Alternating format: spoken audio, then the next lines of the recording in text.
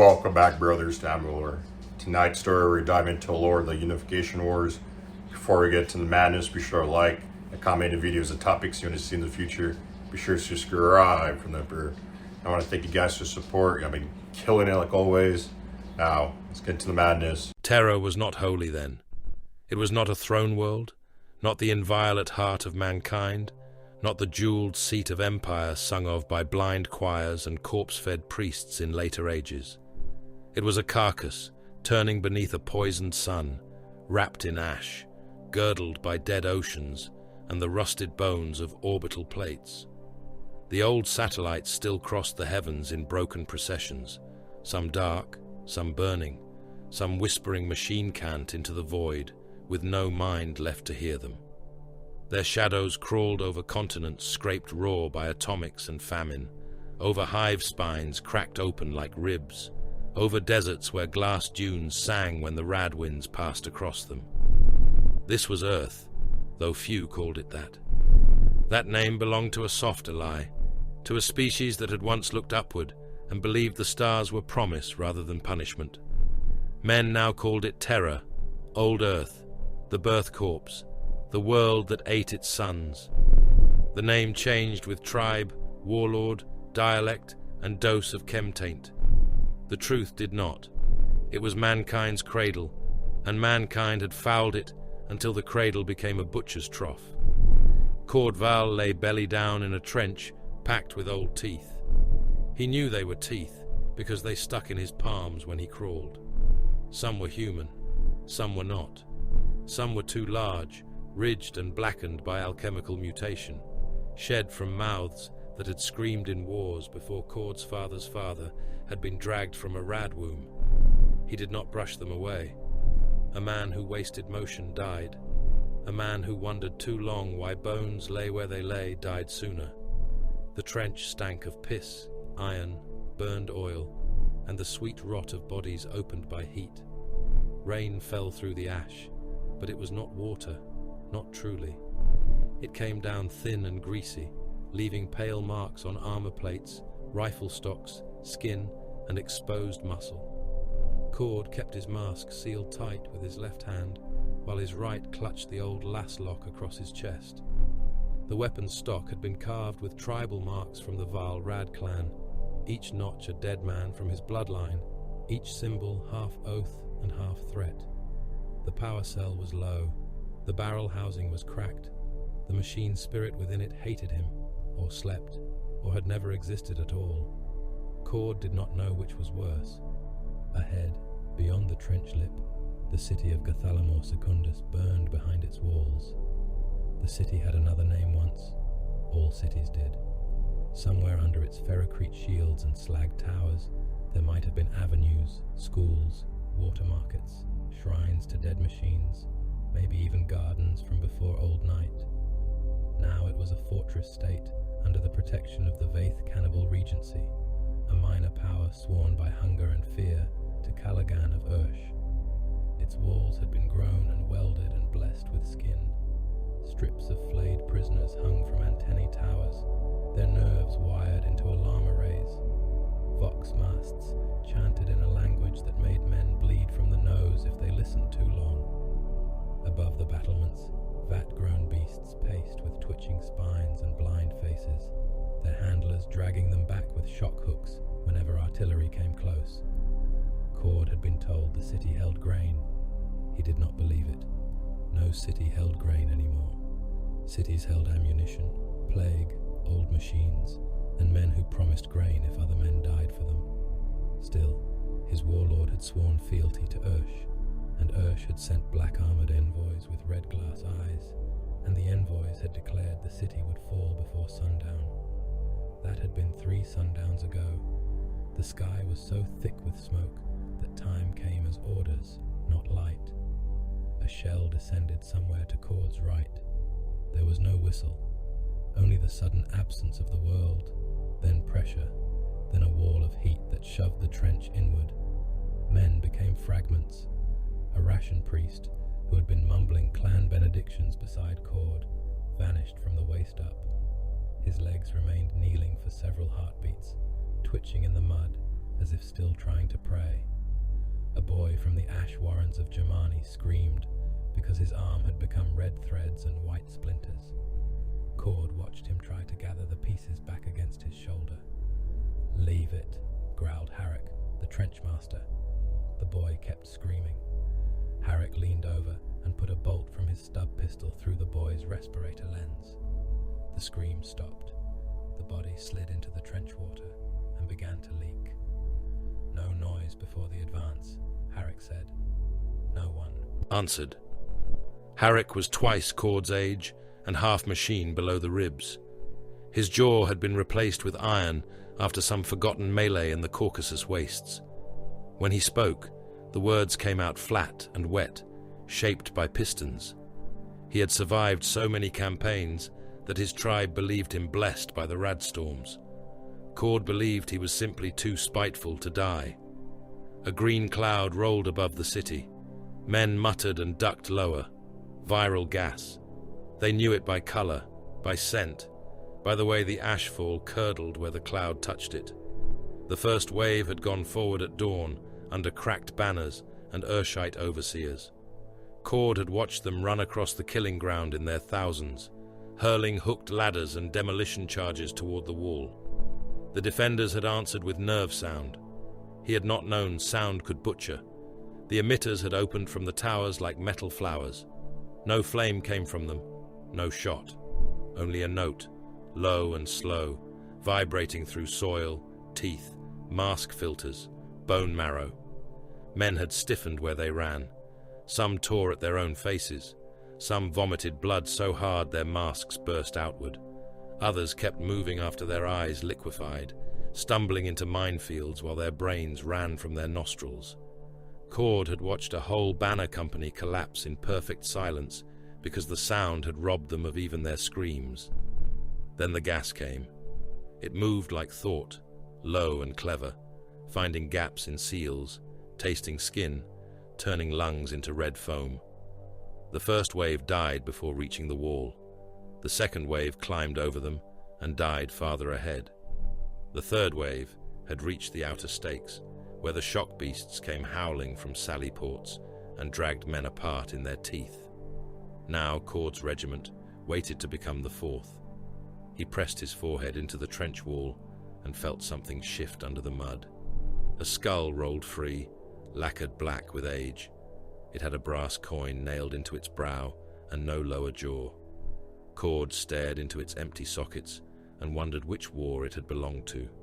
Pan-Pacific, Indonesic, Nordafric, Ursh against the Roma, Roma against the Red Engines, some priest king's hunger march, some mutant uprising, some nameless compliance from an empire that had lasted a week and died in fire. Terror remembered nothing but death. It kept that memory beneath every boot. "Val," Harrick said. Cord looked up. The trenchmaster had his pistol out, not aimed, but ready. Harrick always looked ready to kill the nearest living thing. "You can still run." Cord swallowed. His throat was raw. "I can run. You can fire. If the cell holds. If it does not." Cord touched the knife at his belt. It was made from a sharpened fragment of orbital ceramic, wrapped in human leather. Then I cut. Harrick's iron jaw clicked. It might have been approval. A vox horn mounted on a dead walker crackled overhead. The machine was half submerged in trench muck, its legs folded beneath it like the limbs of an insect. Its speaker cone had been patched with skin and wire. When the order came, it came in Urshite battle cant first, then in the trade pigeon of conquered clans. "Fourth assault body, prepare, by oath to Callaghan, by blood to Ursh, by hunger to victory. Advance when the guns fall silent. Those who falter will feed the rear line. Those who retreat will be rendered for ration fat. Those who live will eat." A murmur moved through the trench. Not courage, hunger. Cord's stomach cramped at the word eat. He had not eaten anything solid in 2 days. His last ration had been a strip of grey protein cut from a block stamped with the sigil of the cannibal regency. He had not asked what the protein had been before it became ration. Men who asked that did not eat. Across the front, the artillery stopped. The silence was worse than shelling. Cord heard the distant popping of fires, the soft hiss of gas, the moans of wounded men trapped in the wire. He heard someone whispering to a charm made from finger bones. He heard a psyker screaming somewhere behind the lines, bound in a punishment cage and forced to look toward the city. The psyker had been screaming since dawn. Every hour the overseers cut another piece from him and fed him stims. They said his pain blinded the enemy witches. Cord did not know if that was true. He only knew the screaming had become part of the weather. Then Harrick raised his rusted blade. Up. Men rose. Cord climbed over the trench lip into hell. The killing ground had been churned into a paste of mud, organs, shell fragments, and blackened rebreathers. Bodies lay so thick that the living ran on the dead. Cord's boots sank into an open torso and slid between ribs. He nearly fell. A hand caught his ankle, not from malice but reflex, a dying man clutching anything that moved.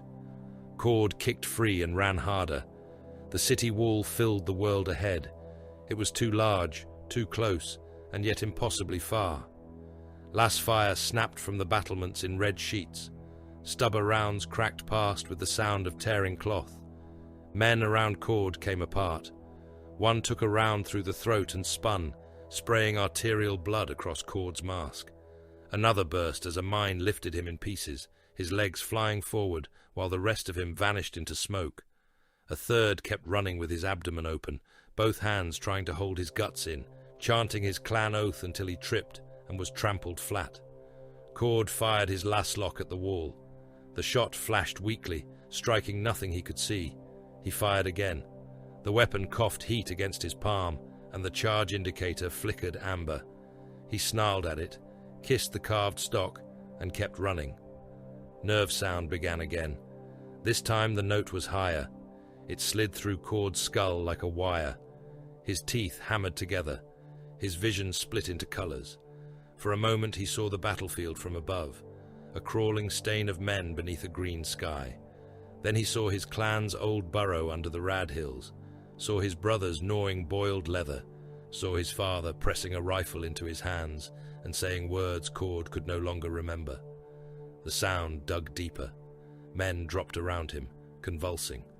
A warrior in front of him clawed both eyes from his face and laughed until a shell fragment cut him in half. Cord bit through his tongue. Pain brought him back. Blood filled his mouth. He swallowed it. Waste nothing. "Forward!" Harrick roared through his iron jaw. "Forward, you carrion-born filth! The wall bleeds. Make it die." The fourth assault body reached the outer stakes. The stakes were not wood. They were bone and plasteel, threaded with monofilament wire. Men struck them and opened like sacks. Cord ducked under a strand that sliced the top from the helm of the man beside him. Grey matter sprayed hot across Cord's shoulder. He shoved through a gap between two twitching corpses and found himself at the base of the wall. A demolition charge thumped into the mud beside him. Its bearer had no head. Cord grabbed the charge by instinct, saw the rune blinking red, and hurled it toward a Sallyport gate. The blast threw him backward. For several breaths, there was only white light and the taste of copper. Then sound returned as a long, dull roar. Cord rolled over, choking. The Sallyport had buckled inward. Through the breach came the shock beasts. They were pale things, vat-grown and over-muscled, with too many joints and faces stitched shut, except for circular mouths packed with grinding teeth. Their handlers followed behind them in black rubber armor, shock hooks sparking. The beasts hit the assault body like living engines. One seized a man by the torso and shook him until his spine came free in a wet rope. Another bounded over the corpses and landed among Cord's squad, crushing two men flat beneath its claws. Cord fired into its face. The lasbolt burned a hole through stitched skin. The beast did not slow. Harrick met it with a chain axe. The weapon screamed awake, its teeth chewing sparks from the beast's skull. Harrick bellowed through his iron jaw as the beast drove him down. Cord saw his trenchmaster's legs disappear beneath pale muscle. The chain axe kept roaring. Blood sprayed in sheets. Then the beast's jaws closed over Harrick's head, and the iron jaw came loose, spinning away into the mud, still clicking. Cord stabbed the creature in the side. His knife sank deep. Hot fluid gushed over his hand, stinging where it touched skin. The beast turned on him. The world became teeth. Something struck the beast from behind with enough force to fold it. Not a shell, not a tank round, a figure.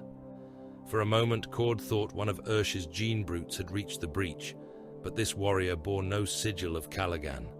He was enormous, taller than any man Cord had ever seen, encased in brutal slabs of powered armor, the color of storm-dark iron. Lightning. Marks crawled across his breastplate and pauldrons in white paint. Cables bunched at his neck and waist like black tendons. His helm was broad, snarling, red-lensed, its grill venting steam and blood mist. Thunder armor.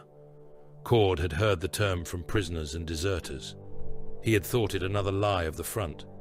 Men invented giants when ordinary fear no longer sufficed. The giant drove one gauntlet into the shock beast's spine and tore upward. Bone plates ripped free. The beast convulsed, spraying fluid and shredded organs. The giant laughed through his helm grill, a deep, wet, booming sound, and smashed the creature into the wall hard enough to burst its skull across the ferrocrete. More giants came through the smoke. They advanced in disciplined fury, not like Ursh's drugged brutes, not like cannibal levies, not like mutant berserkers. They moved with purpose. Lass fire struck them and scattered from their armor. Heavy rounds punched sparks from their plates and failed to stop them. Behind them came ranks of mortal soldiers in sealed armor, clean-lined and ordered beneath unfamiliar banners. Tracked siege engines growled through the radfog, their guns laying down precise fire. Volkite beams cut across the battlements in sun-bright lines, and men on the walls ignited from within, their bodies flaring as if their blood had become light. The battlefield changed. It did not become safer. It became owned. The thunder-armored warriors hit the barricade at the Sally Port, the same barricade that had stopped tanks and swallowed 3 assaults. One of them carried no gun, only a huge powered maul and a combat blade as long as Cord's leg. He walked into the defender's fire and began killing. A handler swung a shock hook at him. The giant caught the weapon, dragged the man close, and crushed his head in one fist. The skull did not crack. It collapsed. Blood and brains jetted between the giant's fingers. A second defender fired a chemburner point blank. Flame washed over the Thunder Warrior's helm and shoulders. He stepped through it, grabbed the man by the belt and throat, and pulled him apart with a grunt of effort. The halves fell steaming at his feet. Cord could not move. The city's defenders broke first in spirit, then in flesh. Some tried to surrender. They dropped weapons, raised hands, tore off masks to shout that they yielded. The Thunder Warriors killed them anyway. Not all, not randomly. The mortal soldiers behind them took prisoners where ordered. But the giants at the breach had no use for mercy. They cleared space as if men were rubble. A barricade crew vanished beneath powered fists. A cluster of shield men were driven backward, smashed into one another until their armor burst and their bodies mingled. One Thunder Warrior rammed his shoulder through a gate brace, roaring as pistons in his armor screamed and the entire defense line sagged inward. Cord saw the defenders' sigils burn. He saw cannibal banners trampled into muck. He saw the skin strips on the antennae towers catch fire and curl like parchment. He heard new vox horns speaking across the field in a language cleaner than Urshite cant, harsher than prayer. Compliance is offered once, resistance is answered forever. Men began to run. Urshite overseers shot them. The Emperor's soldiers shot the overseers. The city guns turned, confused, firing into smoke, into their own walls, into masses of fleeing bodies. Above it all, the green rad clouds rolled and split under the pressure of bombardment, revealing a pale wound of sky. Cord staggered backward, slipped, and fell into the corpse slurry at the base of the breach. Bodies pressed around him. A dead man's face floated inches from his own, eyes boiled white behind a cracked visor. Cord tried to rise and found he could not. Something heavy pinned his legs. His laslock was gone. His knife was still in his fist, though he did not remember gripping it. A shadow fell over him. The thunder-armored giant stood above the corpse pile. Blood sheeted from his gauntlets. It steamed on his armor. His helm lenses burned red through the smoke, and the lightning sigil on his chest was almost hidden beneath gore. He looked down at Cord, not with pity, not with wrath, but with the appraisal a butcher gave meat that had not yet spoiled. Cord raised the knife. The giant laughed again. He reached down and seized Cord by the back of his harness. The world lurched. As Cord was dragged upward from the dead, bodies slid away from him with wet sounds. Pain tore through his pinned legs, but nothing broke. He dangled in the warrior's grip like a child, boots dripping mud and blood. Behind the giant, Gathalamor Secundus was dying. Its walls had become mouths of fire. Its towers collapsed one by one under precise bombardment. The armies of Ursh, the cannibal regents, the shock beasts, the nerve singers, the men who had ruled by hunger and fear, all of them were being ground down beneath a new kind of war. Cord stared at the warrior's red lenses and understood nothing except that the world had changed hands. The giant drew him close enough that Cord could hear the wet breath rasping behind the helm grill. "You live," the Thunder Warrior said, "because he has use for you." Malkador walked beneath the mountain while terror burned above him. The stone overhead had been cut in ages, when mankind still believed its works would endure. It had been carved again by lesser hands during the long collapse, reinforced with plasteel ribs, prayer-etched bulkheads, heat sinks, void shields, adamant gates, and machine-sealed passages that descended deeper than most nations dared to imagine. Himalasia had once been a fortress of survival. Now it was becoming the mind of a future empire. The old tunnels breathed cold air through hidden vents. It tasted of iron, preservative mist, machine oil, and the faint sourness of gene vats. Servo skulls drifted between lumen strips, their dead eye sockets replaced by red optics, their jawbones wired shut with silver thread. They whispered catalogues to one another in Binharic clicks, little ghosts of inventory and obedience. Beneath their murmuring came deeper sounds: pistons, water reclamation engines, plasma containment coils, men screaming under surgical restraint. Malkador did not hurry. Age had bent his back, but not his purpose. He leaned upon his staff as he moved through the corridor, its headpiece clicking softly against the black floor. Robed orderlies stepped aside before him. Gene rights bowed so low their cranial implants glimmered under the lumen glow. Custodian guards stood unmoving in alcoves, golden and immense, guardian spears held upright with the stillness of execution statues. Their helms turned fractionally as he passed. Nothing else of them moved.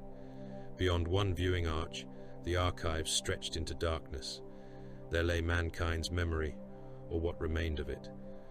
Malkador paused before the glass. A child's primer from an age of blue seas rested beside a manual for orbital mass driver deployment. A treatise on ethics lay in the same vault as instructions for weaponized phage design. Mankind had always placed innocence and annihilation on the same shelf. It was one of the few habits the species had preserved with perfect fidelity. Far above, armies butchered each other beneath rad clouds and falling ash.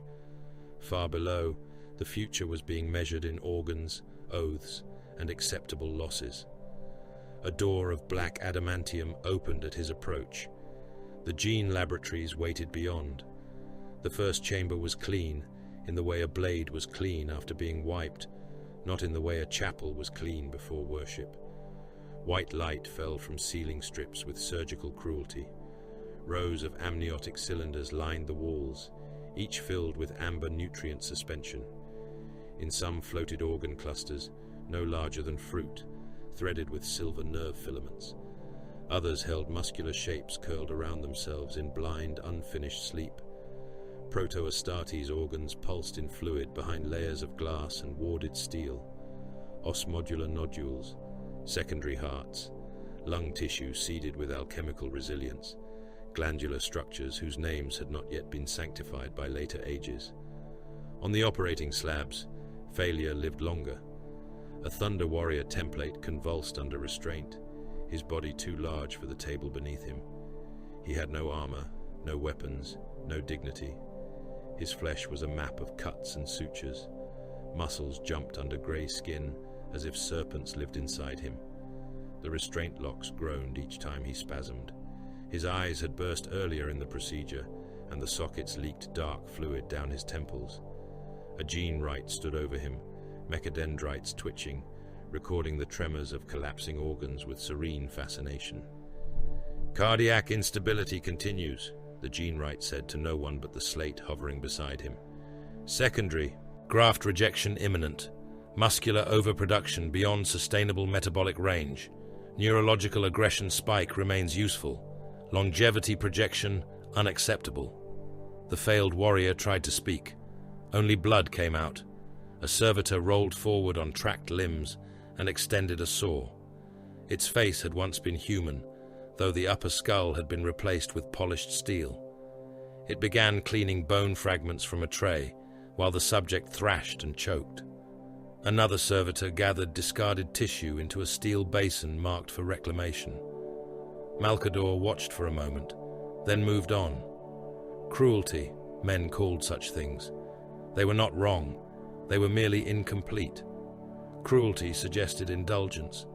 There was no indulgence here, no delight, no shrieking priests praising pain, no barbarian lord bathing in the blood of captives. What happened beneath Himalasia was colder than cruelty. It was arithmetic written in flesh. How many failures for one viable strain? How many dead for a stable organ? How many unstable demigods to conquer a world? How many worlds to preserve a species? Another set of doors opened, and the air changed. The strategium lay at the heart of the mountain complex, buried beneath stone, shield, secrecy, and the accumulated fear of a dying planet. It was vast, circular, and dim, lit mostly by hololithic projections. Terror rotated above a sunken dais in ghostly light, scarred and annotated. Continents burned in red, conquest corridors glowed in white, extermination zones pulsed black. Population centers rose as columns of pale data, some steady, some flickering, some already crossed through. Around the projection, adepts and military savants stood at their stations, speaking in low voices. At the far edge of the dais stood Constantine Valdor. The Captain General of the Legio Custodes did not turn when Malcador entered. He did not need to. His awareness was a weapon as much as the guardian spear resting in his hand. He wore gold warplate without ostentation. Each auramite plate worked to impossible precision, the armor not merely protecting him, but declaring what he was. Not soldier, not lord, not servant in any mortal sense. A custodian was a decision given human form. "Sigillite," Valdor said. "Captain General. The Western assault has concluded. Successfully? Compliance was achieved. That was not my question." Valdor regarded the map. "The distinction is irrelevant to the conquered." Malcador's thin mouth twitched. Not quite a smile, not quite disapproval. "You have learned his manner of answer. I have learned the consequence of imprecision." Together they watched a Pict feed enlarge over the hololith. A cannibal shrine city burned beneath smoke the color of old bruises. Its towers were crowned with bone wheels and gene-flayed banners. The defenders had built altars from engine blocks and human pelvises, then wired captives into vox masts so their agony could be broadcast across the battlefield as devotional static. Thunder warriors moved through the outer districts like iron-hearted storms. One seized a priest-king by the spine and slammed him against an altar until the body split. Another waded through a mob of defenders, chainblade rising and falling, each stroke throwing arcs of meat across the shrine steps. Mortal auxiliaries followed behind them in sealed masks, firing into doorways, dragging survivors into lines. A shock beast broke free from a burning kennel and tore through a squad of levy infantry before a thunder warrior shouldered into it, locked both arms around its torso, and crushed until its ribcage folded inward. The picked feed trembled under the force of bombardment. A district vanished. There was no dramatic flair, no theatrical blossoming of divine wrath. One moment there were towers and movement and crowded streets. The next, there was white light, expanding dust and static. Thousands of heat signatures blinked out across the tactical overlay. Valdor watched without comment. Malcador looked instead to the figure standing beyond the central projection. The Emperor was at a distance, yet distance did not make him smaller. He wore gold and black, though no artisan's description could hold the truth of him. Light gathered around his armor, as if afraid to leave. The great eagle had not yet become the corpse-fed icon of later millennia, but already its shape existed in the lines of his warplate, in the spread of authority from his shoulders, in the severe geometry of conquest. His hair was dark. His face was both clear and impossible, changing with the needs of the eye that looked upon it. To one observer, he might have seemed a warlord. To another, a king. To another, the last rational man in a madhouse world. To Malcador, who had known more truths than most living souls could survive, he was something older than all those words, and more dangerous than any of them. He did not rage. That had always frightened lesser men more than anger would have. A tyrant screamed when defied. A butcher laughed while killing. A zealot wept as he burned the unbeliever. The Emperor calculated. His hand moved through the hololithic projections, touching cities, water reserves, old reactor sites, gene-stable populations, contaminated bloodlines, psyker clusters, fuel caches, manufactoria, arsenals, slave stockpiles, orbital debris fields, and cultural nodes worth preserving. Each gesture condemned or spared. Each silence weighed more than any shouted command. A general from the Caucasian levies stood below him, helm tucked under one arm, face grey with exhaustion. "My lord," the man said, "the eastern districts request terms. They offer hostages, access codes, and their remaining grain vaults. Their war clans will disarm by dawn." The Emperor studied the map, not the man. "Their gene ledgers," the general swallowed. "Corrupted in retreat, my lord, partially recoverable. Psyker density? Above projection.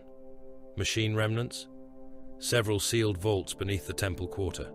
The local priesthood claims they are relics only." The Emperor's eyes remained upon the burning city. "They are not relics." The general lowered his gaze. "Orders, my lord?" The Emperor lifted one hand. On the picked feed, Thunder Warriors halted mid-slaughter as the command rune passed through their vox channels. Siege batteries adjusted. The Shrine City's temple quarter was marked with a red circle. There was a pause of several breaths, long enough for men to begin begging in the streets, long enough for a crowd of unarmed civilians to surge toward the imperial cordon, long enough for the general to understand. Then the guns spoke. The temple quarter disappeared under layered fire. Macro shells walked across the district in a pattern so precise it resembled geometry more than warfare. Buildings collapsed inward, streets opened, heat signatures were erased in blocks. The picked feed filled with dust and white flame. The Emperor turned back to the greater map. "Accept surrender from the western districts. Quarantine all survivors. Execute the priesthood, the gene rights, the machine custodians, and any bloodline within 3 degrees of their ruling houses. Preserve the grain, preserve the water systems, burn the reliquaries." The general bowed. No praise, no condemnation, no tremor in the voice that had ended a district. Malcador stepped onto the dais. The adepts withdrew a little, not enough to seem fearful, enough to survive the privacy of giants. Valdor remained where he was, a golden blade in the shape of a man. "You have made the Western victory costly," Malcador said. The Emperor did not look away from Terra's turning image. The Western victory was always costly. They offered terms. They offered delay.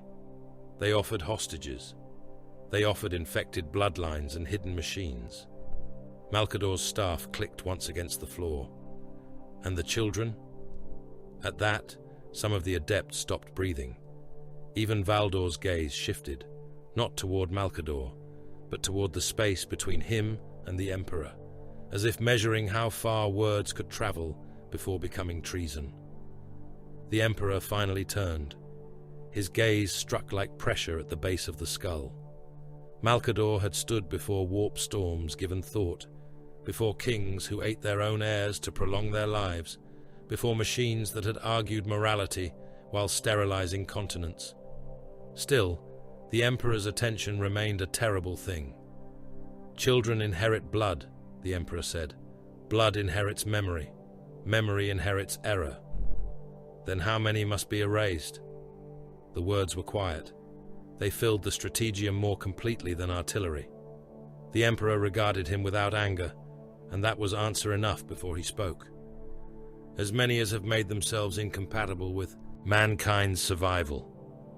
No one moved. Far away on the picked feed, thunder warriors dragged survivors from burning ruins. Men without masks convulsed in the ash. A little figure ran through smoke and was struck down by a line of disciplined lasfire because it had crossed the wrong cordon. A servitor dutifully recorded the death as contamination containment. Malcador felt the old weariness settle into his bones. "You speak of mankind as if it were a body on a slab." "It is. And you are its physician?" "I am the hand that cuts before the rot reaches the heart." Valdor spoke then, his voice calm as a sealed tomb. "The sigillite does not contest the necessity. He contests the remainder." The Emperor looked to his Captain General. "The remainder? What survives the incision?" For the first time, Malcador looked fully at Valdor. There was no rebellion in the custodian. No doubt that could weaken obedience. Valdor did not worship. Worship required surrender to mystery, and Valdor had been made for clarity. He had seen enough of terror to know that disobedience to the Emperor was not moral courage. It was species suicide, dressed in noble language. The Emperor turned back to the map. "What survives will be mankind, not tribe, not cult, not witch kingdom, not machine tyranny, not the carrion sovereignties of old night. Mankind." On the hololith, terror bled in red. Ursh glowed like a wound across the northern and central land masses, its sigils crawling with psychic hazard markers. The Pan-Pacific Empire of Nathan Doom spread like an iron cancer across drowned basins and fortress archipelagos. The Indonesic bloc flashed with Cardinal Tang's iconography, each marked shrine a suspected indoctrination engine. Nordafric warlords held atomics in buried silos. Mutant enclaves pulsed amber. Rogue artificial remnants were marked in cold blue, each one surrounded by exclusion rings and projected casualty spirals. Psyker outbreaks appeared as violet bruises, expanding and contracting as bound seers screamed data into the mountain's auger systems. Unity was not conquest alone. That was the lie simple men would understand. Unity was purification by ledger and blade. Every independent tyrant had to fall. Every atomic arsenal had to be seized or rendered. Every psyker population had to be bound, trained, or destroyed. Every gene-tainted enclave had to be culled before its corruption became inheritance. Every machine intelligence that remembered the old rebellion of iron had to be found in its bunker, shrine, satellite husk, or drowned vault, and ended without negotiation. Terror had to become stable, not peaceful, never peaceful, stable enough to launch war outward. The imperial truth would be born from this. not as philosophy debated under clean skies, not as gentle enlightenment carried by patient teachers. It would march in sealed armor, escorted by Volkite and Lasfire. It would speak through compliance edicts, quarantine pyres, gene screening lines, and the silence after artillery. No gods, no spirits, no witch cults, no divine kings, no machine idols, no sacred bloodlines beyond those the Emperor himself sanctioned. Reality would be stripped of comforting lies, and those who clung to them would be stripped from reality. Malcador wondered, not for the first time, whether truth imposed by terror remained truth or merely became another throne. He did not ask. He knew the answer would be useful and insufficient. A new pict feed opened above the table. The shrine city's inner vaults had been breached. A thunder warrior entered first, helm cracked, one eye visible through shattered red glass. Blood ran down his face in sheets.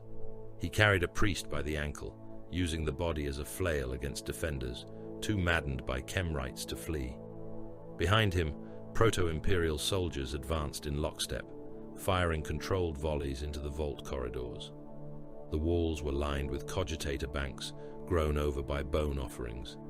Suspended cages held psychers, each with their eyes sewn open and copper nails driven through their tongues. One of the psychers looked directly into the picked skull, recording the feed. Across the strategium, 3 adepts screamed and collapsed. The Emperor raised one hand. The screaming stopped, not because the adepts recovered, because their throats closed under invisible force. Medici servitors moved to remove them before they suffocated.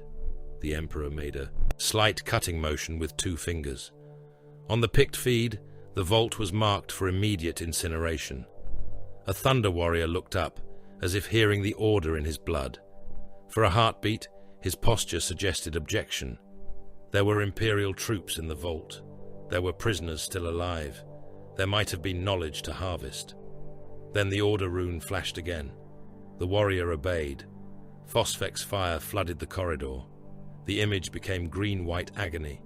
Men, psychers, priests, soldiers, and machines burned together. The picked skull lasted several seconds longer than flesh, long enough to show bodies writhing, as if trying to crawl out of their own bones. The feed died. "Recoverable assets lost," Valdor said. "Acceptable," the Emperor replied. "Surviving commanders will request clarification. They will receive silence." Malcador closed his eyes for a moment. Above them, the mountain held. Around them, the laboratories worked. Beneath the world's skin, mankind's future was being manufactured by hands sticky with its past. The Sigillite had offered him Alazia because no other place on Terra could have held the work. No other fortress possessed the depth, secrecy, ancient systems, and symbolic height. From these roots would rise walls, then towers, then the palace, then dungeons deeper than nations, then a throne that would drink souls in an age not yet born. He opened his eyes again.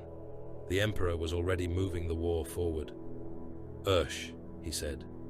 The word altered the room. Officers stiffened. Caligan's dominion expanded across the map, black and red, its borders uncertain because witchcraft and terror made geography unreliable. Reports clustered around it like flies. Dream plagues, mass possession events, armies marching under flayed banners, gene-bred infantry, cannibal levies, psyker artillery, cities where the dead were rendered into fuel and memory was tattooed onto living skin. Ursh was not the largest tyranny on Terra, but it was among the most dangerous because it believed its own nightmares. The Emperor touched 3 points along the Urshite front. Break the outer satrapies, blind their seers, poison their fuel reserves where capture is impossible. I want the water clans turned before the advance. Promise them survival. Deliver it only where useful. Redeploy the 18th Cataaegis cohort from the Western Theatre. Prepare the 4th and 7th for shock insertion. Hold the custodes in reserve until Caligan commits his witch cadres. Valdor inclined his head. And the civilian populations? Sorted after victory. Their exposure risk is severe. Then the sorting will be brief. Malcador took a slate from a waiting adept. The man's hands shook as he offered it. Malcador read the casualty projections in silence. The numbers were not written as men thought of numbers. They were columns of extinction probabilities, population loss curves, force depletion estimates, contamination forecasts, projected Thunder Warrior degradation rates, Psyker event tolerances, and acceptable wastage bands. The slate did not say horror, it said logistics. It did not say screams, it said attrition. It did not say cities erased down to their foundations. It said pacification cost. Millions would die. Millions before the first true wall of Ursh fell. Millions more if Callaghan unleashed the sealed things his warlocks were rumored to keep beneath the northern ice vaults. The projections branched into darker possibilities: atomic exchange, warp breach, gene plague spread, Thunder Warrior instability under prolonged psychic assault, civilian survival negligible in multiple theaters. Malcador lowered the slate. Across the strategium, the Emperor watched terror turn in blood-red light. There was no sorrow in him that Malcador could see, no joy either, no hunger for suffering, no tremor of reluctance. He looked upon the projected dead as a man might look upon storm clouds before ordering his armies to march through rain. Malcador quietly closed the slate. "The cost is high," he said. The Emperor did not look away. "The cost of failure is higher." Above the mountain, old Earth burned and waited for its master. Arik Taranis loved the dream more than he loved the man who carried it.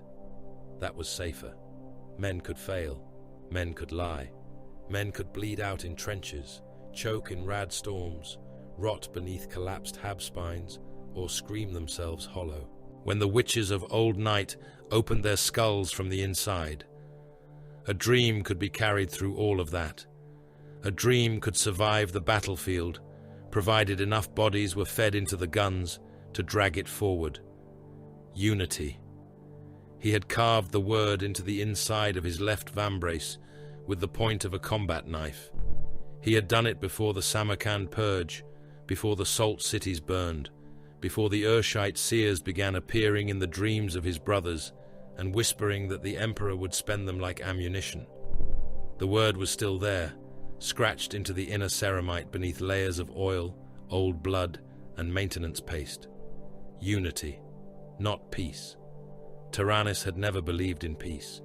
Peace was what weak men named the silence between slaughters.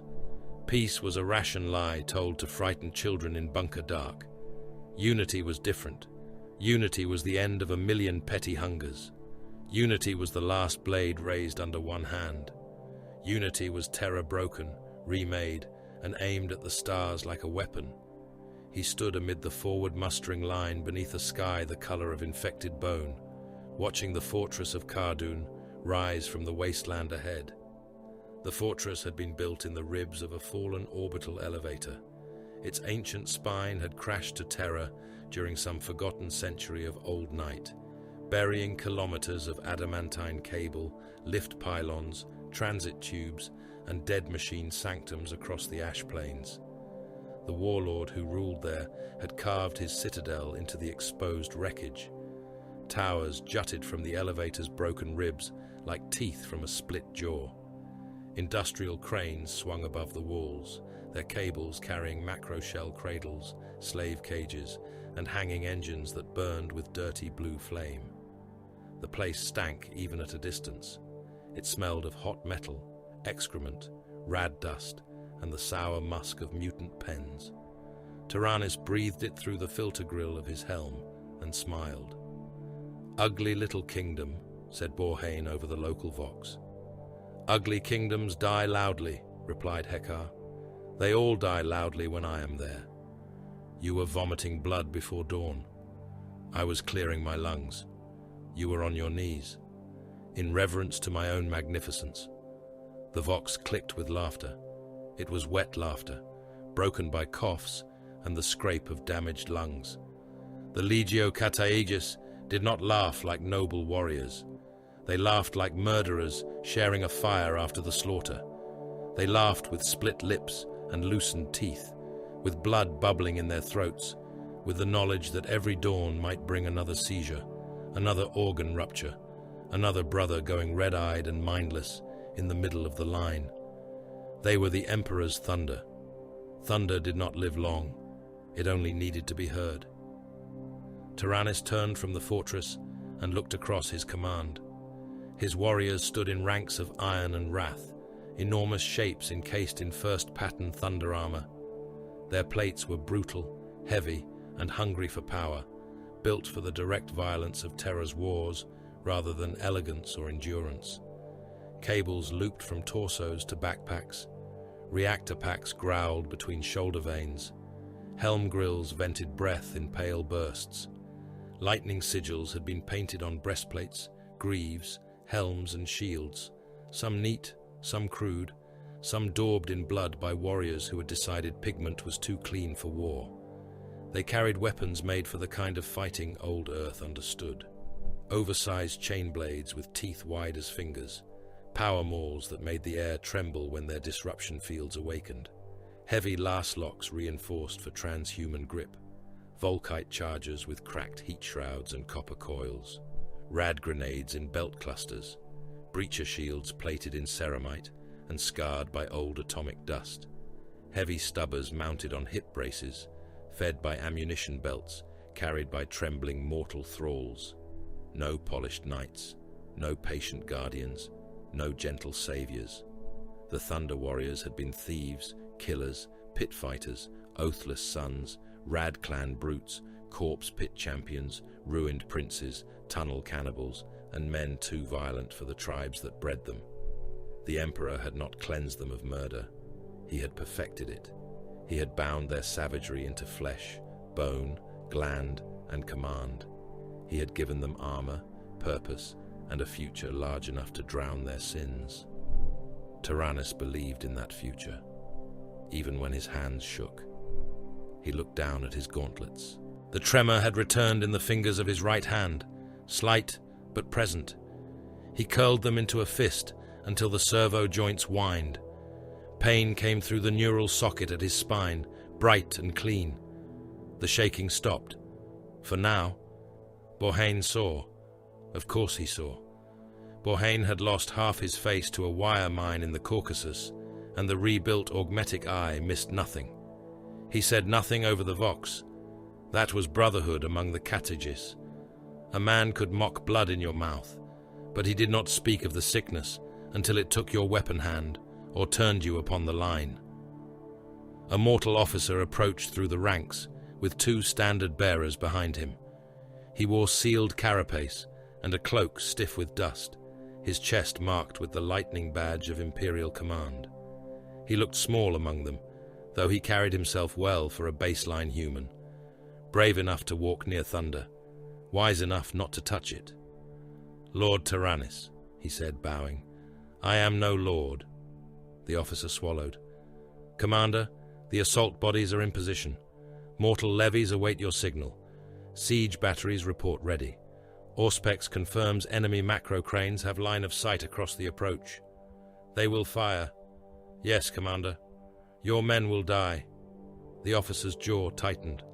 They know their duty. They know what their officers tell them duty means. He did not answer that. Sensible. Tyrannus looked back to Cardoon. The fortress guns were already tracking. Along the walls, slave soldiers moved in crowded lines, driven by overseers with shock prods. Mutants lumbered in the forward pits, their bodies swollen by rad-fed grafts. Some had gun rigs stapled into their shoulders. Others dragged slabs of armor chained to their backs. They roared and beat at the ground, eager or terrified, no difference at this distance. Above them, the industrial cranes turned. Wire-guided macro shells hung from their claws. Crude things, immense and ugly, each one trailed by cable bundles and stabilizer fins. The fortress launched them from rail cradles mounted to the cranes themselves, steering the shells by tether and machine augury toward the thickest enemy formations. Tyrannus had seen one strike during the night probes. It had turned 300 mortal infantry into red weather. "Signal all cohorts," Tyrannus said. "Advance behind mortal screen until first bombardment, then full breach run, shields forward. Chargers hold fire until inner barricades, mauls for the gate, blades for corridors." "And the levies?" asked the officer. "They are the first bombardment." The officer's face changed by a fraction. There it was, the little human resistance to arithmetic. Tyrannus leaned closer. His helm grill hissed. "You want the fortress opened?" "Yes, Commander." "You want your species to survive this world?" "Yes." "Then spend what breaks easily." He saw the officer hate him for that. Good. Hate kept men standing when faith ran out. The signal flares rose. The mortal levies advanced first, thousands of them in patched armor and breathing masks, rifles clutched to their chests, banners snapping in the ash wind. They came from conquered clans, penal pits, oath-bound territories, and starving city districts that had bent the knee to the emperor before they could be burned. Some chanted, some wept, some had been given stims and marched with smiles too wide for sanity. Behind them rolled gun crawlers and siege haulers, their engines coughing black smoke. Cardoon answered. The cranes released their shells. The first macro shell fell short and still killed a company. It struck the ground with a flat flash, and the battlefield heaved upward. Men became vapor, then rain. Armor plates, boots, rifles, teeth, fingers, and pieces of jaw pattered across the ranks behind them. The second shell was guided better. It curved through the smoke on its screaming wire and landed among the left assault body. The explosion folded the ground, liquefying soldiers so completely that their bodies became a red sheet sliding over the mud. The mortal line faltered. Tyrannus opened the vox. "Legio Cataegis," he said. "Run."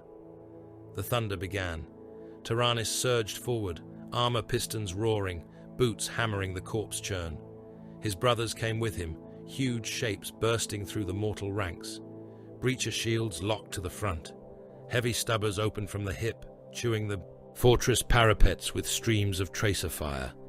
Laslock beams snapped upward, cutting through slave gunners. Volkite bursts flashed white and red, and men on the walls combusted from within, their bodies collapsing in flares of cooked meat and smoking bone. Another macro shell came down. Borhan met it with his shield. For a heartbeat the act seemed impossible and stupid, which was to say, worthy of him. The shell struck the shield face and detonated. The blast swallowed him, 3 thunder warriors, and a wedge of mortals behind them. When the smoke tore apart, Borhan was still moving. His shield arm was gone from the elbow. His armor was split open across the chest. Something pulsed wetly beneath the torn plate. He laughed. "I claimed that one," he voxed. "Claimed it badly," Hekar replied. "I am alive. You are leaking. So is the enemy." They hit the outer ditch. It had been filled with rusted blades, acid sludge, broken rebar, and the bodies of slaves thrown down as soft footing for later repairs. Tyrannus leapt it in one bound. A mutant rose from the far side, gun rig chattering from its shoulder. Heavy rounds struck Tyrannus across the chest and pauldron. Warning runes flared in his helm. He crashed into the creature and drove his power maul through its sternum. The disruption field burst outward. The mutant's back opened in a spray of shattered spine. "Charges!" Tyrannus ordered. The gate was a slab of layered plasteel and orbital elevator rib, too thick for conventional breaching under fire. Conventional was for weaker centuries. 2 thunder warriors slammed explosive charges against the lower seam. A third, Dask, took a Lascanon strike through the abdomen while priming his pack. The beam burned straight through him, boiling his insides into steam that vented from his backplate. He did not fall. He shoved the charge deeper into the gate brace and turned his helm toward Tyrannus. "Witness." "I witness," said Tyrannus. Dask triggered the charge by ramming his own body into it. The explosion punched the gate inward and threw pieces of Dask across the assault line. One of his arms struck Hekar's helm and bounced away. Still counts as a breach, Hekar said. Half a breach, Borhan coughed. His better half did it. They roared through the gap. Inside, Khardoon became close, red and pressurized. The first corridor beyond the gate was packed with defenders. Slave soldiers fired shoulder to shoulder, too crowded to retreat. Their shots struck thunder armor at arm's length. Tyrannus fired his Volkite charger once. The beam lanced down the passage. The first line of defenders ignited. The second line screamed as heat washed through them. The third tried to run and was crushed by the bodies behind. The Thunder Warriors followed with blades. There was no grace to it, no duel, no honor. Chain blades bit into torsos, hips, helms, and raised arms. Power mauls pulped men against the walls until the corridor ran ankle-deep in blood and tissue. Tyrannus drove forward behind his shield, smashing a knot of defenders aside, then chopping down with his blade when one tried to crawl beneath him with a melter charge. The blade took the man through shoulder and pelvis, teeth snarling, gore spraying against the ceiling. The air pressure shifted as inner blast doors sealed. "Bunkers to either side," Tyrannus said. "Clear them." His warriors split by instinct. That was what they were made for. Cities, bunkers, trenches, tunnels, places where armies became meat and decision came down to who could keep killing while half blind and drowning in blood.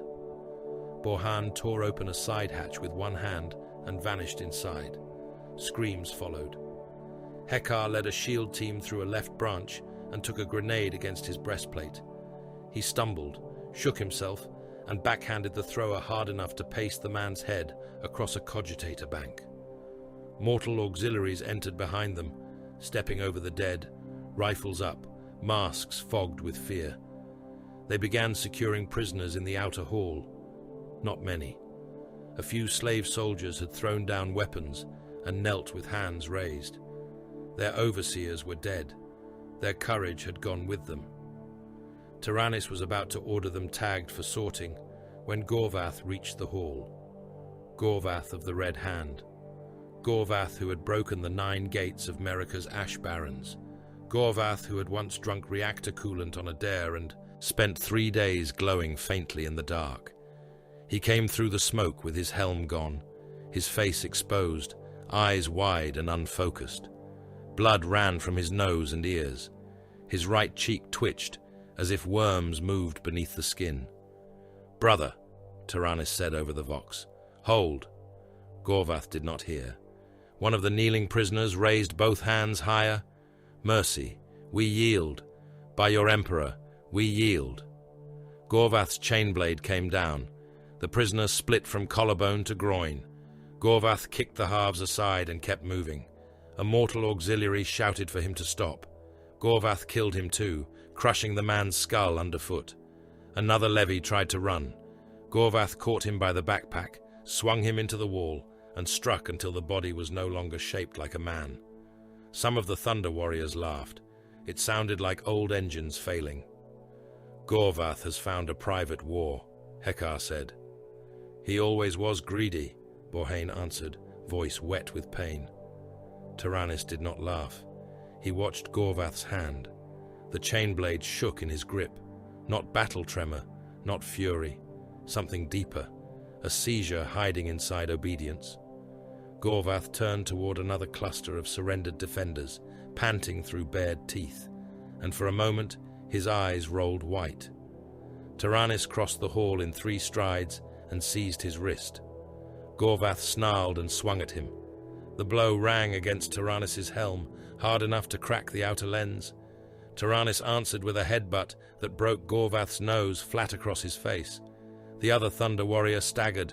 Tyrannus drove him into the wall and held him there. "Know me?" Tyrannus growled. Gorvath thrashed. "Know me?" The struggle lasted 3 breaths. Then Gorvath's eyes cleared. Shame came after, then anger at the shame. "Commander," he rasped, "stand down." They were enemy. They were counted. They breathed. They were counted.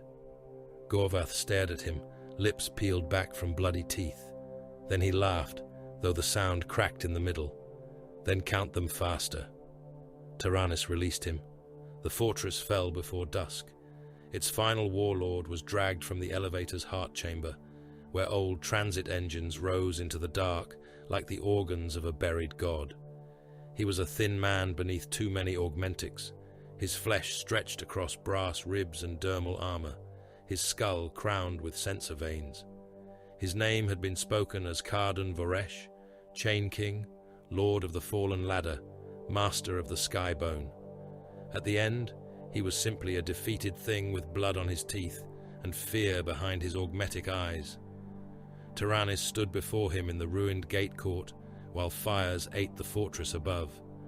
The ground was carpeted with dead, slave soldiers, mutants, mortal auxiliaries, thunder warriors. The fallen of the Kata Aegis were already being gathered by armor thralls, not for burial, but recovery. Weapons reclaimed, gene readings taken, armor stripped where possible. The dead did not need dignity. The living needed materiel. The sky darkened as engines descended. Not gunships, not troop haulers. The Emperor came under banners of black and gold. His landing craft settled beyond the broken gate in a storm of dust.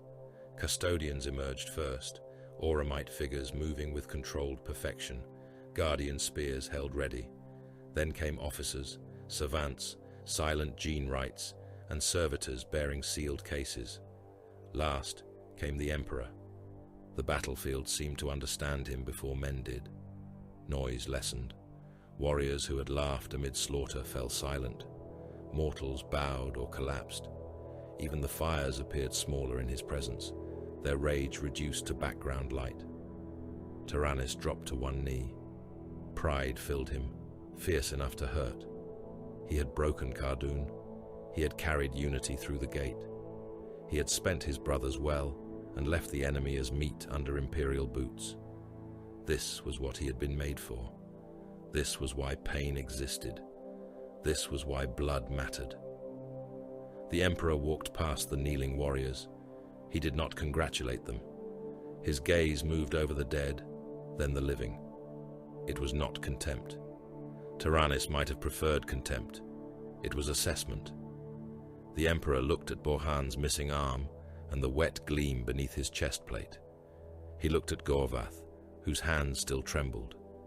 He looked at Hakar's cracked helm, at the blood leaking from Dusk's recovered remains. At Tyrannus's right hand, held too still beside his knee, a surgeon studying tissue, a smith inspecting damaged tools. Kardun Voresh spat blood onto the stones. You come after the butchers have made your road safe. No one struck him. That frightened him more. The Emperor looked down at the conquered warlord. You ruled from a tomb, he said. I ruled what I could hold. You held slaves, engines, and a dead elevator. And you hold killers in gold chains. Voresh laughed, a wet, broken sound. Do you think your banners make them clean? You are only another tyrant with prettier armor. The silence that followed was absolute. Tyrannus felt anger rise in him like fire. Not because the warlord was wrong, because he had dared to speak the words aloud. The Emperor did not deny it. Tyranny is a word used by the weak for power they failed to secure. Voresh's laugh died. The Emperor turned one hand slightly. A custodian stepped forward and drove his spear through the warlord's chest. The blade entered with no drama and came free with a small sound. Voresh folded to the ground, his titles leaking out beneath him. Strip the fortress, the Emperor said. Recover the crane engines, seize the reactor core, cull the mutant stock, sort the slaves by gene viability and labor endurance, destroy all local insignia before nightfall. Orders passed outward. Men moved. Machines obeyed. Tyrannus remained kneeling until the Emperor's shadow fell across him. You broke the gate, the Emperor said. My brothers broke it with me. Your brothers broke because they were used correctly. The words were praise. They were also something else. Tyrannus could not name it. My life is yours, he said. I know. The Emperor moved on. Later, when night settled over Kardun and the fortress burned in controlled sections, The Thunder Warriors gathered in the shell of an armory and drank from ration tins meant for mortal companies. Borhana had his severed stump clamped and sealed. Gorvath sat alone, chainblade across his knees, staring at nothing. Hekar told the story of Dask's breach 3 times, each version more insulting and glorious than the last. Tyrannus listened, but his mind remained with the Emperor's gaze. Near the outer gate, 2 mortal armor thralls whispered while cleaning a fallen warrior's plate. They spoke of the mountain, of new warriors growing beneath Himalaya. Smaller than Thunder Warriors, one said, but stable, easier to command, easier to make. They wore cleaner armor and drilled in silence. They did not laugh. They did not shake. They did not tear prisoners apart unless ordered. Barracks poison. Tyrannus told himself that, and believed it, because he wished to. A groan came from beneath a collapsed section of wall. He found Narok there, pinned under a fallen brace, chest plate crushed inward. Narok had taken a macro shell fragment through the abdomen early in the assault and fought for hours with his organs sealed behind emergency clamps. Now his armor had failed. Blood bubbled from his mouth with every breath. Tyrannus knelt beside him. "You fought well." Narok grinned. His teeth were red. "I fought better than Hekar." "Everyone fights better than Hekar." "Tell him after I die." "I will tell him before you die. It will hurt him more." Narok tried to laugh. The sound became a cough. Dark blood spilled down his chin. Then his hand closed around Tyrannus's wrist with sudden strength. The dying warrior's eyes were clear, too clear. "Listen," Narok whispered. "I hear you."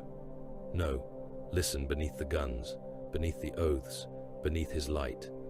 Tyrannus leaned closer. Narok's grip tightened until armor creaked. "He made us to end," the dying Thunder Warrior said, "not to live."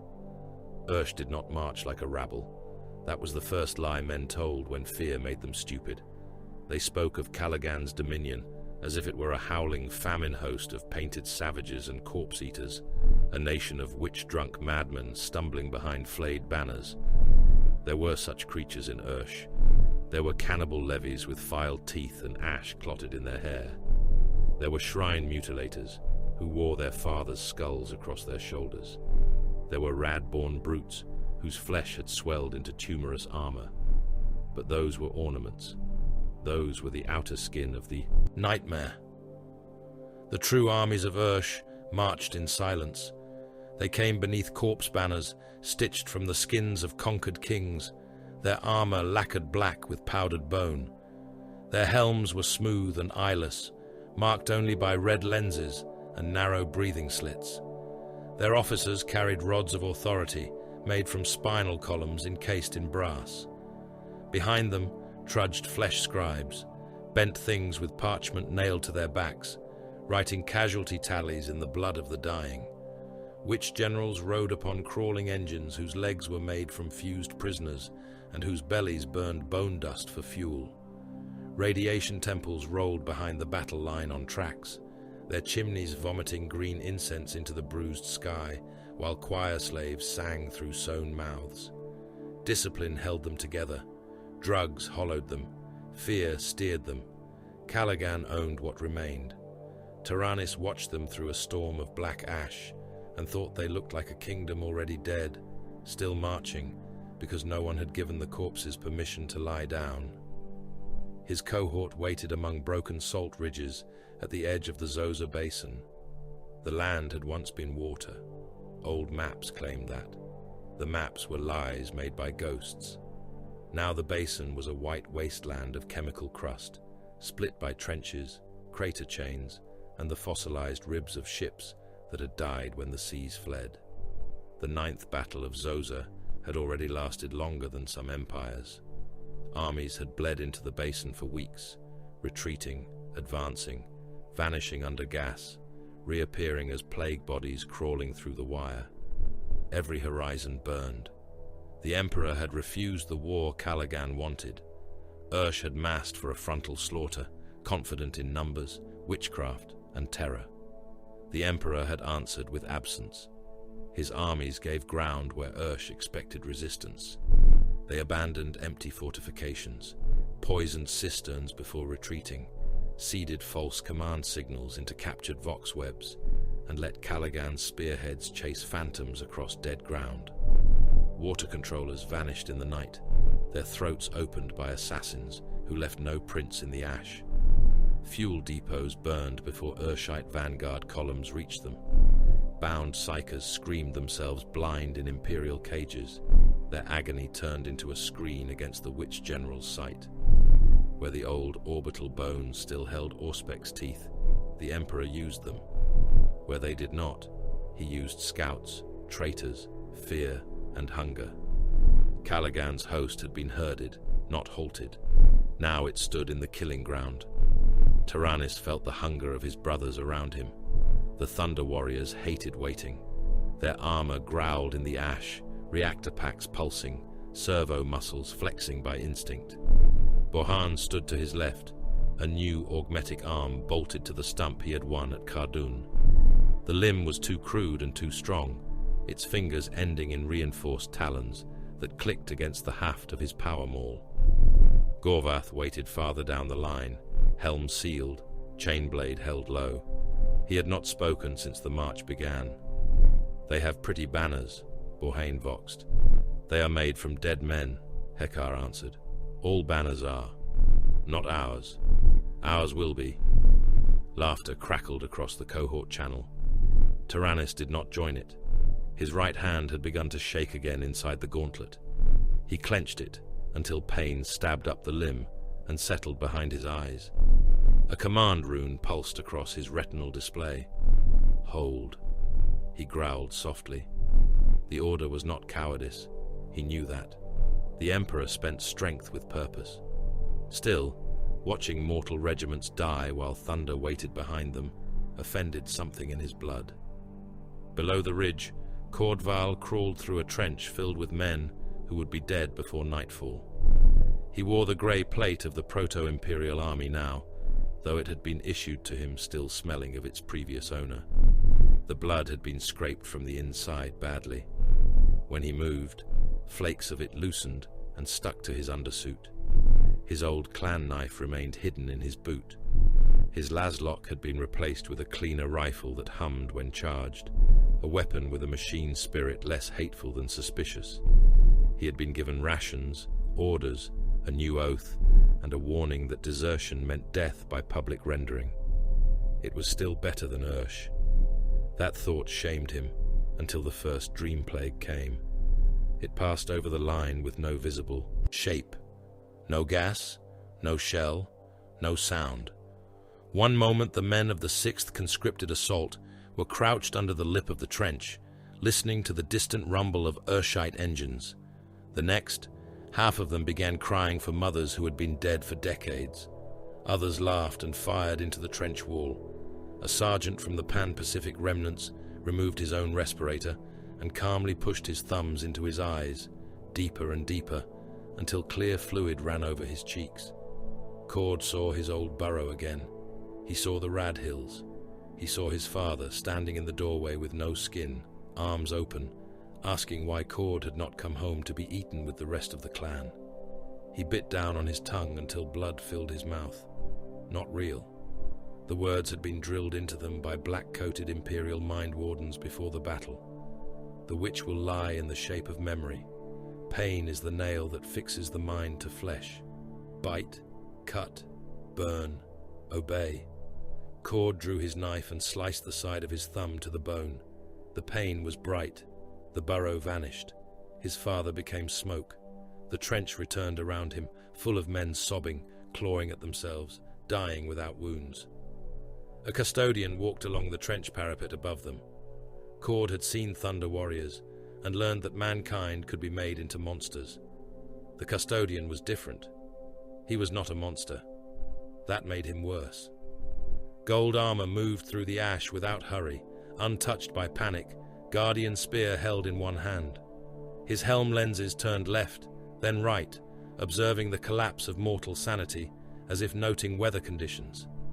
Asterian Rauk recorded everything. The custodian's helm captured the psychic event through layered filters, warded optics, and noospheric annotation. Baseline infantry degradation, severe. Officer retention, inadequate. Pain conditioning, partially effective. Enemy witch pressure, increasing. Bound counter-psyker screens, strained but intact. Thunder Warrior aggression index, elevated due to delayed deployment. Civilian presence ahead, irrelevant to primary objective until post-battle sorting. He stepped over a conscript, trying to chew through his own wrist. The man looked up at him with bloody teeth. "Lord, help me." Asterion did not pause. "Continue breathing. That is the help available to you." He moved on. His function was observation, not mercy. Mercy had no stable battlefield definition. It changed according to who begged and who held ammunition. Duty did not. Duty was geometry. The Emperor's strategy required the mortal line to hold long enough for Ursh's main body to complete its advance into the basin. The line would hold, or it would not. If it did not, other instruments waited. Asterion looked across the killing ground. Ursh advanced through its own psychic storm. Its soldiers did not break because they had been broken long before the battle. Drug pumps clicked at their necks. Brass nails fixed obedience sigils into their skulls. Flesh scribes walked among them, cutting names from the backs of those who faltered. Witch generals raised their rods and drew shapes in the air that hurt to perceive. Above them drifted battlefield apparitions, giants made of smoke and old guilt, dead kings and burned children and mothers with furnace mouths. Entire mortal regiments saw different horrors. The Thunder Warriors saw enemies. The Emperor saw weapons. Asterion felt the pressure change before any alarm rune marked it. The air thickened. Ash halted mid-fall. The witch storm bent inward as if a vast hand had closed around it. At the center of the Imperial line, the Emperor walked into the open. Cord saw him only as light through smoke. A figure in gold and black, too distant to be a man, too present to be a banner. Around him, men stopped screaming. Some fell to their knees, some vomited, some simply stared until their eyes bled from the effort of seeing what their minds could not name. The witch generals of Ursh turned their engines toward him. Their psychic assault struck like a second sky. Cord felt it hit. Every wound he had ever received opened in memory. Every dead face he had stepped over knew his name. The ground became teeth. The sun became an eye. Somewhere, Callaghan laughed through 1,000 throats. The Emperor did not raise a prayer. He did not chant. He did not plead with heaven. There was no heaven in his war. He crushed. The psychic storm folded under his will. Apparitions ignited. Their smoke. Bodies twisting into white flame. The witch generals screamed inside their crawling engines. One engine split open from within, brass ribs peeling outward as the psychers wired into its heart, burned down to blackened nerve bundles. Another simply stopped, every living component inside it reduced to smoking paste. A third tried to retreat, legs made from fused prisoners dragging it backward until a lance of golden force struck its shrine crown and punched through to the reactor beneath. All across the Urshite front, minds died. Not men, minds. Cord felt them vanish as holes in the world. The pressure lifted so suddenly that the mortal line gasped as one beast. Men who had been clawing at their eyes stopped with fingers still hooked beneath lids. Others collapsed, weeping blood. The Imperial officers recovered first, because fear of failure outlived fear of madness. Vox horns opened. Advance, by the will of the Master of Mankind. Advance. Then the command rune changed before Tyrannus's eyes. Unleash. The lightning bearer roared.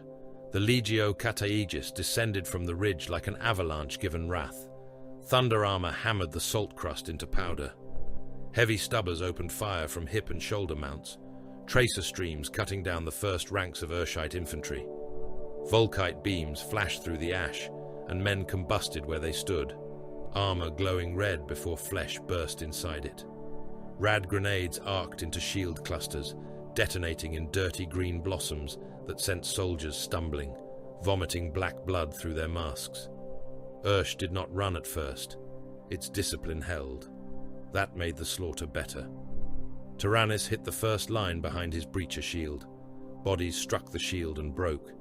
He drove his power maul over the rim, smashing helms, shoulders, chests, weapons. Each impact burst armor inward and sprayed blood through seams. A gene brute lunged at him, twice the size of a mortal man, muscles swollen with vat growth, iron staples holding its jaw to its skull. Tyrannus took its charge, slid back a pace, then hammered the maul into its knee. The leg bent backward. The brute dropped roaring, and Tyrannus brought the maul down again on its head. The skull vanished into the torso with a wet crack. Borhan charged past him, new augmetic hand gripping a chain blade. "This arm is blessed. It is badly calibrated," Hekar voxed. "It kills. It twitches. So do you." Hekar answered by ramming his shield into a knot of Urshite soldiers and pinning them against a wrecked bone engine. He fired his laslock through the shield slit until the weapon overheated, then drew his blade and opened them one by one. Blood steamed against the shield face. Gorvath moved in silence. That troubled Tyrannus more than laughter would have. The warrior fought with terrible control, every chainblade stroke precise, every step economical. Then, an Urshite officer dropped to his knees, weapon discarded, hands raised in surrender. Gorvath paused. His blade trembled. For a heartbeat, the old sickness showed in the cant of his shoulders. Tyrannus turned toward him. Gorvath drove the blade through the officer's chest, twisted once, and moved on. Not madness. Obedience dressed in cruelty. Acceptable, perhaps. Perhaps not. The battle line buckled. The Emperor's trap closed. Hidden artillery batteries opened from the basin's flanks. Mechanicum pattern guns, still crude by the standards of ages unborn, pounded the Urshite rear with seismic regularity. False retreat corridors became kill zones. Mine belts woke beneath the treads of bone dust engines. Assassins emerged from cistern vaults and signal pits to kill water controllers, banner priests, and chem dispensers. Urshite formations discovered too late that their advance had been guided into a basin where every escape had been measured in advance. Cord advanced with the mortal line after the Thunder Warriors had broken the front. This was what liberation looked like from below. A village beyond the Urshite second line had been built around a radiation temple, its huts clustered under the shadow of a rolling shrine, now burning on its side. Civilians stumbled from dugouts and slave pens as Imperial troops moved in. Some wept at the sight of the lightning sigil. Some spat. Some crawled. Many had brass obedience nails in their skulls. Many had eyes filmed white from proximity to the witch engines. Children with shaved heads and number scars clung to old men who shook too hard to stand. An Imperial officer ordered water distributed. For one moment, Cord thought that meant salvation. Then the sorting cages arrived. Medici servitors rolled forward on tracks. Gene screens were unfolded. Psyker hounds, blind and muzzled, sniffed along the lines of survivors, whining when they scented warp taint. Men were separated by age, mutation, blood stability, labor potential, contamination exposure, and usefulness. Those who passed received grey tags. Those who failed received black. The black-tagged were led behind a broken wall. Lass fire began shortly after. A priest of Ursh, barely alive, laughed from where he hung impaled on a section of rebar. "You see, little soldier? New masters, cleaner knives." Cord looked at him. The priest had no legs. His lips were burned away. He still smiled. Cord raised his rifle and shot him through the face. He told himself it was mercy. He did not believe himself. Far beyond the village, Callaghan's command citadel rose from the ash like a black tooth. It had been built atop the bones of an older fortress, itself raised over something older still. Spires of fused stone and metal twisted upward, wrapped in cables and hanging corpses. Psychic lightning crawled along its crown. The air around it bent and shimmered, full of half-born apparitions. Men saw lost sons, dead kings, gods with open mouths, oceans returning, stars falling. The citadel's walls bled where shells struck them. Callaghan was inside. Some among the Thunder Warriors had hoped for a duel. Tyrannus heard them speak of it on the Vox as they pushed through the third line. They imagined the Emperor striding through the gate, blade in hand, to take the Witch King's head beneath the eyes of terror. Men loved such endings. They made slaughter feel shaped. They made history feel clean. The Emperor allowed no such indulgence. Asterion Rauch stood beside Valdor at the forward command rise when the order was given. The Captain General listened to the final reports without visible reaction. Enemy command confirmed. Psychic instability increasing. Civilian presence within Citadel negligible or contaminated. Thunder Warrior units clear of primary collapse radius. Mortal units at acceptable distance. Siege engines locked. Subterranean charges armed by infiltrator teams. Orbital relic augers aligned where still functional. Valdor turned his helm slightly toward the Emperor. No question was spoken. The Emperor looked at the citadel of Callaghan, at its screaming spires, at the witchlight crawling over its walls, at the nightmare sovereign who had drowned nations in ash and sorcery. His expression did not change. He lowered his hand. The earth opened. Charges buried beneath the citadel's foundations detonated first, not upward, but inward, collapsing ancient support vaults into one another. Siege batteries fired in layered sequence, macro shells striking load-bearing towers with mathematical spite. Volkite lances from ridge-mounted engines cut through exposed reactor vanes. The command citadel sagged, shrieked, and broke. Psychic lightning flared outward in a last convulsion, turning hundreds of Urshite soldiers to silhouettes of ash. For one terrible moment, a face appeared in the smoke above the falling towers, vast and crowned and furious. Then the Emperor's will struck it. The face vanished. The citadel came down on Callaghan of Ursh without witness, without answer, without honor. Stone, metal, corpses, witch engines, flesh scribes, generals, slave choirs, and the tyrant himself disappeared into a rising mountain of dust and fire. No trophy was taken, no speech was made. The Vox simply transmitted one word across all Imperial channels: compliance. After that came the scouring. Urshite survivors were hunted through trench networks, shrine hollows, engine pits, and corpse barracks. Thunder Warriors killed anything still bearing command markings. Mortal infantry flushed dugouts with flame and gas. Custodians entered the deeper vaults, where the psychic phenomena had been strongest, and emerged with their armor marked by frost, ash, and substances no man could name. Entire groups of Imperial soldiers who had entered those zones were isolated behind black cordons. Cord was among them. He had followed a squad into a collapsed under-temple while chasing retreating Urshite scribes. Beneath the shrine, the walls had been covered in writing that moved when not observed. Bound psychers hung in chains, dead but whispering. Something in a pit had spoken Cord's childhood name. He remembered firing his rifle. He remembered a custodian appearing in the dark like a blade of sunrise.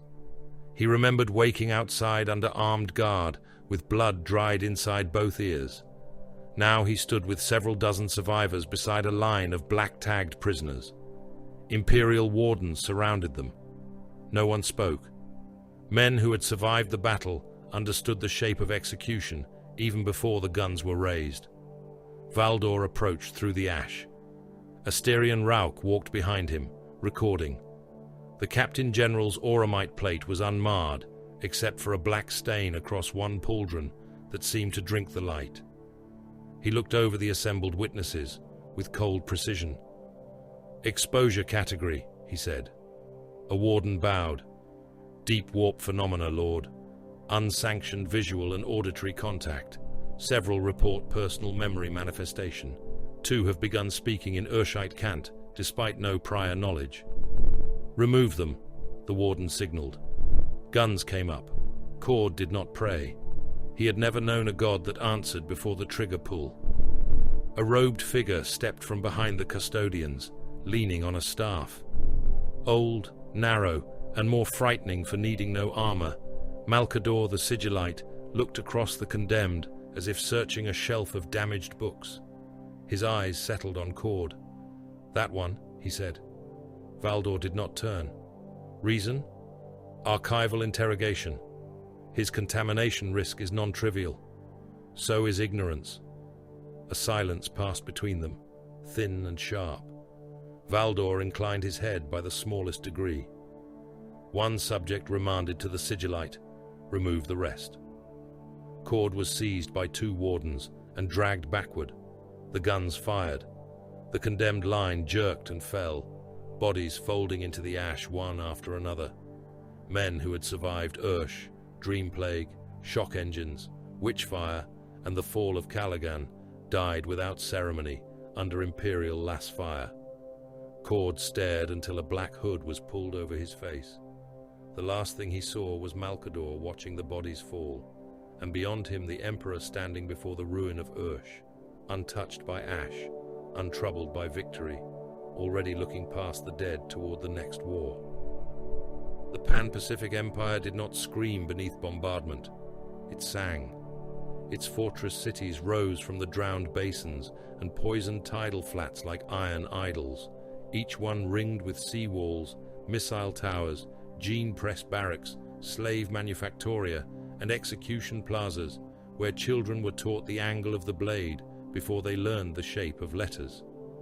Polluted rain fell in black sheets across the empire of Nathan Doom, running down the faces of statues, down the muzzles of artillery pieces, down the stacked bodies of those who had failed quota, oath, strength trial, or purity measure.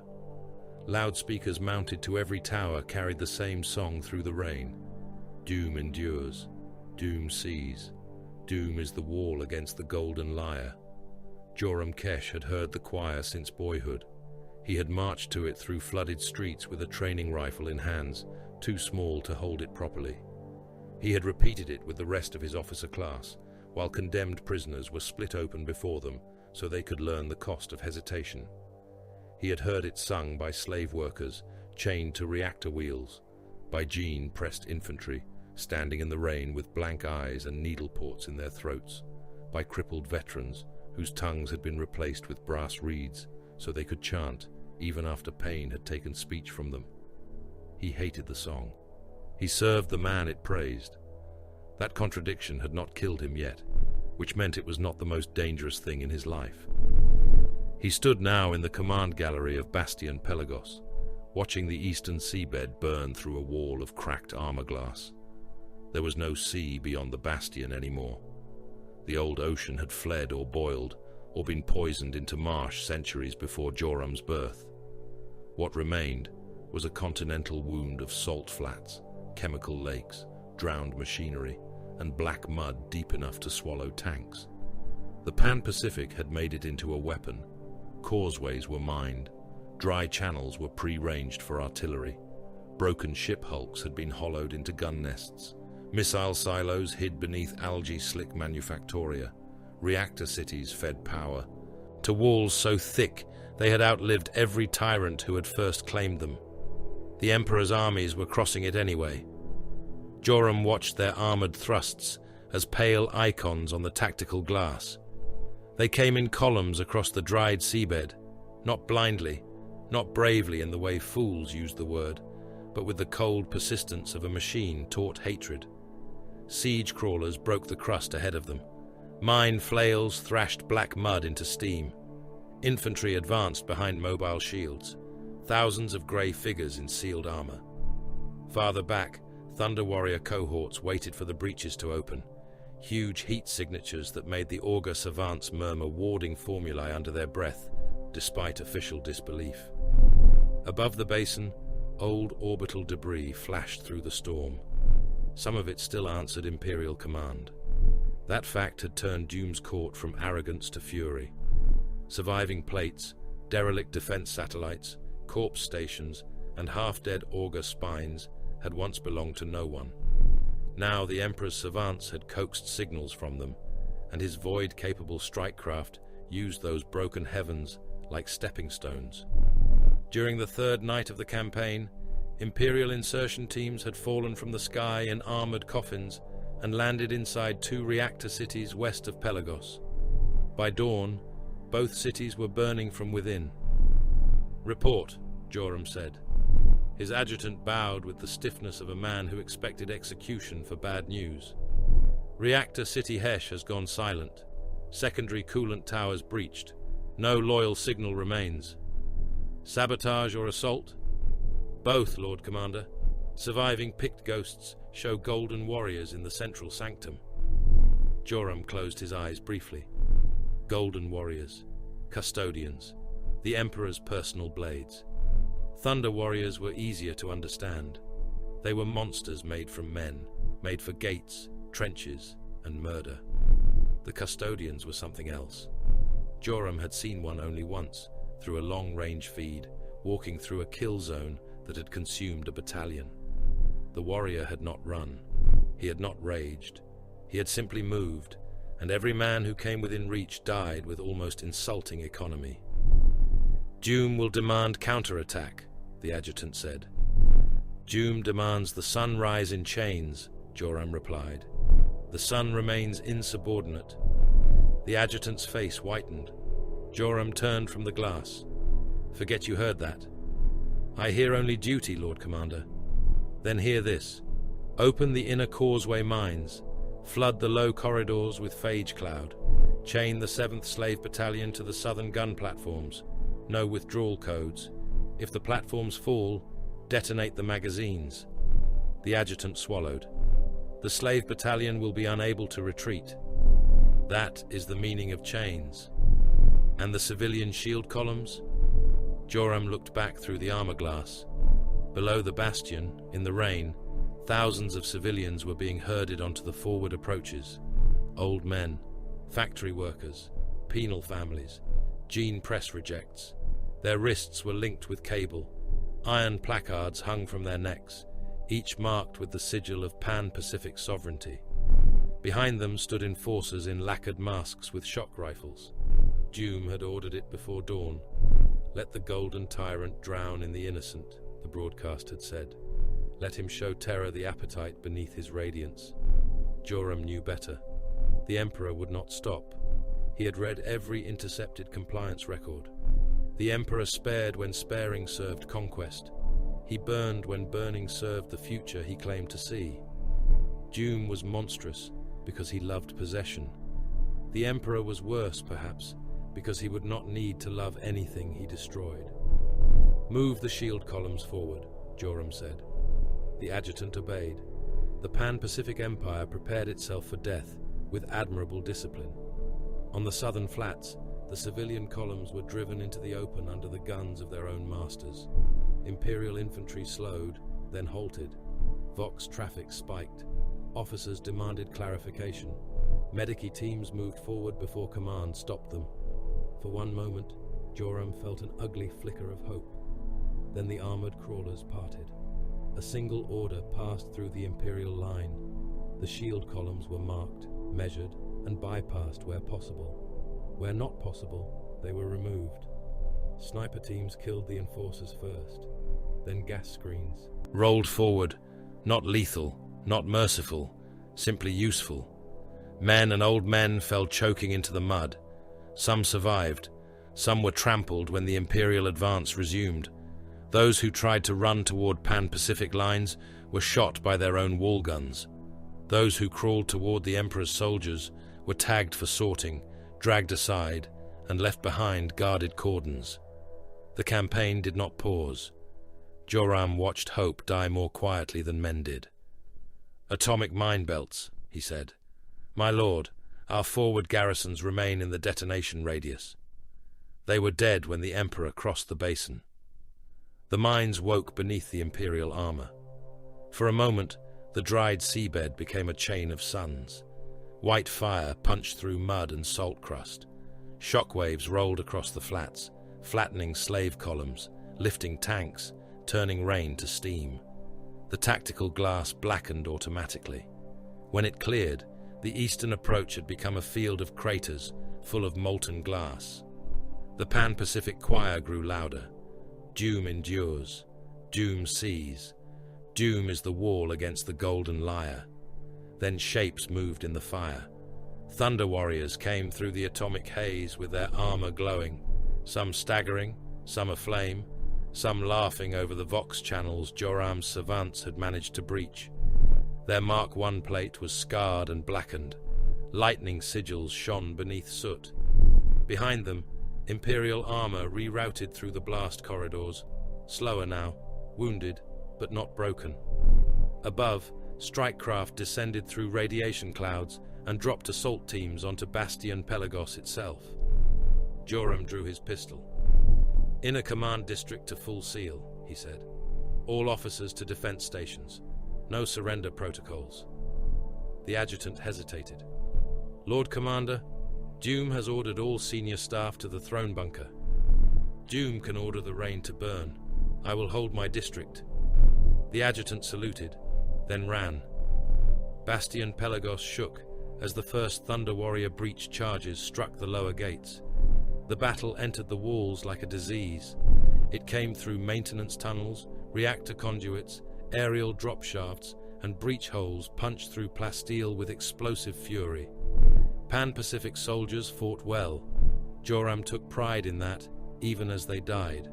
They did not shriek like rabble or throw down their arms at the first sight of transhuman giants. They fired in ranks. They sealed corridors with flame. They countercharged with gene-pressed grenadiers whose pain nerves had been cut before deployment. They released phage clouds into their own barracks to deny the Emperor manpower. They chained slave gunners to autocannon nests and gave them enough stimulant to fire until their hearts burst. Still, the Thunder Warriors advanced. A monitor showed one of them ramming himself bodily into a bunker embrasure while last fire burned across his chest. He tore the weapon mount free and shoved it inward, crushing the crew behind it. Another lost both legs to a mine and kept crawling, dragging himself by one arm while firing a Volkite charger with the other. A third reached a slave gun platform, looked at the chained men there, and smashed the control console instead of the gunners. An Imperial officer arrived moments later and ordered the slaves cut free, screened, and pressed into labor detachments. Liberation, Joram thought, always with a collar waiting behind it. The custodians reached the inner command district before the Thunder Warriors did. They came without song, without laughter, without the thunder of mass charge. They breached a sealed blast door with a shaped lance charge, entered through the smoke, and began killing as if correcting errors in a text. Joram saw them first through a corridor picked. Gold armor, red plumes, guardian spears. Not many. They did not need many. Pan-Pacific elite guards opened fire at 20 paces. The first custodian turned his spear and deflected a stream of shots while advancing. His return strike took the nearest guard through the throat. He withdrew the blade, fired the weapon built into the spear, and placed a bolt through the eye lens of a second guard before the first body hit the floor. The second custodian stepped past him, cut the legs from a charging officer, rotated, and drove the spear butt into another man's sternum with enough force to collapse the ribcage without wasting the blade. Minimal, exact, unstoppable. A grenade detonated beneath one of them. Smoke cleared. The custodian remained standing. His left pauldron was scorched. Nothing else had changed. Joram felt no shame at fear. Fear was data carried by the blood. He gathered the surviving command guard at the entrance to Doom's throne bunker. They were good men, by the standards of the world that had made them. Murderers, yes. Torturers, many of them. Officers of a slave empire, but disciplined, proud, terrified without collapse. "Lord Commander," one said, "do we die here?" "Yes." "For Doom?" Joram looked at the sealed bunker door behind him. Beyond it, Nathan Doom waited among his private engines, his propaganda priests, his last executioners, and whatever madness still told him he could bargain with the storm. "No," Joram said, "for the right to say we did not kneel too soon." The custodians came. Joram fired until his pistol clicked empty. Men died around him in precise pieces. A spear blade passed through the throat of the guard beside him and stopped a finger's width from Joram's face. The custodian holding it looked at him through red lenses. "Disarm," the Golden Warrior said. Joram laughed once. He did not know why. Perhaps because obedience had been trained into him so deeply that being ordered by the enemy felt almost familiar. He dropped the pistol.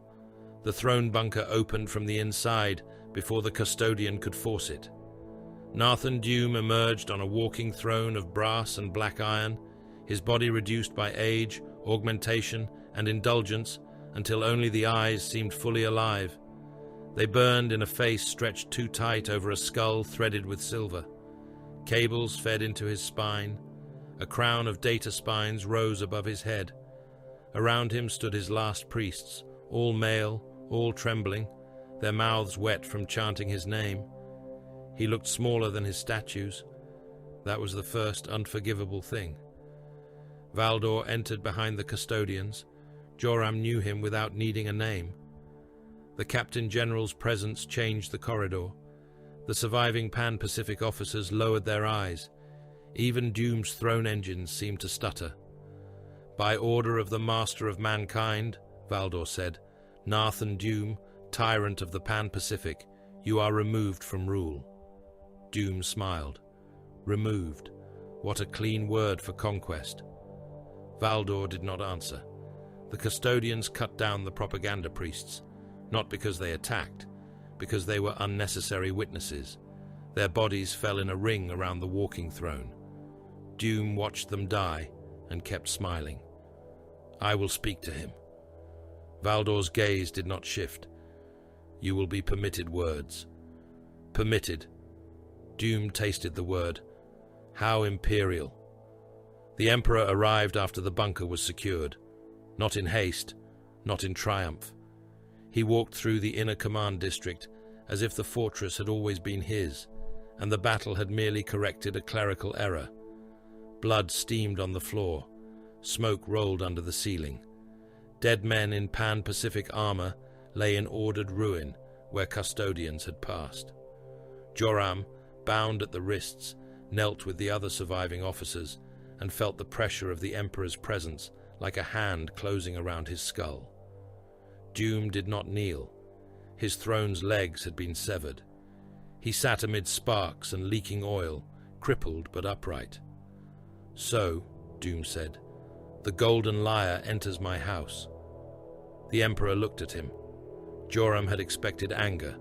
There was none. He had expected satisfaction. There was none of that either. "You burned your own reactor cities," the Emperor said. "I denied them to you. You chained civilians to gun lines. I showed them what all rulers require. You seeded phage clouds in your own districts. I made the cost of theft memorable." The Emperor studied him as one might study a failed weapon. "You mistook spite for strategy." Dume laughed then, a harsh, delighted sound that became coughing halfway through. "You call me monster because I lacked your patience." "No," the Emperor said, "because you lacked my purpose." For the first time, Dume's smile faltered. Only slightly. Enough. There was no public execution in the reign, no broadcast to the remaining cities, no parade of the defeated tyrant beneath banners. The Emperor would not feed a rival legend. He would not let Dume's death become a seed around which loyalists could gather, whispering of martyrdom and return. Dume had built an empire on spectacle. The Emperor denied him even that. Valdor stepped forward. His guardian spear moved once. Nathan Dume died in a ruined corridor beneath his own fortress, with no choir, no crowd, no final address to the empire that had chanted his name since birth. Blood ran down the broken throne and mixed with machine oil. A servitor recorded the termination. An adept sealed the record under restricted authority. Within hours, The official transmission would say only that Pan-Pacific Command had been neutralized and compliance operations were proceeding. Joram Kesh expected death.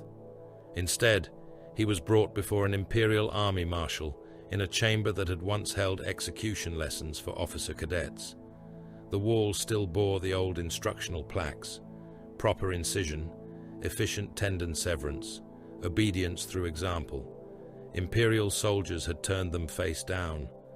The Marshal was a hard-faced man with Caucasian levy scars across his scalp. He looked over Joram's record on a slate. "You held your district after your tyrant withdrew." "Yes." "You ordered atomic deployment against our armor." "Yes." "You moved civilian shields into the advance corridors." Joram said nothing for a moment. "Yes." The Marshal looked up. "You admit it." "Would denial improve my situation?" "No." "Then yes." The Marshal almost smiled. "You will serve." Joram blinked. "In chains?" "If you require them." "I served Doom. Now Doom is meat. I ordered the deaths of your soldiers. So have I." Joram looked toward the open doorway. Beyond it, Pan-Pacific banners were being torn down. Imperial lightning sigils replaced them. Prisoners moved in columns. Some would live. Some would be shot. Some would be worked until bone showed through skin. The song of doom had stopped, and the silence felt less like freedom than vacuum. "Why?" he asked. The Marshal leaned closer. "Because you know this Empire's roads, silos, command codes, officer castes, and poison habits. Because refusal will see you executed. Because acceptance may let you live long enough to become useful. Because the master of mankind wastes little." Joram thought of Doom's dead smile. He thought of the Emperor's eyes. He thought of gravity, that ancient force no tyrant had ever outlawed. He bowed his head. "I will serve." "Not yet," said the Marshal. "First you will confess everything." Beneath Himalasia, far from the poisoned rain of the conquered Pan-Pacific, Malkador reviewed the harvest. The gene vaults were quiet at that hour, if hours meant anything under the mountain. Rows of sample caskets lay sealed in frost. Blood vials from Pan-Pacific officer castes, tissue from gene-pressed infantry, neural scans from execution school graduates, bone density records from slave battalion survivors, mutation indexes, aggression curves, obedience conditioning results, disease resistance markers, failure rates, useful anomalies. A gene right stood beside him, mechadendrites folded in reverent stillness. "Viability is high in several officer lines," the gene right said. "Endocrine response exceptional. Stress obedience above projection. Certain slave stocks show remarkable survival under phage exposure. The gene press methods were crude, but not without value." Malkador rested both hands on his staff. On a nearby slab, a Pan-Pacific prisoner lay sedated, chest open, organs glistening beneath surgical light. He had been a grenadier, according to the tag. Male, adult, survived radiation shock, stimulant overload, and 3 days without water before capture. Now his body served a quieter campaign. "Nothing is without value," Malkador said, once stripped of its flag. The gene right bowed. "Shall the samples be marked for army enhancement?" Malkador looked through the glass into the deeper laboratory. In amber tanks, new organs pulsed like sleeping promises. Not Thunder Warrior flesh, not the old unstable fury. Something cleaner, something that could endure the stars. "No," he said. "Mark them for the next stage." The gene right hesitated only long enough to understand the weight of the order. "As you command, Lord Sigillite." Malkador watched the data scroll across the vault glass. The Pan-Pacific Empire had fallen. Its tyrant was ash in a sealed furnace. Its songs were being deleted. Its soldiers were being remade into imperial assets. Its blood, like all conquered blood, would be measured for usefulness. Above the mountain, terror bled toward unity. Below it, Mankind's future grew in jars. The rain over Albia fell black. It came down through soot clouds and forge smoke, through the breath of burning castrum cities, through the heat shimmer of artillery lines that had fired so long their barrels glowed dull red beneath the downpour. It streaked the Iron Clan banners planted along the ridgeworks. It ran across the helms of Ironside warriors, down the rivets of their plate, over the muzzles of their heavy guns, into trenches already thick with blood, coal slurry, and pieces of men. Brennus Crail stood beneath that rain and listened to his clan chant the death oath. They did not scream it. They did not howl it like the savages of Ursh, or bellow it like Pan-Pacific execution cadres beneath their loudspeakers. The Ironsides of Albia spoke their oath as men spoke a verdict. Low, slow, together. Thousands of voices beneath the guns. Iron in the hand, iron in the blood, iron beneath the grave. Brennus mouthed the words with them, though his throat had been burned raw by smoke, and his left lung breathed with a wet, bubbling weakness that meant a rib had gone inward. His armor was old, blackened, and patched with plates taken from his father's harness, and his grandfather's before him. Clan Crail had defended the northern Castrum belts before Brennus had been born.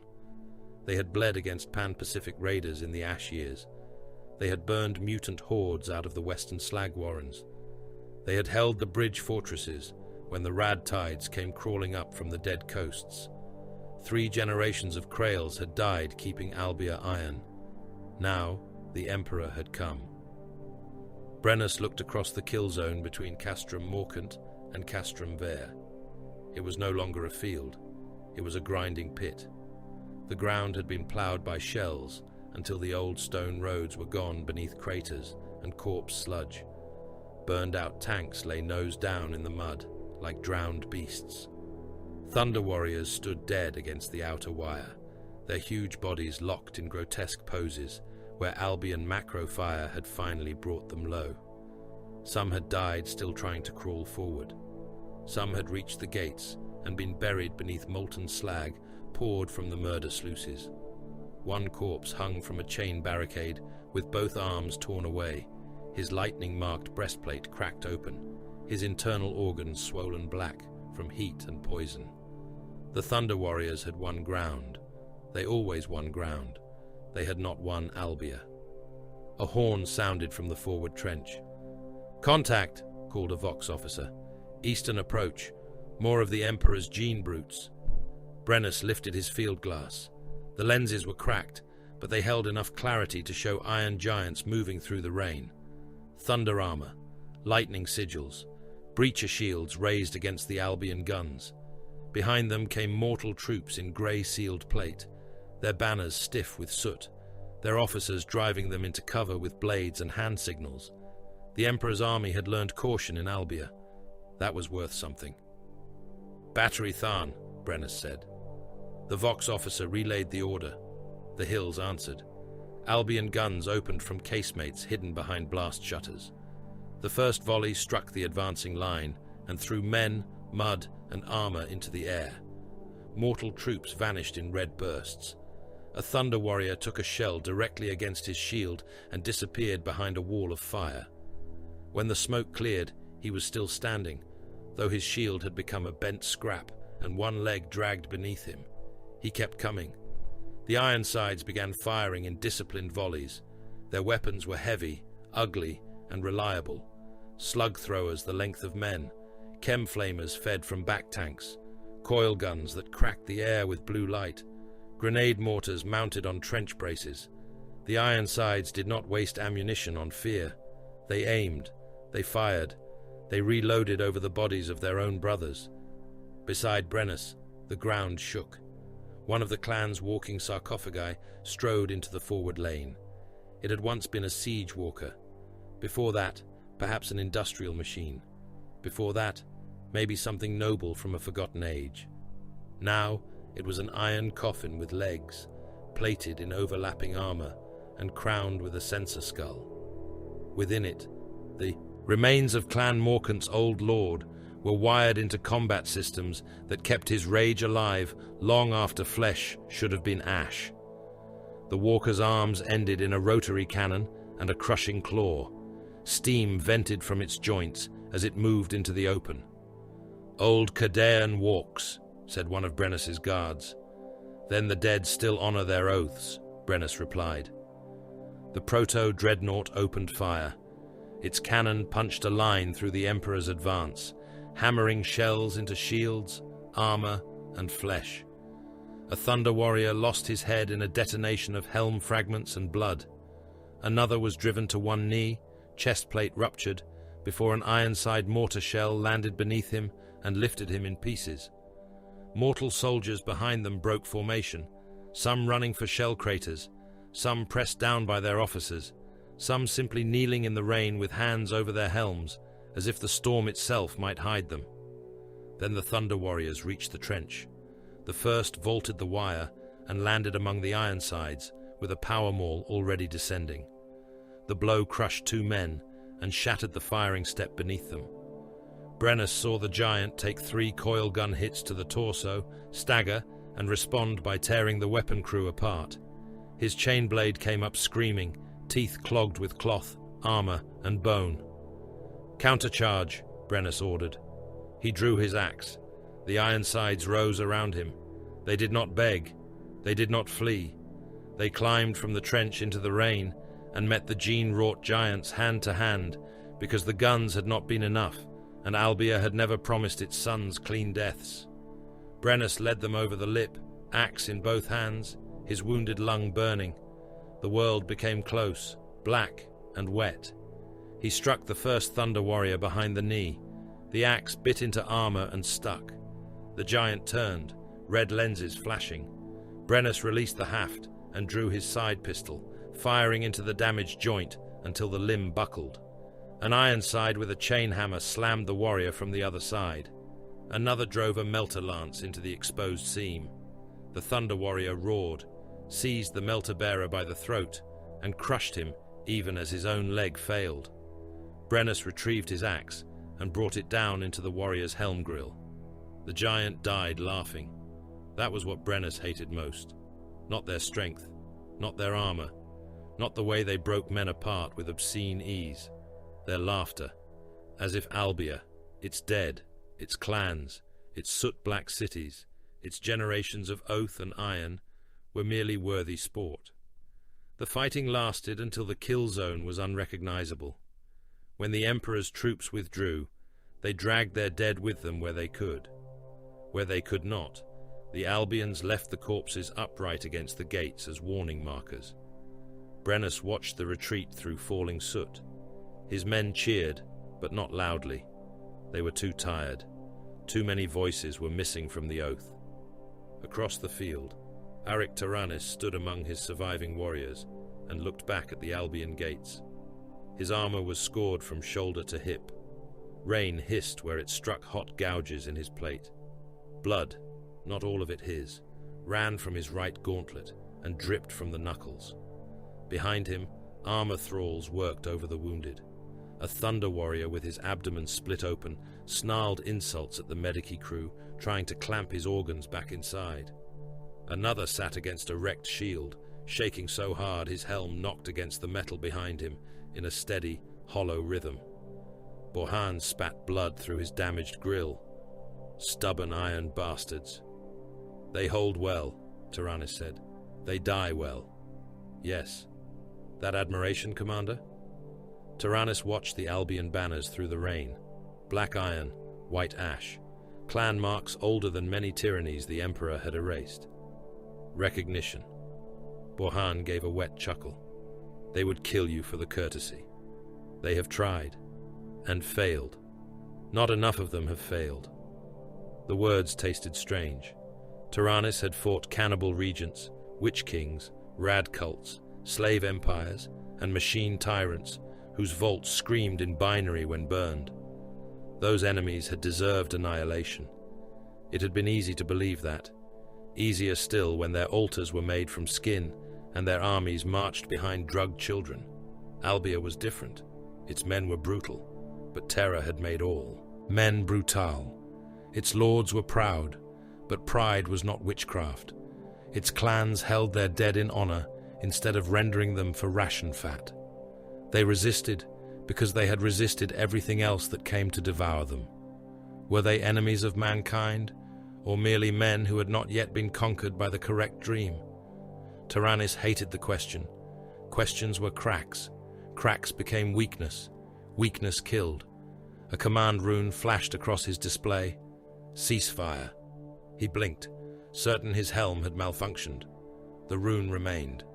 All across the Imperial line, guns fell silent by order. Artillery crews stood away from their pieces. Thunder Warrior cohorts halted mid-redeployment. Mortal officers ran in confusion until higher command confirmed the signal. The rain filled the sudden quiet. Borhan turned toward him. What trick is this?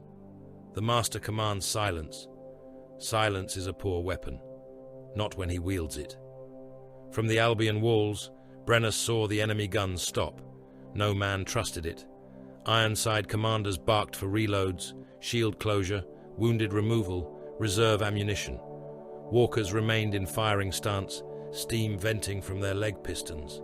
Snipers tracked the Imperial line. Mortars waited. Brennus climbed the inner stair to the gate court, where the surviving lords of 3 castrum cities had gathered beneath a roof of riveted iron. Lord Eogan of Morkant spat black phlegm into a drain. Lord Savael of Vere held one hand over a wound in his side and refused the surgeon standing beside him.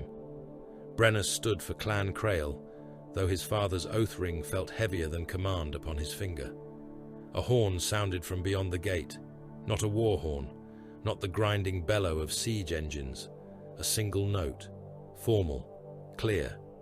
The outer pict slit opened. A figure approached across the kill zone. He came without escort. No custodians walked at his side, no Thunder Warriors, no mortal officers carrying surrender chains. He crossed the corpse mud between the armies in garments of white and crimson, rain darkening the cloth, ash clinging to the hem. He wore no helm, no visible weapon. His black hair moved in the wind. His face was calm. Brennus knew him at once. Every man on Terra had heard rumors. A golden butcher, a mountain king, a warlord who burned gods, a tyrant who called his conquests liberation. A savior, said some. Extinction in human shape, said others. Brennus had expected armor, fire, a psychic storm, not a man walking alone in the rain. That made the sight worse. Shoot him, growled Lord Savael. No one gave the order. Every gun along the wall had him marked. Brennus knew it. He could feel the tension of 1,000 trigger fingers. Yet the Emperor crossed the field untouched. Perhaps men feared missing. Perhaps they feared hitting him, and learning it made no difference. The gate opened. He entered the Albion court beneath murder holes, gun slits, hanging chains, and the gaze of wounded lords. Blood from the day's fighting still ran along the drainage grooves. Ironsides stood on every side, weapons ready. Old Cadaean's walking sarcophagus loomed at the rear of the hall, cannon aimed at the visitor's chest. The Emperor stopped before the gathered lords. He did not bow, neither did they. Lord Eogan spoke first. You come unarmed because you think us honorable. No, the Emperor said. I come unarmed because I do not require a weapon to kill you. A murmur passed through the hall. Brennus felt his grip tighten around the haft of his axe. Lord Savael laughed bitterly. There, the truth beneath the white cloth. The cloth is not a lie. Everything about conquest is a lie. Conquest is a tool, the Emperor said. Nothing more. Brennus stepped forward. And what is Albia to you? A fortress to be cracked? Bloodlines to be harvested? Guns to turn upon your next enemy?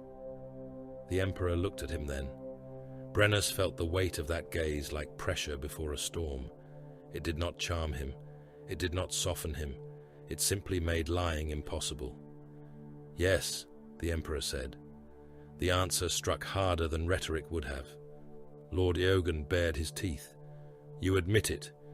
I did not come to flatter you. You came to demand surrender. I came to offer you scale. Scale? Brennus asked. The Emperor turned slightly, and the rain behind him hissed against the hot stones of the court. You have spent generations defending walls on a dying world. You have bled well. You have held against raiders, mutants, tyrants, and famine. You have made iron of survival. But terror is not the end of mankind. It is the beginning. Beyond this poisoned sky are worlds that have forgotten their birthright, worlds enslaved by worse than any enemy you have faced, worlds where humanity waits in darkness without knowing terror still lives. Don't forget to like, comment, and subscribe. Support really helps. Lord Savael said, "Pretty words from a conquest king." "I am a conquest king," said the Emperor, "if that is the only title your age can understand. But conquest is not the purpose. Survival is the purpose. Unity is the means. War is the road." Brennus stared at him. "You offer us peace?" "No." The Emperor's voice did not rise. It did not need to. "I offer you war beyond terror. I offer your clans a place in the armies that will break old night across the stars. I offer your dead a meaning larger than the defense of soot-black walls. Bend the knee, and Albia's iron will not be erased. It will be reforged." "Refusal?" Lord Yogan asked. "Then I return to my line. Your gates fall. Your clans are culled according to resistance, contamination, and usefulness. Your names become restricted records. Your sons die here instead of under alien suns. Your choice is not between freedom and servitude. Those died before any of us drew breath. Your choice is where your chains are fastened, and whether they pull mankind forward." No one spoke for a long while. Outside, the rain struck the dead. Brennus looked at the other lords and saw what he felt reflected in their eyes. Rage, shame, understanding. The Emperor had not pleaded. He had not pretended kindness. He had offered them the only thing Albia respected more than endurance, a greater battlefield. Old Cadean's sarcophagus lowered its cannon first. That decided more than words. Lord Yogan knelt, slowly, as if the movement cut him open. Lord Savael followed with blood leaking between his fingers. Brennus remained standing a heartbeat longer, not out of defiance, but because he wanted to remember the last moment before Albia ceased to belong only to itself. Then he knelt. "Iron in the hand," Brennus said. The gathered lords answered, voices low. "Iron in the blood." The Emperor looked down upon them, white and crimson amid soot and gore. "Iron among the stars," he said. Afterward, Albia did not become free. It became useful. The Castrum cities opened their gates. Imperial Medici teams entered first, then logisticians, gene screeners, military census officers, armor savants, remembrancers of the kind who erased more than they preserved, and recruiting cadres with sealed orders from Himalasia. Clan banners were not burned. That would have been wasteful. They were catalogued, approved, altered, and hung beside imperial lightning. Oath halls became muster stations. Burial vaults became genetic record stores. Foundries were assessed for output and assigned quotas before the fires of the battle had fully cooled. Brennus watched young Albion warriors stand in lines beneath lumen rigs, while gene rites took blood, marrow, saliva, retinal scans, bone scrapings, and family histories. Some were marked for the Imperial Army, some for specialist shock cohorts. A smaller number were escorted away under heavier guard, their files sealed with sigils that even Albion lords were not permitted to read. A culture survived, in chains. Tyrannus walked the edge of the new training ground 3 days after the kneeling. The rain had stopped, though the sky remained black. Thunder warriors drilled at the far end of the yard, huge and loud, their laughter booming over the clang of weapons and the curses of armor thralls. Some bore fresh wounds from the Albion campaign. Some shook when they thought no one watched. One collapsed during shield practice, blood spraying from his helm grill before Medici servitors dragged him aside. Closer to the barracks, another formation trained in silence. Tyrannus stopped. They were armored in cleaner plate, not as massive as thunder armor, not as crude, not as hungry in its lines. They were smaller than his kind, but still far beyond mortal men. Their movements were precise, cold, coordinated. They ran firing drills without laughter, changed formation without shouting, and executed blade patterns with identical efficiency. Their faces, where helms were absent, were young and hard and empty in the way new weapons were empty before their first campaign. Astartes. The word had begun to move through the camps like sickness, carried by whispers. Borhan came to stand beside him. His augmetic fingers clicked. "Little brothers," he said. Tyrannus watched the silent warriors drill. "They are not our brothers." "No, no." Across the yard, an instructor gave an order. The Astartes turned as one. Bolters rose, targets snapped up. Fire thundered in disciplined bursts, each shot placed, each reload exact, each movement controlled. No wasted rage, no shaking hands, no blood coughed into helm seals, no laughter. Borhan spat onto the soot-dark ground. "They look breakable. There are more of them every month." The silence after that was heavier than artillery. Tyrannus looked down at his right gauntlet. The fingers trembled despite his will. He closed them slowly, hiding the motion from the yard, from Borhan, from the young warriors drilling in their clean armor, and from whatever future watched him from beneath the mountain. At the far end of the training ground, the Astartes fired again. Their bolters spoke with one voice. Cale Morn remembered the first thing he had been ordered to forget: his mother's face. The memory remained in him as a shape without features, a warmth without skin, a voice without words. The gene surgeons had taken much from him beneath Himalasia: weakness, childhood, hunger patterns, fear responses, redundant loyalties, the unprofitable tenderness of bloodline and tribe. They had not taken the memory because they were cruel, though many of them were. They had taken it because memory was weight, and a weapon designed for centuries of war could not be permitted to carry weights that served no campaign purpose. Cale had obeyed. Now he stood in the training vault beneath the mountain, armored in grey plate that had not yet earned color, and listened to the custodian instructor explain the geometry of killing. The vault was wide enough to hold a fortress gate assault inside it. Its ceiling vanished into shadow above ranks of hanging lumen globes and weapon cranes. The walls were black stone faced with plasteel, scarred by live fire, blade marks, explosive burns, and the deeper gouges left by warriors who had failed control drills. Targets moved on rails. Servitors stalked between barricades. Cogitator shrines measured breath rate, trigger pressure, gate deviation, reaction latency, and kill sequence efficiency. Across the floor, companies of the first generation Legiones Astartes trained in silence. No war songs, no laughter, no boasting over old kills. Not yet. Perhaps not ever. Cale knew only what he had been shaped to know. His heart beat in disciplined rhythm. His lungs drew filtered air without strain. His bones were denser than mortal architecture. His organs lived in him like sealed oaths, each one grown, implanted, tested, and sanctified by utility rather than prayer. His armor responded to nerve impulse and pressure shift. His helm held data in clean runes across the edge of sight. Ahead of him, a custodian moved through a pattern of attack. The warrior's name was Asterion Rauk. Cale had heard it spoken only once, and never by the custodian himself. Rauk wore auramite warplate that made the Astartes' training harnesses seem crude by comparison. His guardian spear was live, its blade humming softly, though he moved it with such restraint that it might have been a measuring rod rather than a weapon.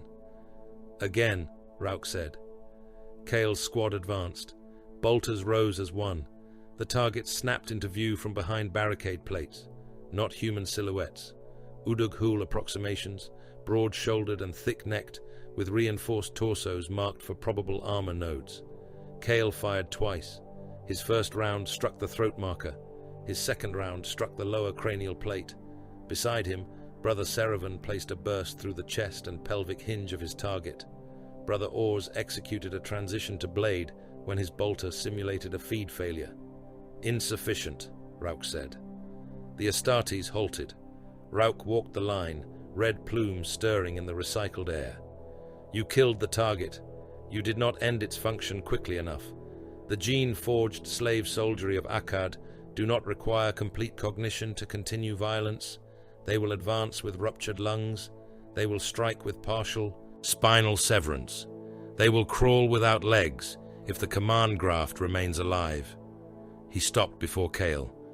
"Where is the command graft?" "Upper spine, beneath the cranial shelf, protected by layered bone and artificial cartilage." "Where is the second failure point?" "Pelvic motor bundle, secondary in the lower thoracic cage if the subject has received deep grafting." "How many rounds?" "3 if unsupported, 2 with intersecting squad fire, 1 if using mass reactive ammunition at optimal angle." Rauk regarded him through the helm lenses. "Then do not spend 4. "Yes, Lord." "I am not your lord." "Yes, instructor." Rauk moved on. Kale felt no humiliation. Humiliation was a response to wounded pride.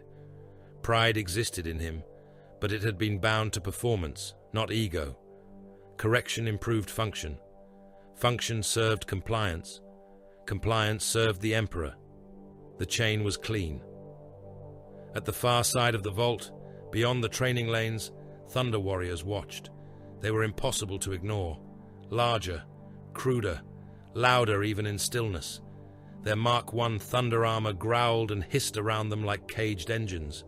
Their plates were dented and repainted, marked with lightning sigils, kill scratches, scorch patterns, and dried blood in seams no armor thrall had fully cleaned. Some carried helmets under their arms, showing scarred faces, broken noses, augmetic eyes, tattooed scalps, and mouths too often curved in contempt. Others kept helms sealed, their breath rasping through grill vents. Arik Taranis stood among them. Kale knew him by reputation before he knew his face. The Lightning Bearer, breaker of gates, commander of the Legio Cataegis, one of the Emperor's first great weapons. The vault seemed smaller for his presence. Taranis watched the Astartes drill as a veteran might watch boys learning to hold knives. Yet there was something else in him. Kale had been made for observation. He saw the set of the Thunder Warrior's shoulders, the stillness of one gauntleted hand held too deliberately at his side, the way his gaze followed not the mistakes, but the repetitions. Repetition was the point. A Thunder Warrior could break a gate with his body. An Astartes could be taught to break 1,000 gates in the same way, in the same formation, across centuries. The thought came to Kale without malice. Taranis looked at him then, as if he had heard it. Their gazes met across the vault. The Thunder Warrior's face was uncovered. His skin was pale beneath old scars, his eyes bright with something too controlled to be rage. He looked at Kale, not as a commander studied a recruit, nor as a warrior measured an enemy. He looked at him as a man might look upon a son carved by strangers from his own discarded bones. Kale inclined his head by regulation measure. Taranis did not return it. The summons to war came before the training cycle ended. Akkad had refused compliance. The warlord's answer had been delivered in the flesh of imperial envoys, their bodies returned without skins, their organs replaced by scrolls of wire and bone script. The Udug Hul, Akkad's gene-forged slave soldiers, had massed near Samarkand in numbers vast enough to make mortal generals whisper. 200,000 engineered bodies, vat-swollen muscle, command graft obedience, pain dampening, crude but effective armor, shock mauls, heavy rifles, chem injectors, no fear response worth exploiting, no tribal structure worth subverting, no commander below Akkad whose death would collapse the whole. The Emperor sent the First Legion, not alone. Thunder Warriors marched with them. Mortal artillery and armor supported them. Other early Legion formations were attached in smaller strength, their colors still unformed, their traditions unborn. But the heart of the assault belonged to the first. Kale first saw Samarkand through his helm display as a field of red heat and black geometry. The battlefield lay beneath a sky smeared with ash from burning manufactoria. Akkad's fortress lines stretched across the plain in layered defensive bands, all angled trenches, ferrocrete teeth, wire fields, buried guns, and corpse channels where dead slaves had been dumped to absorb shell shock. Behind the front, the Udug Hul stood in packed ranks around command pylons that pulsed with ugly blue light. They were not men in the full sense. They had male shapes, broad and heavy, with thick skulls and distended necks where control graphs bulged beneath scarred flesh. Some wore plated masks, bolted directly into bone. Others had their jaws removed and replaced with rebreather grills. Their eyes were dull until the pylons flashed. Then they all looked toward the Imperial line at once. The Thunder Warriors laughed when they saw them. Finally, Borhain voxed across an open channel he was not supposed to be using. An enemy with shoulders. "Try not to die beneath one," another answered. "If I die, stack them on me as tribute." Kale heard the exchange but did not respond. His squad channel remained clean. "First squad, prepare advanced pattern helix black," Sergeant Var said. "Bolters primary, blades secondary, maintain interval, target command graphs, do not be drawn into individual contest." Acknowledgement runes flickered. Artillery opened. The first hour belonged to guns. Imperial batteries hammered the Akkadian lines until the horizon shuddered. Earth split. Trenches folded. Wire burned away. The Udug Hul stood through much of it, losing bodies but not formation. Shells burst among them, hurling limbs and torsos into the air, and the ranks closed with machine-like obedience. Command pylons flashed. The slave soldiers advanced over their own dead. Then the Thunder Warriors charged. They went like a storm breaking loose from a mountain. Tyrannus at their center, power maul high, thunder armor roaring. The Legio Cataiegis hit the first Udug Hul wave in glorious close combat and transformed it into ruin. Mauls crushed grafted skulls. Chain blades chewed through reinforced torsos. Breacher shields drove slave soldiers backward in broken heaps. A Thunder Warrior seized one Udug Hul by the throat and used him to smash 3 more aside before tearing the body in half. Another vanished under a cluster of enemy shock mauls, then rose with 2 of the attackers impaled on his blade. It was magnificent. It was inefficient. The Udug Hul did not break. They climbed over dead and living alike, dragging Thunder Warriors down by weight, jamming shock mauls into armor joints, firing heavy rifles at point-blank range until plates split. One Thunder Warrior lost his helm and half his face, killed 7 more with a combat knife, then fell as an Udug Hul drove both thumbs into his eyes and crushed inward. Another detonated his own rad grenades when surrounded, laughing as the blast cooked everyone within reach, friend and foe alike. "Advance," Sergeant Var ordered. Kale moved. The Astartes line did not charge. It flowed. Bolters came up in overlapping arcs. The first volley struck the advancing Udug Hul at throat, spine, pelvis. The second volley corrected for armor deflection. The third began before the bodies from the first had fallen. Kale fired, stepped, fired, shifted angle, reloaded, and fired again. His helm marked targets in descending threat priority. His squad did not bunch, did not compete, did not shout. They cut lanes through the enemy mass and moved into them before the Udug Hul could close. A slave soldier came through the smoke directly at Kale. It was larger than he was, though not by much, its skin grey and stapled, its mouth grill drooling black fluid. A heavy rifle fired from its hip. Rounds struck Kale's breastplate and left warning runes blinking at the corner of his display. He fired twice. The first bolt blew out the creature's throat. The second struck the upper spine, but failed to detonate cleanly. The Udug Hul kept coming. Kale drew his combat blade. The creature swung its rifle like a club. Kale stepped inside the arc, placed his left hand against the enemy's chest plate, and drove the blade under the cranial shelf at the angle Rauk had demonstrated. The point met resistance, then slid through meat, graft fiber, and cartilage. The Udog-Hul convulsed once. Its eyes went empty. Its weight sagged against him. His helm logged the kill. First confirmed Udog-Hul termination. No triumph came, no disgust, no joy. The corpse became terrain. Kale shoved it aside with his shoulder and advanced over it. Around him, the First Legion enacted war as equation. Fire teams pinned, blade teams entered. Support squads decapitated pylon crews. Command signals were identified, triangulated, and destroyed. When Udog-Hul clusters surged, Astartes fell back by measured paces, drawing them across mine strips and intersecting bolter fire. When Akkadian heavy guns revealed themselves, Legion marksmen painted them for artillery or killed the crews through vision slits.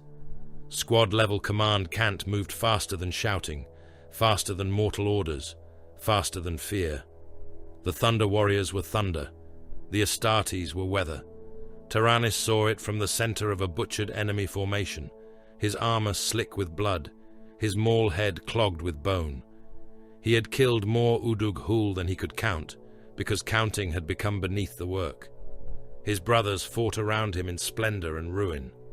Borhan had lost his augmetic hand and replaced it by gripping his chain blade between wrist clamp and broken talons. Hekar had 3 shock mauls buried in his torso and kept advancing because no one had told him to fall.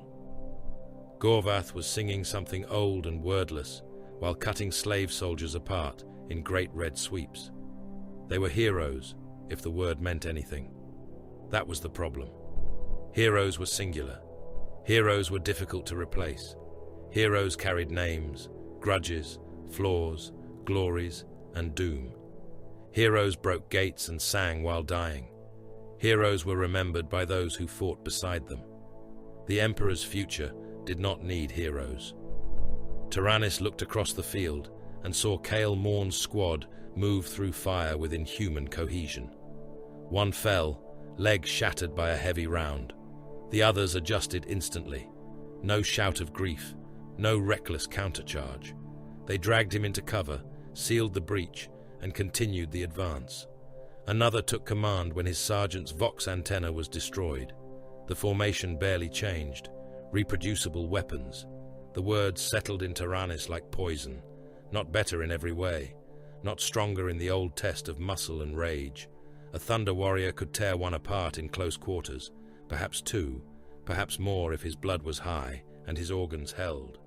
But there were already so many Astartes, and they obeyed with a cleanliness the Kata Aegis had never possessed. They were built not for terror's death throes, but for the long dark beyond it. Being beloved by the Emperor was not the same as being necessary. Tyrannus crushed an Udog-Hul skull beneath his boot and felt no pleasure. The battle ended when the command pylons died. The First Legion reached them under cover of artillery and Thunder Warrior pressure, cutting through the Guardian ranks with bolter volleys and blade work. Kale was among those who breached the central control trench. The pylon rose before them, a tower of brass, meat, and crude circuitry, wired into a ring of slave savants whose brains had been exposed to open air. Sergeant Var marked the pylon for destruction. Akkad's last guard attacked in silence. Kale's squad killed them in silence. Charges were placed. The Astartes withdrew by squad order. The pylon erupted behind them in a column of blue fire. Across the field, the Udog-Hul faltered. Some collapsed instantly, their command grafts burning out. Others went feral, attacking anything nearby. Thunder Warriors welcomed that. The final hour became slaughter. By dusk, Samarkand belonged to the Emperor. The dead belonged to everyone. Rows of Udog-Hul corpses stretched across the plain, grey flesh split, grafts smoking, limbs tangled with broken rifles. Thunder Warrior dead lay in smaller number, but greater ruin, each body requiring machinery to recover. Astartes apothecarian teams moved among their fallen with efficient reverence. removing gene seed where viable, recording failures, sealing armor, marking salvage. Kale watched one of his brothers die without sound as a medici blade opened his chest. The progenoid was recovered. The body became secondary. Tyrannus came to stand near him. For several breaths, neither spoke. "You killed well," Tyrannus said at last. "Yes." The Thunder Warrior looked at him. "No boast?" "No. No thanks to the Emperor for your first blood?" "The kill was required." Tyrannus's mouth twisted. "Required. You speak like a ledger." Kale considered that. A ledger remembers what was spent. For a moment, Tyrannus looked as if he might strike him. Then he laughed once, low and without mirth. "Perhaps you are our sons after all." Kale did not answer. He did not know whether the statement was insult, blessing, or warning. Far from the battlefield, beneath the mobile command canopy, where the Emperor's sigil glowed through dust and dusk, Constantine Valdor received a sealed slate from a silent courier. The courier bowed and withdrew. Valdor stood alone while the war reports passed around him. Casualty tallies, compliance forecasts, gene recovery rates, Thunder Warrior degradation markers, Astartes performance assessments, Akkadian prisoner sorting quotas, all the ordinary anatomy of victory. The slate bore a clearance mark few beings on Terra would ever see. Post-Unity force disposition. Valdor read it once. His expression did not change. His grip on the slate did not tighten. No breath betrayed him. No glance moved toward the Thunder Warrior encampments, where the Emperor's first monsters drank, bled, laughed, and mistook survival for promise. When he finished, Valdor deleted the order. The slate went blank in his hand. He said nothing. Saragorn had washed its streets before the Emperor's judgment came. That was the first thing Kale Morn noted as the assault craft descended through night cloud and chemical mist. Clean streets, polished towers, lumen avenues burning in orderly rows. No corpse banners hung from the walls. No witch engines crawled beneath chanting slaves. No cannibal smoke rose from bone furnaces. The enclave gleamed beneath the dark, as if old night had never touched it, its towers pale and straight, its plazas marked with the lightning sigil of unity, its broadcast masts repeating loyalty declarations in calm, educated voices. By outward measure, Saragorn had bent the knee. Its governors had surrendered without the waste of a siege. Its academies had reopened under imperial license. Its medici colleges had offered personnel to the Emperor's armies. Its census records were immaculate. Its ration lines were orderly. Its militia drilled beneath approved banners. Children in grey uniforms recited the imperial truth in public courtyards, while their fathers watched with faces emptied of treason. No gods, no spirits, no witch kings, no sovereign blood beyond Terra's master, no salvation except mankind. Saragorn spoke the words well. That had not saved it. Kale stood in the hold of the descending craft, one gauntlet locked around an overhead restraint, bolter mag-locked to his thigh, combat blade sheathed across his chest. Around him waited the kill cadre assigned to the punishment action. They were Astartes, as he was, but not of his own formation. Their armor was darkened for night assault, stripped of bright heraldry, marked only by pale kill runes and a lightning sigil rendered almost black. Their helms bore skull shapes, not fully painted, not yet the formalized Terra iconography some future age might know, but enough to make them appear corpse-faced in the dim red light. They were 8th Legion, early stock, young by gene age, already wrong in manner. They did not speak much before the drop. When they did, their voices came over the squad channel as low murmurs, too soft for warriors built to kill. One checked the edge of a flensing blade with the care of a scribe sharpening a stylus. Another hummed through his vox grill, not a song, only a descending rhythm that set the mortal pilots shifting uneasily in their harnesses. Their sergeant, a tall warrior named Sevatarian Null in the mission slate, stood by the assault ramp and watched the city through the external feed. "Clean," one of the Eighth said. "Clean things stain best," another answered. Cale registered the exchange and filed it as irrelevant to mission outcome. Yet he watched them all the same. He had fought beside Thunder Warriors, who laughed as shells tore them open. He had fought with the First Legion, who killed in disciplined silence. These warriors were neither. Their stillness was not order, it was anticipation. Their cruelty did not come from rage, it came from study. The Vox crackled. Valdor's voice entered the channel from orbiting command, calm and absolute. Saragorn Enclave has violated Surrender Covenant, Gene Prohibition, and Psyche Containment Edict. Unauthorized evolution is rebellion. The Master of Mankind does not negotiate twice. Punishment must be instructive. Command elements are to be displayed. Research casts are to be extinguished. Viable records are to be recovered before incineration. Civilian sorting is secondary to deterrence value. A pause. Make the lesson durable. Sevatarian Null inclined his helm as if Valdor could see him. Compliance through fear. Compliance through memory, Valdor replied. Fear fades when the corpse is buried. "Leave evidence." The channel cut. The assault ramp remained closed. The craft shuddered as it passed through stormwash. Below, Saragorn's towers kept shining. Cale accessed the evidence packet again. The public city was clean. Beneath it, under hospitals, academies, and civic archives, were chambers where Imperial inspectors had found vats full of engineered tissue, hidden psyche cages lined with copper and bone, vivisection theaters, bloodline alteration records, and children bred in glass cylinders for weapon response trials. Male children mostly, clones in batches, some spliced with animal reflex grafts, some made to see into the warp until their eyes blackened, some fitted with adrenal organs that killed them before their first decade. Saragorn's governors had called it continuation of pre-compliance medical research. They had claimed their work was meant to strengthen mankind.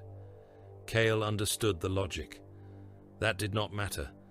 The Emperor alone determined the permitted shape of mankind's future.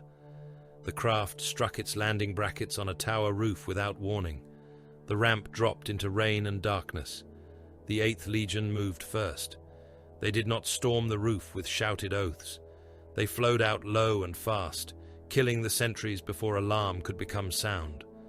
A guard turned, saw skull helms in the rain, and opened his mouth. A blade entered beneath his chin and split the skull behind his tongue. Another guard reached for his vox bead. Sevatarian Null caught his wrist, crushed the bones, and held him upright, while a second warrior peeled the man's face away with a hooked knife. Cale stepped over the body. The mission clock began. The 8th Legion did not cut power at once. They took control of the light. That was the first lesson in their art. Darkness imposed suddenly created alarm, yes, but controlled darkness created expectation. Street by street, tower by tower, district by district, Saragorn's lumen grid began to fail in patterns. Civic plazas remained lit. Residential towers sank into blackness. Medical academies flickered between bright white and absolute dark. Public vox towers emitted a low feedback tone, barely audible at first, then rising into the pitch of distant screaming. The Enclave woke afraid before it knew it was under attack. Cale's squad descended through a civic tower, guided by stolen access codes and Auspex mapping.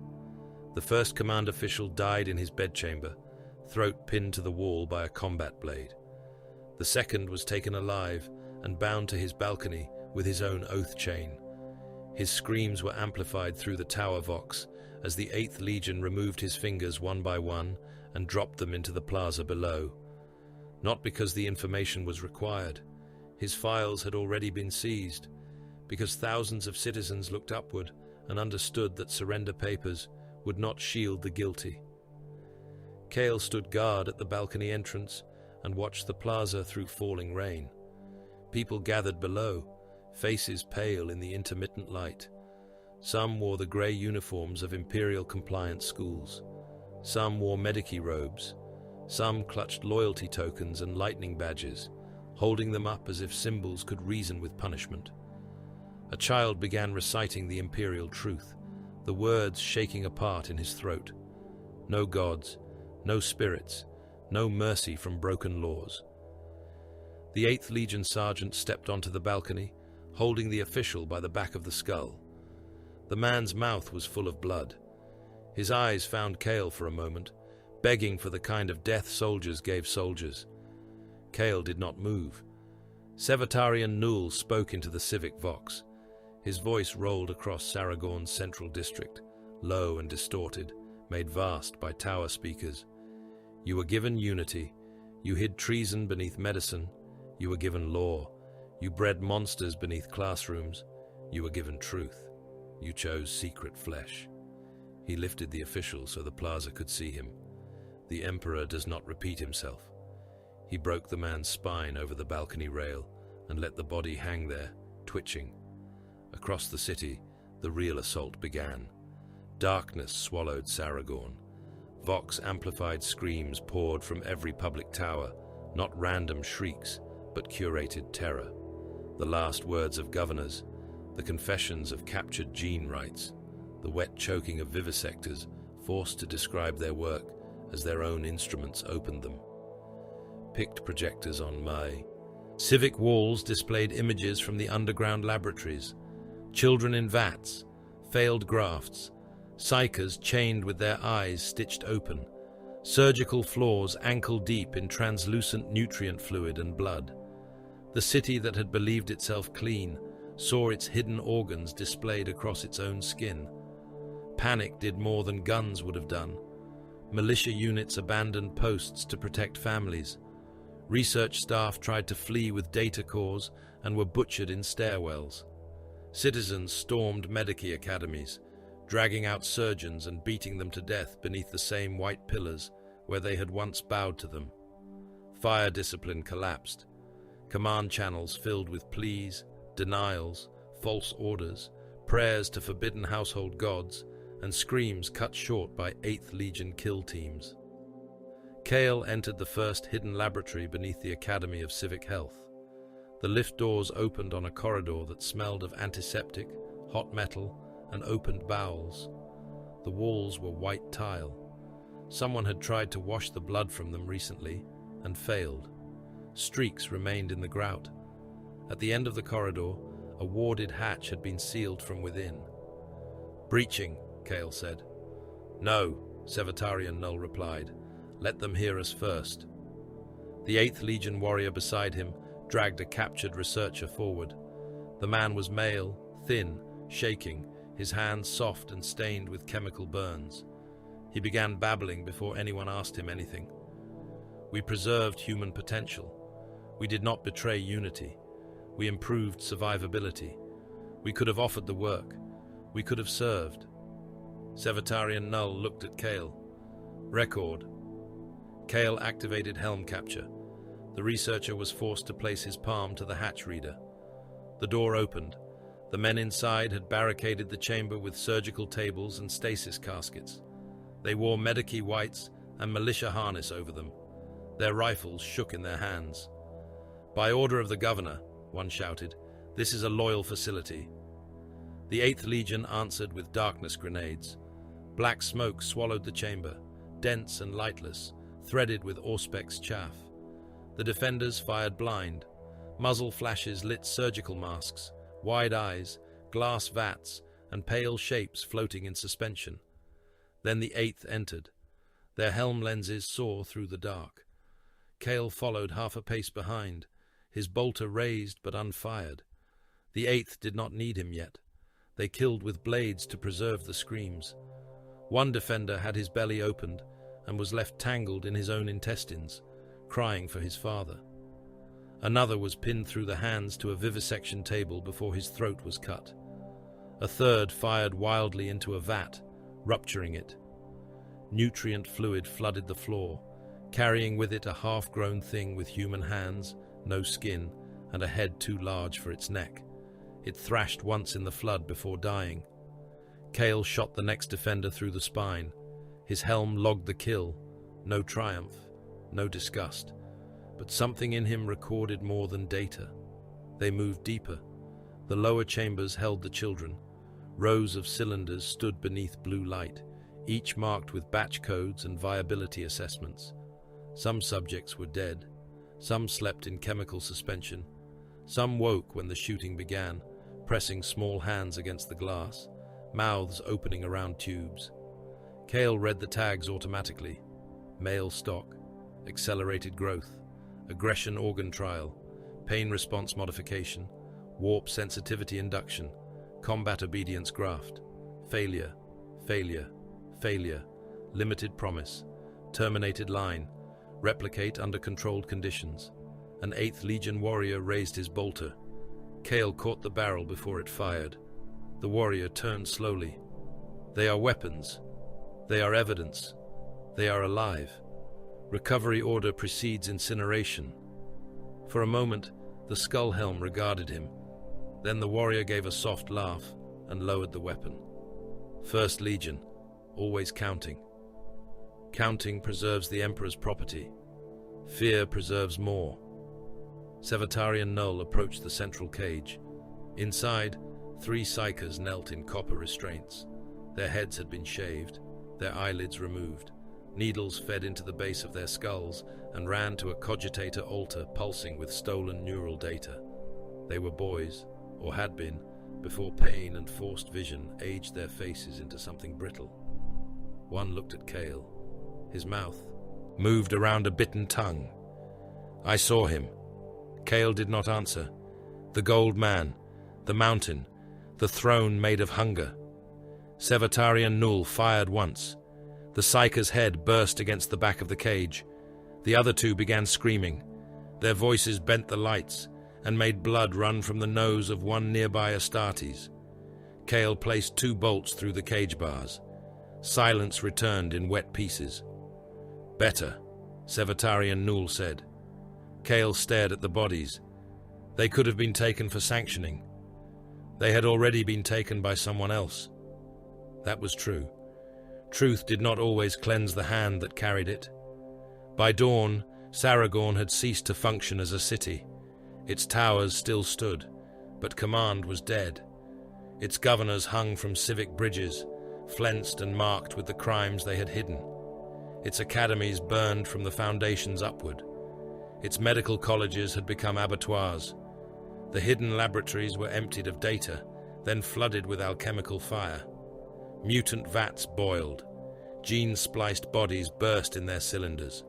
Psyker cages melted into slag. Citizens driven into plazas were forced to watch picked captures of the Enclave's secret work, while Imperial officers sorted them by complicity, bloodline, contamination, and utility. The governor was found beneath the central archive. He had not fled far. He was an old man in white robes, surrounded by dead guards and shattered data cores. Kale was present when Sevatarian Null dragged him before the communication shrine linked to the Imperial command net. The governor's face was bruised. One eye had swollen shut. Still, he held himself with the remaining dignity of a man who had rehearsed his defense for years. I request appeal, he said. Valdor's image appeared as a gold-lit silhouette on the hololithic field. No appeal exists. The governor swallowed. Our research was meant to strengthen mankind. We surrendered because we believed in unity. We continued only what could aid the species. Stronger soldiers, stable psychers, disease resistance. We did not seek sovereignty. Valdor's voice carried no anger. You sought authority over human form. We sought survival. Unauthorized evolution is rebellion. The Emperor does the same beneath Himalaya. The chamber went very still. Even Sevatarian Null stopped moving. Valdor did not react. That made the answer worse when it came. The Emperor is mankind's authority. The governor laughed once, broken and blood-flecked. Then law is only ownership. No, Valdor said. Law is victory made permanent. The transmission ended. Sevatarian Null looked to Kale. You heard judgment. I heard it. Then witness. The governor died slowly enough for the lesson to be recorded. Cale did not assist. He did not prevent it. His role was liaison, witness, and confirmation that the First Legion had seen the Eighth's method and could not dispute the strategic outcome. Saragorn had collapsed faster from terror than from firepower. Its neighboring states would see the recordings and understand that compliance was not a mask one wore over private treason. The Emperor did not need to garrison every mind if enough examples were made of those who hid theirs. By the third day, encrypted Pict captures of Saragorn's End had reached the nearby enclaves. By the fourth, 3 surrendered unconditionally. By the 6th, 2 delivered their own gene rights in chains. By the 7th, 1 burned its secret laboratories before Imperial troops arrived, then opened its gates under white banners and begged for inspectors. The lesson endured. Thunder warriors had not been needed. Tyrannus learned that from a campaign slate, not from the field. He stood in the outer muster yard of an Imperial staging fortress, while rain turned dust to black paste under his boots. His cohort was understrength. Replacement armor had not arrived. 2 of his brothers had died from organ collapse during the night, not in battle, not under enemy guns, but coughing blood into their helm seals, while medici servitors watched and recorded. Across the yard, Astartes formations drilled in the grey dawn, smaller and colder than his kind, bolters rising and falling in perfect rhythm. Valdor crossed the yard with 2 custodians behind him. Tyrannus stepped into his path. The nearby mortal officers froze. Astartes' helms turned. The rain fell. Harder. Captain General, Tyrannus said. Valdor halted. Lightning bearer. Saragorn was taken without us.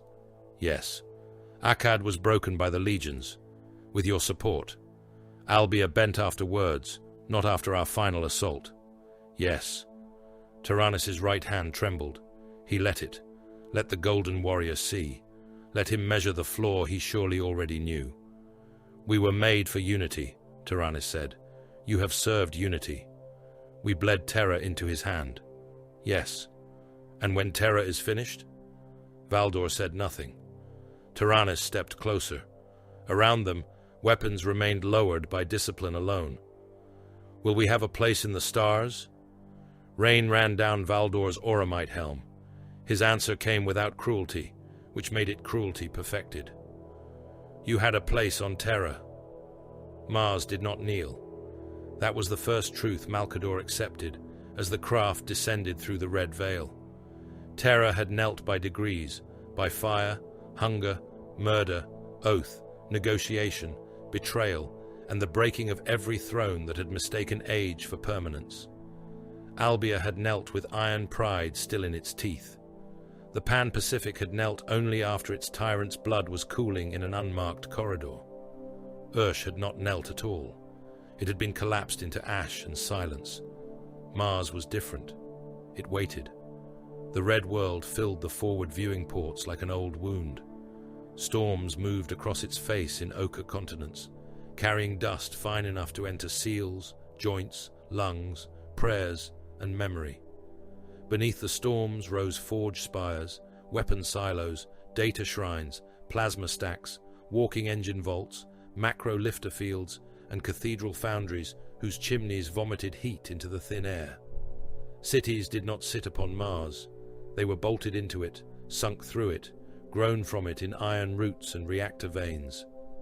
The Mechanicum had not survived Old Night by mercy. It had survived by becoming less than human in the ways that mattered, and more than human in the ways that killed. Valdor stood beside Malcador in the descent chamber, gold warplate lit crimson by the planet below. He had not removed his helm. His guardian spear rested in his right hand, blade dormant, weapon systems quiet. Around them, custodians waited in absolute stillness. Not enough to conquer a world, enough to remind a world that conquest had been considered. The Emperor stood ahead of them all. He wore gold, not white and crimson, as he had in Albia. Here there would be no theatre of humility. Mars understood metal, power, pressure, and utility. Its priesthood would read weakness in cloth. They would read inevitability in auramite. "They will call you God," Malcador said. The Emperor did not turn. "They already do. You have burned men for less. I have burned men for worshipping lies that obstructed survival. And this lie serves it?" "Yes." Valdor's helm inclined by a fraction. "The Mechanicum possesses sufficient material to extend continental war beyond acceptable projections." "More than that," said Malcador. "They possess what Terra cannot replace quickly: plasma containment expertise, macro-industrial continuity, void hull patterning, engine cult maintenance, reactor rights that are superstition only until one tries to operate the machines without them." The Emperor watched the red world rise. "I know what they possess. And what they believe you are? A tool I will allow them to name incorrectly." Malcador looked at him for a long moment. The craft trembled as it entered the upper dust layer. Red grains hissed against the hull like dry whispers. "Then the Imperial truth has its first exception." "No." "No? The Imperial truth remains true. Men will abandon gods. Superstition will be broken. The warp will be denied the language by which it devours minds. But timing is a weapon. Mars is not a sermon. It is an arsenal." Malcador's fingers tightened around his staff. Principles that bend become precedents. The Emperor turned then, and the chamber seemed to narrow around his gaze. Principles are tools, not masters. No one else would have survived saying such a thing aloud in the name of truth. No one else could have turned contradiction into strategy and made it seem not hypocrisy, but scale. Malcador saw the cruelty in it more clearly than any battlefield execution. On Terra, idols were burned because mankind could not be permitted gods. On Mars, the greatest machine cult in human history would be permitted to crown the Emperor with a divine title because his armies needed engines. This was ideological cruelty, not flesh opened by chainblade, not cities scoured for rebellion, something quieter, truth itself placed on the anvil and beaten into a shape useful for empire. The craft descended toward Olympus Mons.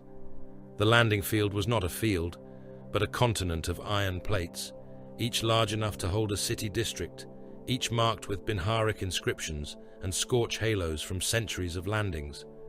Macro lifters hung in the sky on gravitic engines, carrying armor sections, void hull ribs, plasma coils, and cargo shrines wrapped in chains. Walking cranes stalked between towers, their multi-jointed limbs ending in hooks, welders, and manipulator claws. Beneath them moved ranks of Skitari cohorts, red-robed, chrome-masked, rifles locked to breastplates in ritual carry. Tech thralls pushed carts of incense burners before reactor gates. Servo skulls flew in flocks. Data streams glimmered in the air as pale, static halos. When the ramp lowered, Mars sang, not with human throats alone. Vox towers opened in layers. Binharic cant clicked and shrieked above choral bass. Machine gongs rang from Forge Cathedra. Priests in red robes extended mechadendrites in formal welcome. Incense drifted across the landing plate, sharp with sacred oils and radiation preservative. The air tasted of copper, dust, and hot circuitry. At the end of the receiving causeway waited the emissaries of the Mechanicum. They were male in origin, perhaps, though their flesh had been reduced to ceremonial remnants. Their bodies were towers of robe, brass, cable, steel, and sensor arrays. One had a face of polished silver, with human eyes floating in fluid lenses. Another moved on spider limbs, his torso suspended above a cluster of chanting servo skulls. The highest among them bore the sigil of a forge lord, his skull half visible beneath a crown of cog teeth, his remaining skin tattooed with equations older than current nations on Terra. He bent low when the Emperor approached. "All praise to the Omnissiah made manifest," the Forge Lord intoned, his voice carried by 3 separate vox grills, each speaking a slightly different pitch. "All data converges, all prophecy resolves. the machine god reveals his chosen flesh. Malkador watched the Emperor. No rebuke came. The Emperor accepted the title with silence. The Forge Lord rose, and in that moment, the Treaty of Mars became possible. Valdor's stillness sharpened. Malkador felt it. The Captain General did not approve or disapprove in the common sense. He measured threat, necessity, and deviation. Mars was deviation built into a planet. Every incense burner was a tolerated lie. Every machine rite was an offense left standing. Every use of the word omnissiah was a splinter driven into the clean architecture of the imperial truth. Yet terror could not invade. Not now. Perhaps not ever without losing more than conquest would gain. Mars had atomics in silos beneath its dust seas. It had engine vaults sealed since the age of strife. It had god machines sleeping in cathedra, too large for reason. It had void yards, tank forges, data vaults, plasma reactors, and the industrial memory needed to arm the Legiones Astartes in numbers that would make galactic war possible. Terra had warriors. Mars had the means to multiply war until the stars drowned beneath it. To attack Mars would be to delay the Great Crusade before it was born. To bargain with Mars would be to poison the imperial truth at its first feast. The Emperor chose poison because poison could be dosed. The procession moved into the Forge Cathedra. Inside, the scale became religious, even to men who denied gods. Columns rose like orbital elevators. Plasma furnaces burned behind stained armor glass, depicting machines with halos. Servo arms moved in the heights, assembling components so large that each one could have crushed a hab block. Conveyor shrines carried ranks of weapon casings beneath suspended nozzles that anointed them in lubricant. Men without eyes chanted maintenance catechisms. Rad priests swung censers over plasma coils. Children taken as forge initiates knelt in rows while their hands were replaced with tools. On one side of the nave, heavy tanks rolled beneath inspection arches, broad hulls still unpainted, their armor dense and angled, their engines coughing newborn smoke. Farther on, artillery crawlers sat in lines, each gun barrel wrapped in red cloth, while tech adepts recited activation prayers to machine spirits the Emperor's truth did not acknowledge. In a lower bay, Volkite arrays were calibrated by hooded savants with blistered hands. Across the gulf of the manufactorum, macro lifters carried proto-Land Raider hulls from assembly frames toward sanctification cradles. Plasma reactors glowed behind containment fields. Orbital plate sections hung in chains, ready to become shipyards, stations, weapon platforms, or prison habitats, according to the Emperor's need. Malkador saw future war in every machine. He saw Astartes armored in Mars-forged plate, crossing alien deserts beneath skies no Terran had seen since Old Night. He saw tanks crushing cities on worlds whose names had not yet been spoken.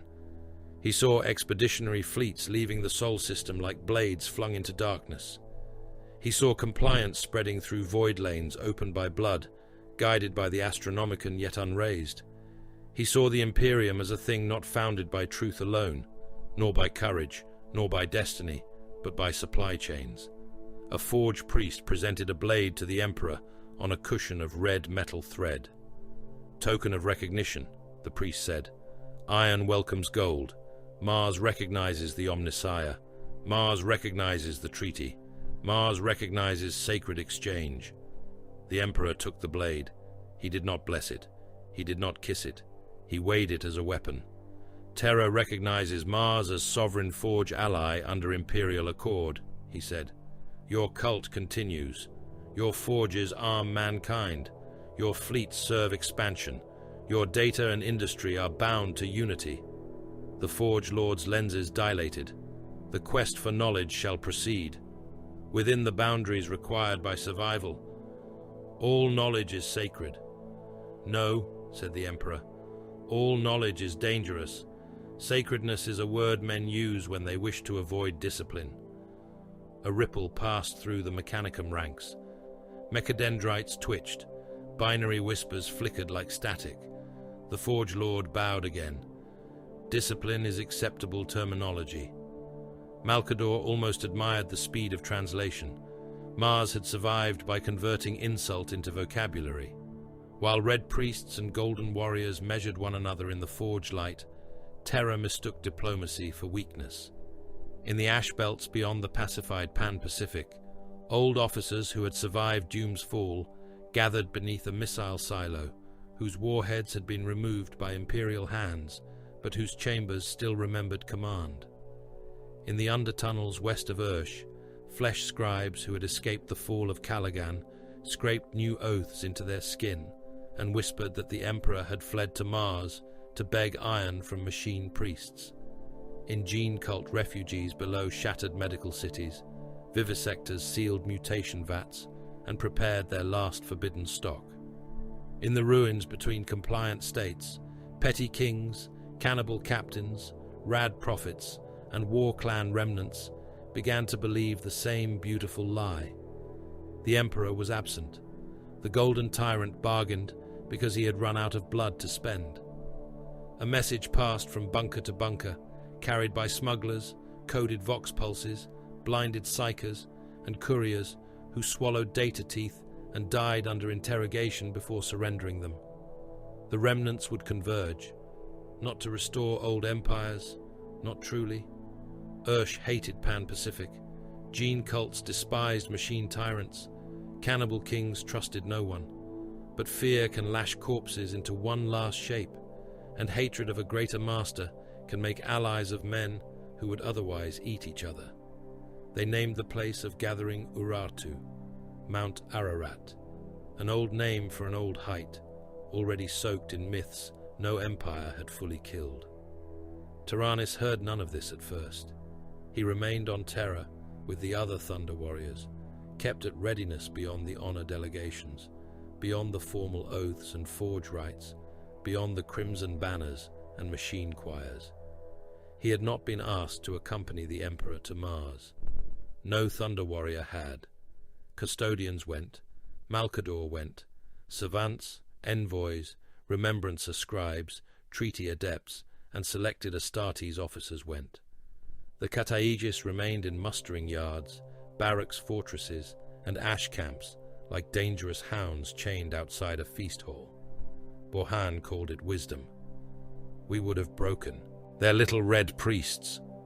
Hekar, whose seizures had worsened, said, "Perhaps that is why we were not invited." Gorvath said nothing. He spent hours cleaning a chain blade already clean enough to cut reflections.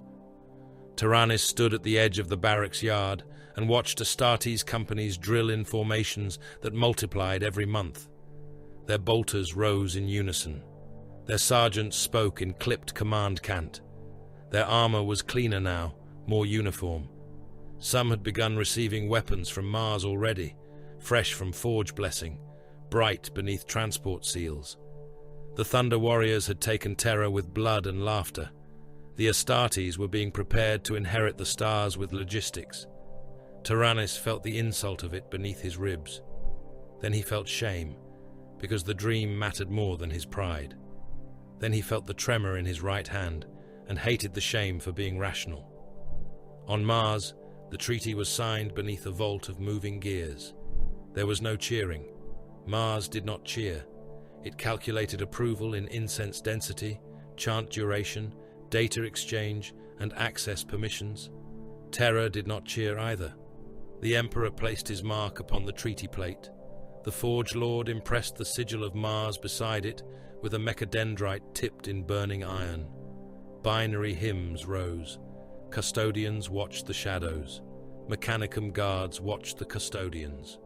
Malkador stood behind the Emperor and felt history sealing itself around a compromise that future priests would call destiny, a pact of necessities, ambition wearing courtesy, hidden contempt wrapped in red cloth and gold light. Later, in a private chamber above the forge nave, Malkador stood with the Emperor before a viewing wall that looked out over the red wastes. Dust storms moved across the horizon in slow walls. Far below, Engines hauled armor segments toward launch cradles. The machinery of the future had already begun moving. "You have given them permission to worship you," Malkador said. "I have given them permission to arm us. They will not distinguish between the two. They do not need to. And when others ask why Mars may keep its god while Terra's gods are ash, they will not ask if they are governed correctly." Malkador turned from the window. "That is not an answer. It is the answer empires use." For a time, neither spoke. The chamber hummed with Martian systems and hidden surveillance wards. Malkador had placed 3 of his own countermeasures before entering. He assumed the Emperor had placed more. "Does compromise not undermine everything?" Malkador asked. "The truth, the vision, the discipline of reason? You demand mankind abandon superstition, then permit an entire world to sanctify your flesh." The Emperor looked out at Mars. "The galaxy will not be conquered by consistency. It will be conquered by survival. Survival requires force. Force requires industry. Industry requires Mars. And truth? Truth waits until it is useful." Malkador felt a chill that had nothing to do with the red world outside. A dangerous doctrine. All doctrines are dangerous when mistaken for masters. "Principles are tools, not masters," Malkador said softly. "Yes. And men?" The Emperor turned his head slightly. "Also tools." It should not have surprised him. It did not. That was worse. The summons came before the conversation could wound either of them further. A courier servitor entered, its lower body moving on brass tracks, its skull split open to house a sealed astropathic casket. Valdor followed it into the chamber. He had received the signal first. That was plain from the way he stood, spear held ready, though there was no enemy in the room. "Report," the Emperor said. Valdor activated the casket. Malkador felt the psychic residue at once, sour and hot. The echo of a message burned through distance and fear. The hololithic projection stuttered into being. Terra appeared, not whole, but sectioned by war zones. Compliance regions glowed pale. Unstable territories pulsed amber. Then red markers began to appear around Urartu. One, then another, then dozens. Force signatures, rebellion codes, remnant banners, Urshite witch residue, Pan-Pacific loyalist command traces, gene cult movements, atomics unaccounted for, mutant hosts, cannibal warbands, surviving techno-barbarian formations previously thought broken or isolated, all converging. Malkador watched the red markers gather around the old mountain and felt the shape of the final war announce itself. "Mount Ararat," Valdor said. The Emperor regarded the projection without surprise. "How many?" Malkador asked. Valdor's helm turned toward him. "Enough to require conclusion." The Emperor closed one hand, and the projection of terror turned slowly beneath his fist. "Then we return," he said.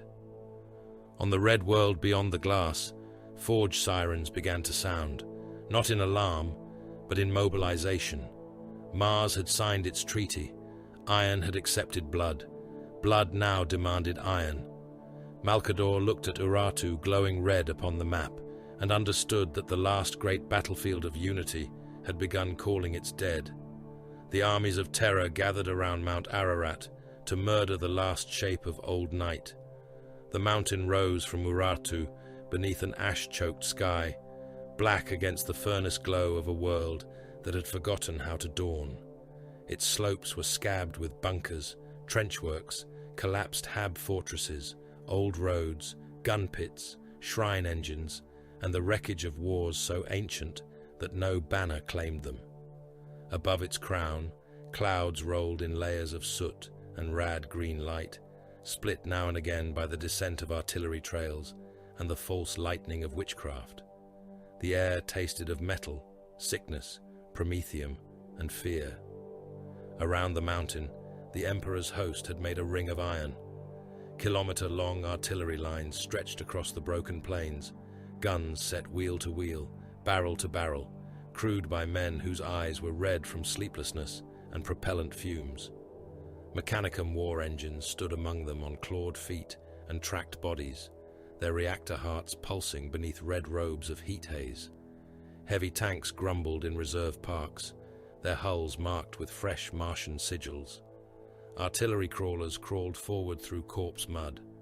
Macro lifters descended from the poisoned heavens bearing ammunition, replacement barrels, coffins, fuel drums, and sealed cages full of sanctioned psychers half dead from restraint.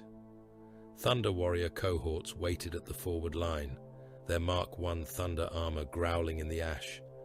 Their lightning banners had been raised high, each strip of cloth stiff with old blood and new rain.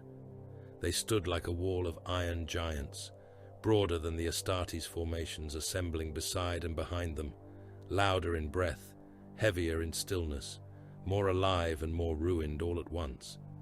The early Legiones Astartes deployed in disciplined blocks across the killing ground.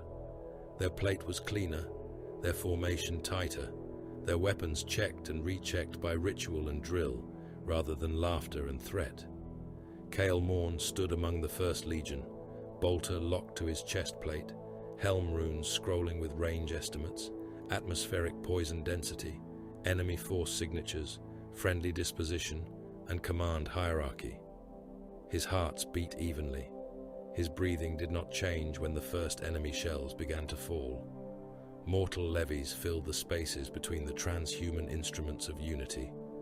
They came from conquered Albia, broken Pan-Pacific districts, Caucasian levy camps, rad clans, oath cities, penal vaults, and regions that had surrendered too late to be trusted, but early enough to be armed. Cordval stood among them with a rifle in his hands, and a black mark burned into the skin behind his left ear, the mark that named him both survivor and witness property of the Sigillite. He wore better armor now than he had before Gathalamor, but better did not mean good. The plates pinched, the seals leaked, the filter tasted of old rubber and someone else's breath. He looked toward Mount Ararat and saw every nightmare Terra had failed to kill gathering on its slopes. The last techno-barbarian coalition had come because it had nowhere else to go. Urshite remnants marched beneath corpse banners, their witch generals reduced in number, but not in hatred. Pan-Pacific loyalists held missile crawlers and slave gun platforms, chanting Dead Doom's name without melody, as if rhythm alone could resurrect him. Gene cult warbands moved through the lower trenches, with vat-grown brutes chained in pairs. Mutant cavalry rode rad-scarred beasts with glassy eyes and too many legs. Armored crawler cities squatted on the horizon, belching smoke, each one packed with cannibal clans, machine tyrant refugees, phage priests, stolen artillery, and cages of screaming prisoners. Corpse engines lurched between them, burning bone dust for fuel, their chimneys vomiting grey flakes that had once been men. The enemy guns fired first. Shells filled with viral payloads burst over the Imperial forward trenches, raining mist that stripped skin from faces and turned lungs into red foam. Other shells came screaming down with prisoners sealed inside them, their amplified voices transmitted through crude vox organs until impact silenced them in fountains of metal and meat. Atomic mines buried beneath the approaches woke in white flares. Entire companies vanished in flashes so bright they left shadows of men burned onto the sides of tanks. Rad cavalry poured through the gaps, lances sparking, mounts shrieking, riders drugged beyond fear. Cord saw a shell land in a mortal reserve trench and turn it into soup. Not bodies. Soup. Armor, limbs, mud, oil, intestines, bone powder, ration tins, teeth, boots, rifles, and men who had been shouting orders a heartbeat before became a single wave that slapped over the parapet and ran steaming down the slope. A soldier beside him stared too long and began to laugh. Cord struck him across the helm with the butt of his rifle. "Eyes front," he snarled. The man stopped laughing. Then a fragment took off the back of his head, and his face folded inward as he fell. Cord stepped over him. Above the Imperial command rise, The Emperor entered the field. There was no trumpet loud enough for the moment. No hymn could have held it. The change came through the air before sight, through the bones, through the little animal mind inside every warrior that still understood storm and predator and fire. Men stopped praying. Men stopped screaming. Some wept without knowing why. Some stood straighter. Some forgot pain. Across the enemy lines, witchlights faltered. The Emperor walked beneath a standard of lightning and gold, surrounded by custodians, yet somehow alone.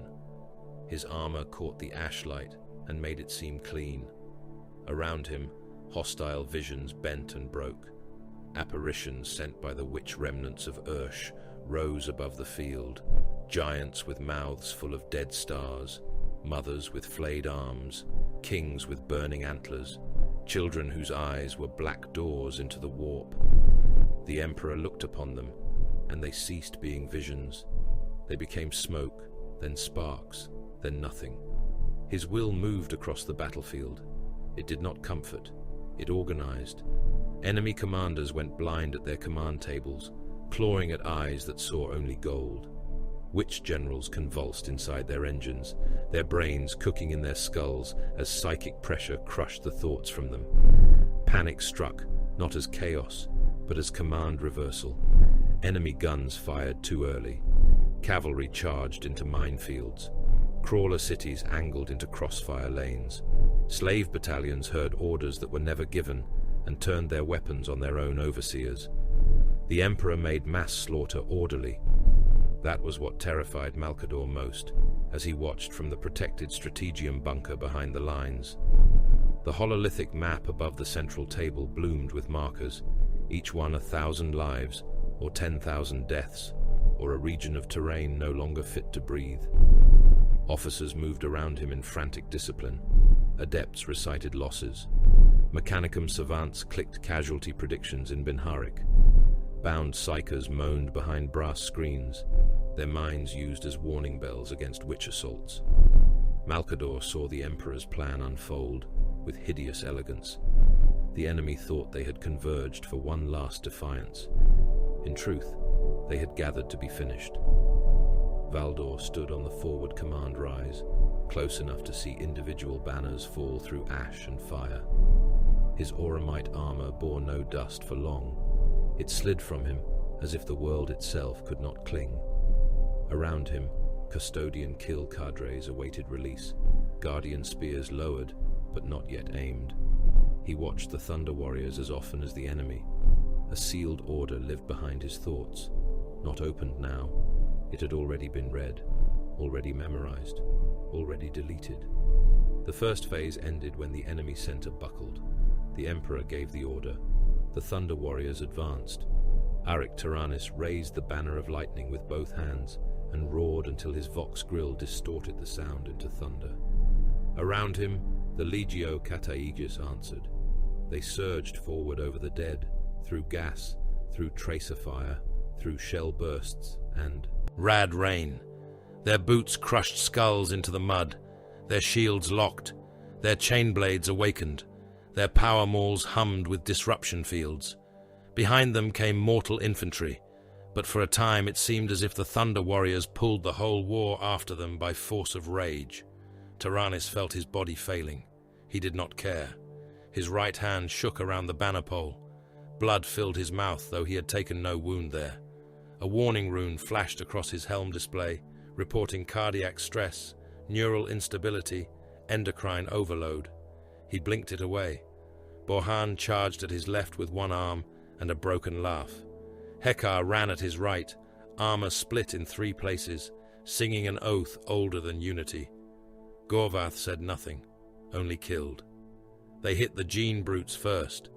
The enemy creatures had been bred for this last battle, swollen with muscle, plated with grafted bone, drugged until pain was an irrelevant rumor. They came out of the smoke with chain hooks, hammer fists, and heavy guns welded to their arms. Tyrannus met the first beneath the shadow of the lightning banner. Its hammer struck his shoulder and cracked the plate. He drove his maul into its chest and detonated the heart behind its ribs. The brute fell backward, vomiting black fluid. He stepped over it and brought the banner down like a spear through the throat of the next. The Thunder Warriors broke the line by dying into it. One took a rad lance through the abdomen and kept running until his legs failed, then crawled under an enemy crawler and detonated his grenade belt. Another was buried beneath 3 gene brutes and killed them all by biting through the throat of the last when his arms were pinned. Borhain lost his remaining organic eye and laughed blind, guided by the sound of enemies, until a cannon shell tore him into pieces too small for recovery.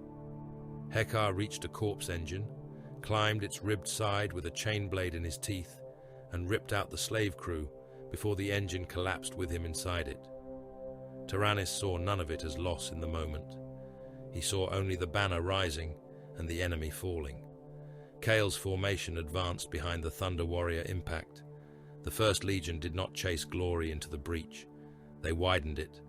Bolter volleys struck through gaps torn by the Kataigis. Fire lanes overlapped. Combat squads moved in disciplined intervals through streams of blood and engine oil. Kale stepped into a shell crater and sank to the knee. The crater was full of liquefied remains, black oil, shattered weapon parts, and fragments of uniforms from both sides. A hand floated past his thigh, fingers still locked around a trigger guard. His armor compensated. He pulled free and continued firing. An enemy artillery shell burst above them. Warning runes flashed. 3 Astartes fell.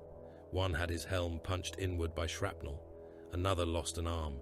The third was opened from throat to groin by a spinning shard of metal and collapsed, trying to keep his intestines from tangling in his knees. The squad adjusted without breaking. Kale marked the artillery position. A Martian crawler answered. The enemy gun became a red flash behind the ridge. His helm logged kills, ammunition, squad integrity, wound status, route correction. It did not log horror. Horror was not mission useful.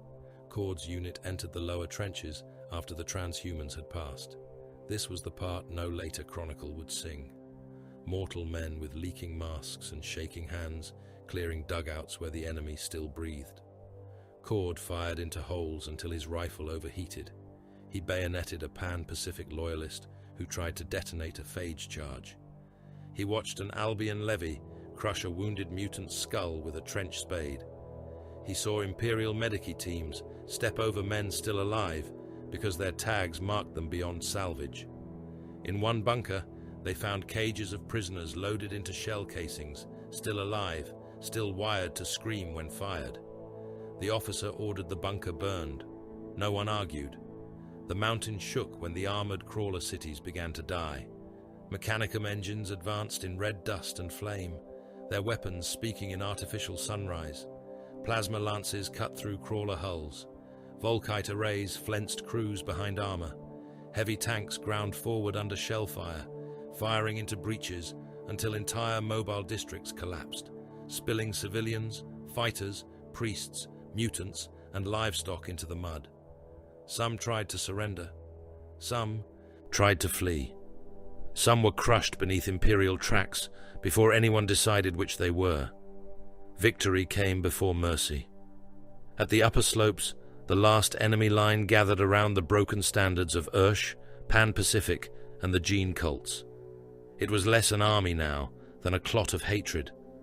Enslaved psychers were dragged forward in chains, their eyes bleeding light. They opened their mouths together and released a psychic shriek that ripped through the Imperial advance. Men died standing. A mortal company dropped in a single wave, blood spraying from their ears and noses. Several Astartes staggered, helm lenses cracking.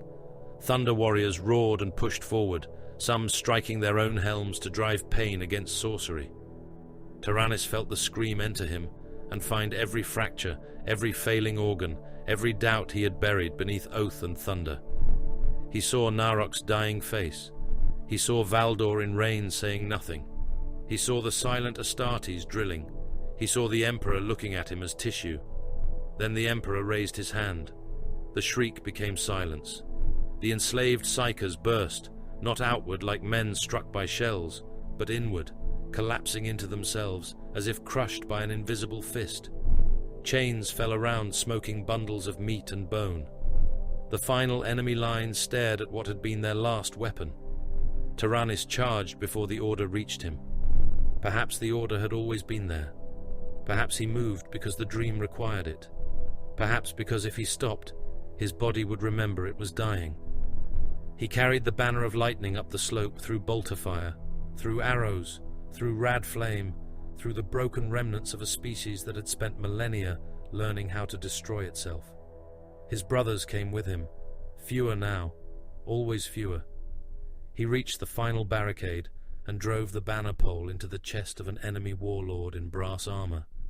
The man screamed. Tyrannus lifted him on the pole and slammed him down into the mud on the far side. The Cataigus poured over the barricade. The enemy broke, not cleanly, not nobly. They broke like a body breaking under torture. Sections collapsed. Others fought to the last round. Gene brutes ate their handlers. Cannibal kings killed their own sons to deny capture. Pan-Pacific officers detonated charges beneath their command pits. Urshite remnants carved prayers into their arms and ran screaming into Thunder Warrior blades. The last free banners of terror fell one by one into blood. Tyrannus climbed a mound of corpses and raised the lightning banner above Mount Ararat. For one moment, the battlefield saw him. Thunder armor split and smoking. Banner high, his brothers dying around him. Enemy dead beneath his boots. The mountain behind him. The ash sky above. It was the image later histories would preserve, if they preserved anything true at all. The heroic Thunder Warrior, glorious at the end, raising unity over the corpse of old night. Tyrannus believed in that moment. He allowed himself to believe. Then the shooting stopped, not all at once. War never ended cleanly. Isolated guns cracked, wounded men screamed, engines burned, ammunition cooked off in wrecks. But the battle, the great shape of it, was over. No independent terror remained. The last coalition had been shattered. The Emperor's banners stood where every rival sigil had fallen. Unity had been achieved. It looked like a mass grave. Enemy survivors were dragged into lines before the smoke cleared. Grey tags, black tags, red tags, execution, servitude, gene harvest, penal labor, mechanicum reclamation, psycha containment. Children were separated from fathers. Officers were shot. Useful technicians were hooded and taken away. Mutants were burned in trenches. The wounded who could not walk were assessed, marked, and either lifted or ended. Imperial soldiers moved through it all with the dazed efficiency of men, too exhausted to hate. Cord stood beside a sorting cordon, rifle hanging loose in his hands, and watched an old enemy soldier beg for water before being shot for contamination. He had no feeling left for the man. That frightened him less than it should have. Kale's squad reformed at the base of the slope. His armor was coated to the waist in blood, ash, and chemical filth. His ammunition count was low. His blade was chipped. 3 brothers were dead. 2 were marked for apothecarian extraction. He received new orders through command cant and began moving. Without question. Position shift. Inner ring. Overwatch posture. Thunder Warrior proximity. He did not understand the full shape yet. Tyrannus did. Not immediately. Glory blinded him for a few breaths. He descended from the corpse mound expecting summons, inspection, perhaps even words from the Emperor. Not reward. He had never needed reward. Recognition would have been enough. Acknowledgement that the Thunder had done what it was made to do. Then he saw the custodians. Golden warriors moved through the smoke behind the exhausted Cataigus formations, not toward the fleeing enemy, because there was no enemy left there. They moved into positions of containment. Guardian spears angled downward. Fire lanes opened. Astartes' squads took stations along the flanks, bolters raised in disciplined silence. Mechanicum guns rotated by slow degrees. Mortal levies were ordered back from the Thunder Warrior lines. Tyrannus tasted blood again. Borhana was dead. Hekar was dead. Gorvath stood nearby, chain blade lowered, helm turned toward the golden figures with sudden animal understanding. Across the field, Thunder Warriors began to notice. Laughter died. Wounded giants straightened. Some looked confused, some enraged, some only tired. Valdor walked through the ash toward them. His auramite armor shone like a verdict. His guardian spear rested in both hands now, no longer ceremonial, no longer at peace. Tyrannus lowered the banner of lightning slowly. Beyond Valdor, the Emperor stood upon the command rise, surrounded by smoke, custodians, and the new warriors who would inherit what the old had won. He did not look away. He did not raise a hand in farewell. He watched as he had always watched, like a surgeon prepared to remove what no longer served the body. The last enemy of unity was not the techno-barbarian. It was the obsolete weapon that had won. Tyrannus turned fully toward Valdor as the Golden Warriors lowered their guardian spears. Tyrannus understood before most of his brothers did. That was the curse of command. Not wisdom, not foresight, not any blessing worth naming. Merely the old habit of seeing how men stood before they killed. The custodians were not arrayed as honor guard. They had no banners raised, no spears held upright in ceremonial watch, no formation that acknowledged victory. They had formed lines of containment. Golden figures moved through the ash with measured spacing, each one taking a firing angle, each one selecting a Thunder Warrior body and the next body after it. Behind them, Astartes' squad spread in disciplined silence, bolters raised but not yet firing. Mechanicum guns rotated on distant tracked cradles, their barrels lowering from the ruined mountain toward the Emperor's exhausted thunder. No enemy remained before them. Therefore, the enemy was behind them. Tyrannus lowered the banner of lightning until its ragged cloth brushed the corpse mud. Around him, the survivors of the Legio Cataegis breathed like damaged engines. Their armor steamed in the poisoned rain. Their wounds had begun to remember themselves now that the war had ended. Men who had charged through shellfire stood swaying on broken legs. Men who had ripped gene brutes apart with their hands coughed black blood into their helm grills. Some still laughed, too tired to understand the shape of the silence. Gorvath stood near Tyrannus, chain blade low, its teeth still turning in slow, wet clacks. "Another test," said a Thunder Warrior with a cracked helm and half his breastplate missing. His voice came through the vox as a burst of static and pride. He would see if we remain ready. Borhan would have mocked him, had Borhan not been scattered across the lower slope in pieces no thrall could gather. Hekar would have laughed, had Hekar not died inside a corpse engine with both hands around its heart. Gorvath did not laugh. Tyrannus looked toward Valdor. The Captain General walked at the head of the Golden Line. His spear was held in both hands now, not resting, ready. The blade hummed with restrained force. His armor shone amid ash and blood, untouched by the filth that coated every other living thing on the field. Behind his helm lenses, there was no hatred. That made the betrayal cleaner, and therefore more complete. "Valdor," Tyrannus voxed on an open channel. The custodian halted. Across the field, Thunder Warriors turned. Some still did not understand. Some began to. Their helms shifted left and right, seeing the Astartes positions, the gun arcs, the mortal levies being driven away from the Catagis lines, the Mechanicum engines sealing the rear corridors of retreat. "Name this order," Tyrannus said. Valdor answered without raising his voice. The vox carried him perfectly. "Stand down." A Thunder Warrior laughed. "We have stood through atomics, Goldman.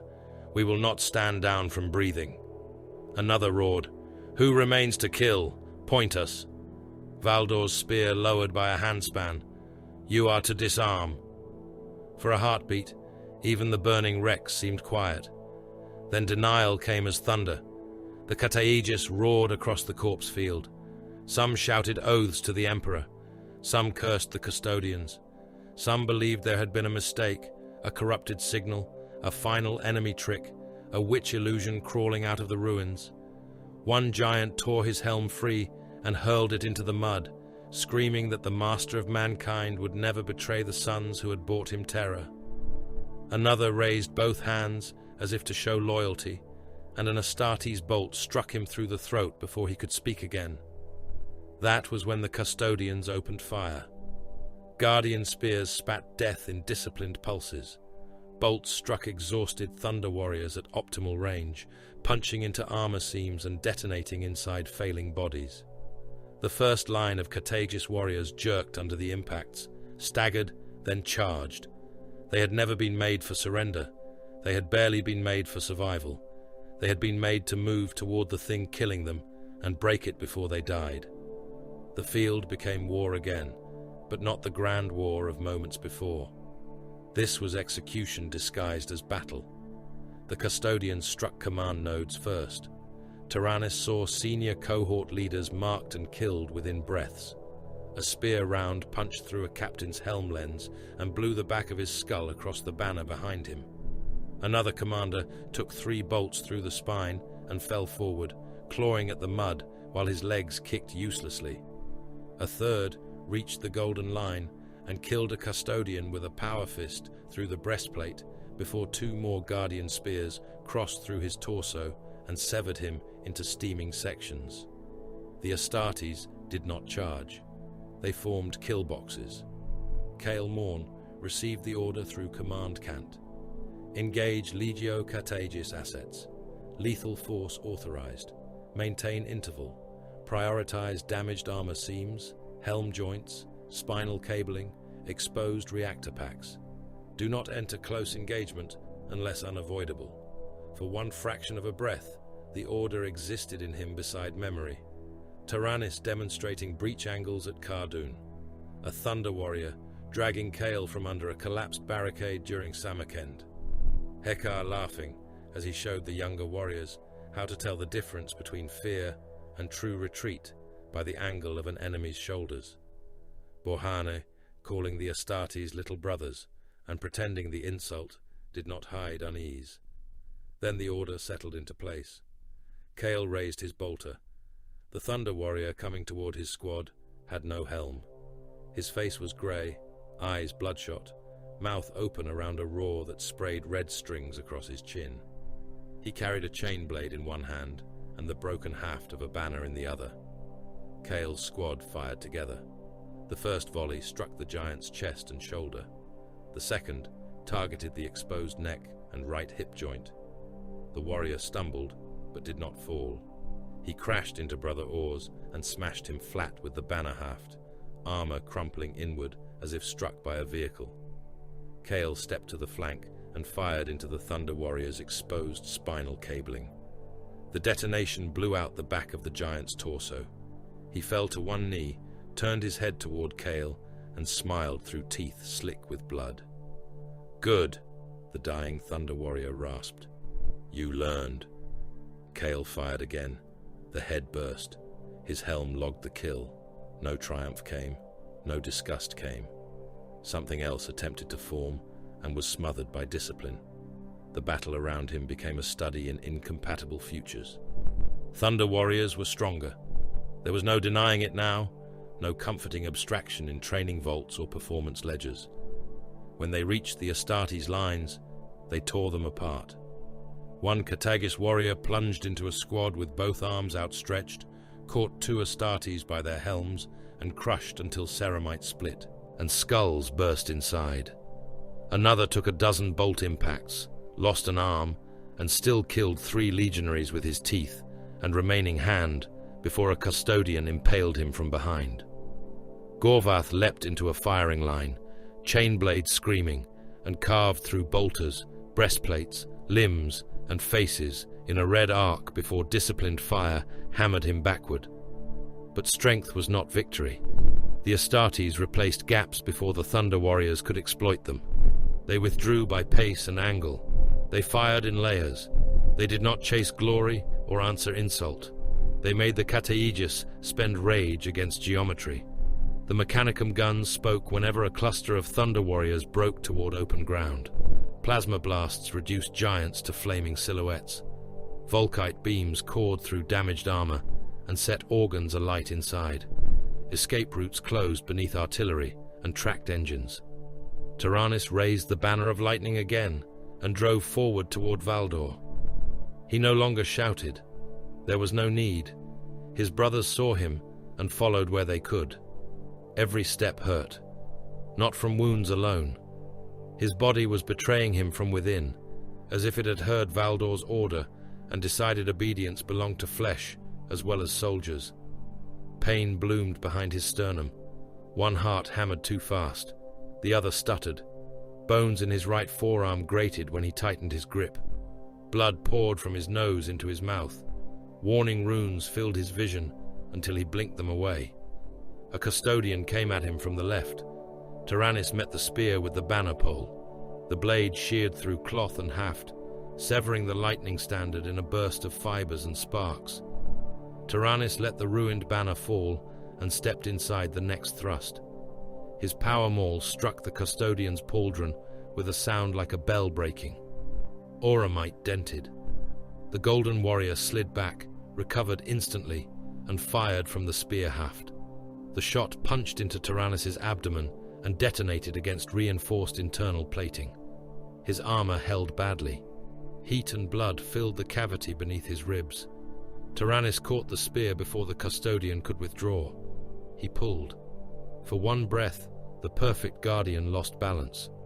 Tyrannus headbutted him hard enough to crack both their helms. He drove the maul upward into the custodian's chest. Auramite split. Blood, bright and human in its redness, sprayed across gold. The custodian did not fall. That offended Tyrannus enough to make him laugh. "Bleed, then," he snarled. "At least bleed." He tore the spear from the custodian's grip and drove his knee into the wound. The golden warrior staggered. Tyrannus would have killed him then, perhaps, had Valdor not reached him. The captain general moved without wasted force. His spear struck first, not for the heart, not for the head, but for Tyrannus's weapon arm. The blade pierced the elbow joint and severed the control bundles beneath the plate. Tyrannus's maul dropped from dead fingers. He answered with his other fist, smashing into Valdor's helm with enough force to snap a mortal neck and stagger a transhuman. Valdor moved with the blow, turned, and cut across Tyrannus's thigh. The leg nearly failed. Tyrannus drove forward anyway. They crashed together in the mud amid corpses and broken banners. Around them, thunder warriors and custodians butchered one another at close range.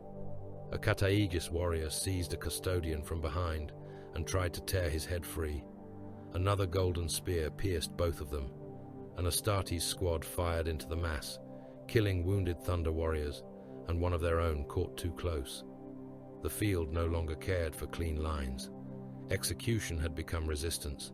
Resistance had become slaughter. Tyrannus struck Valdor with his ruined arm. The limb barely answered, but the weight of thunder armor gave the blow force. Valdor stepped aside and thrust. The spear punched through Tyrannus's side, exiting beneath the rear plate in a burst of blood and torn cabling. Tyrannus grabbed the shaft before it withdrew. He looked into Valdor's lenses. "Say it," he growled. "Say what we are." Valdor held the spear steady. "Necessary." Tyrannus tightened his grip until the metal groaned. "And now, necessity has ended." There was no triumph in the words, no pleasure. Valdor's cruelty was obedience refined into art. He did not hate the Thunder Warriors. He did not pity them. He had been given an equation, and he was solving it with a blade. Tyrannus slammed his forehead into Valdor's helm again. This time something cracked inside his own skull. White light burst across his sight. He pulled the spear deeper through himself, using it to drag Valdor close, and drove his knee into the Captain General's wounded chest. Valdor bled again. Not much. Enough. A plasma detonation nearby threw them apart.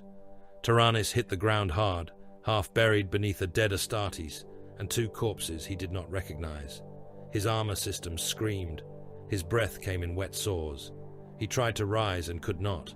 Through cracked lenses, he saw the Kataegis dying, not defeated in honor, culled, one by one, in clusters, in last stands, in seizures, in rage. Some killed until their hearts burst and they collapsed mid-swing. Some tore through Astartes' squads and were pinned by custodian spears.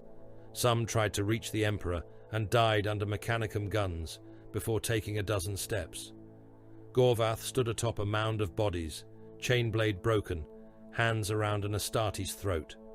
He looked toward Tyrannus once, eyes clear behind a shattered helm, then vanished in converging bolter fire. Thunder faded. Behind the lines, Malcador watched the official record being born before the bodies cooled.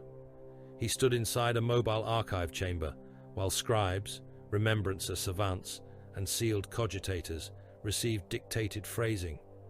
Their quills and data styluses moved quickly. History had to be written before witnesses gathered too much courage to remember. The Thunder Warriors of the Legio Cataegis died heroically at Mount Ararat, breaking the final armies of Old Night in loyal sacrifice to the Master of Mankind. Malcador listened to the sentence and felt older than stone. A scribe looked up. Lord Sigillite, shall the internal security action be referenced in restricted annex? No.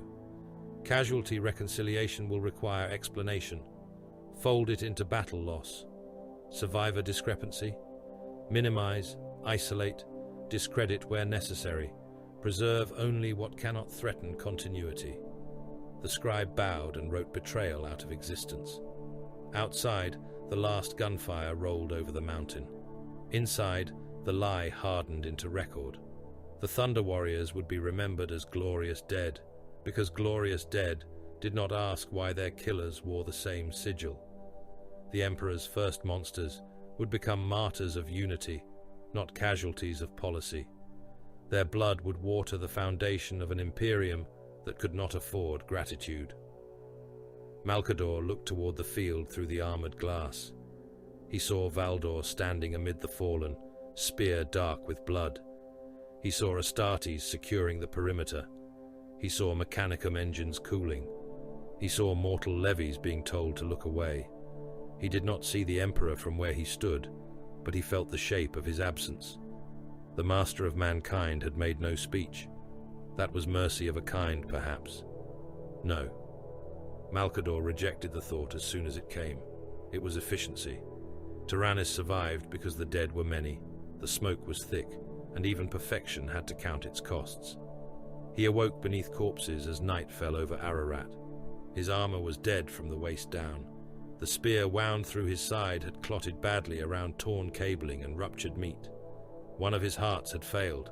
The other beat like a fist against a sealed door. His right arm was useless. His left still moved. So he crawled. He dragged himself through mud made from the dead of terror. Thunder Warrior blood.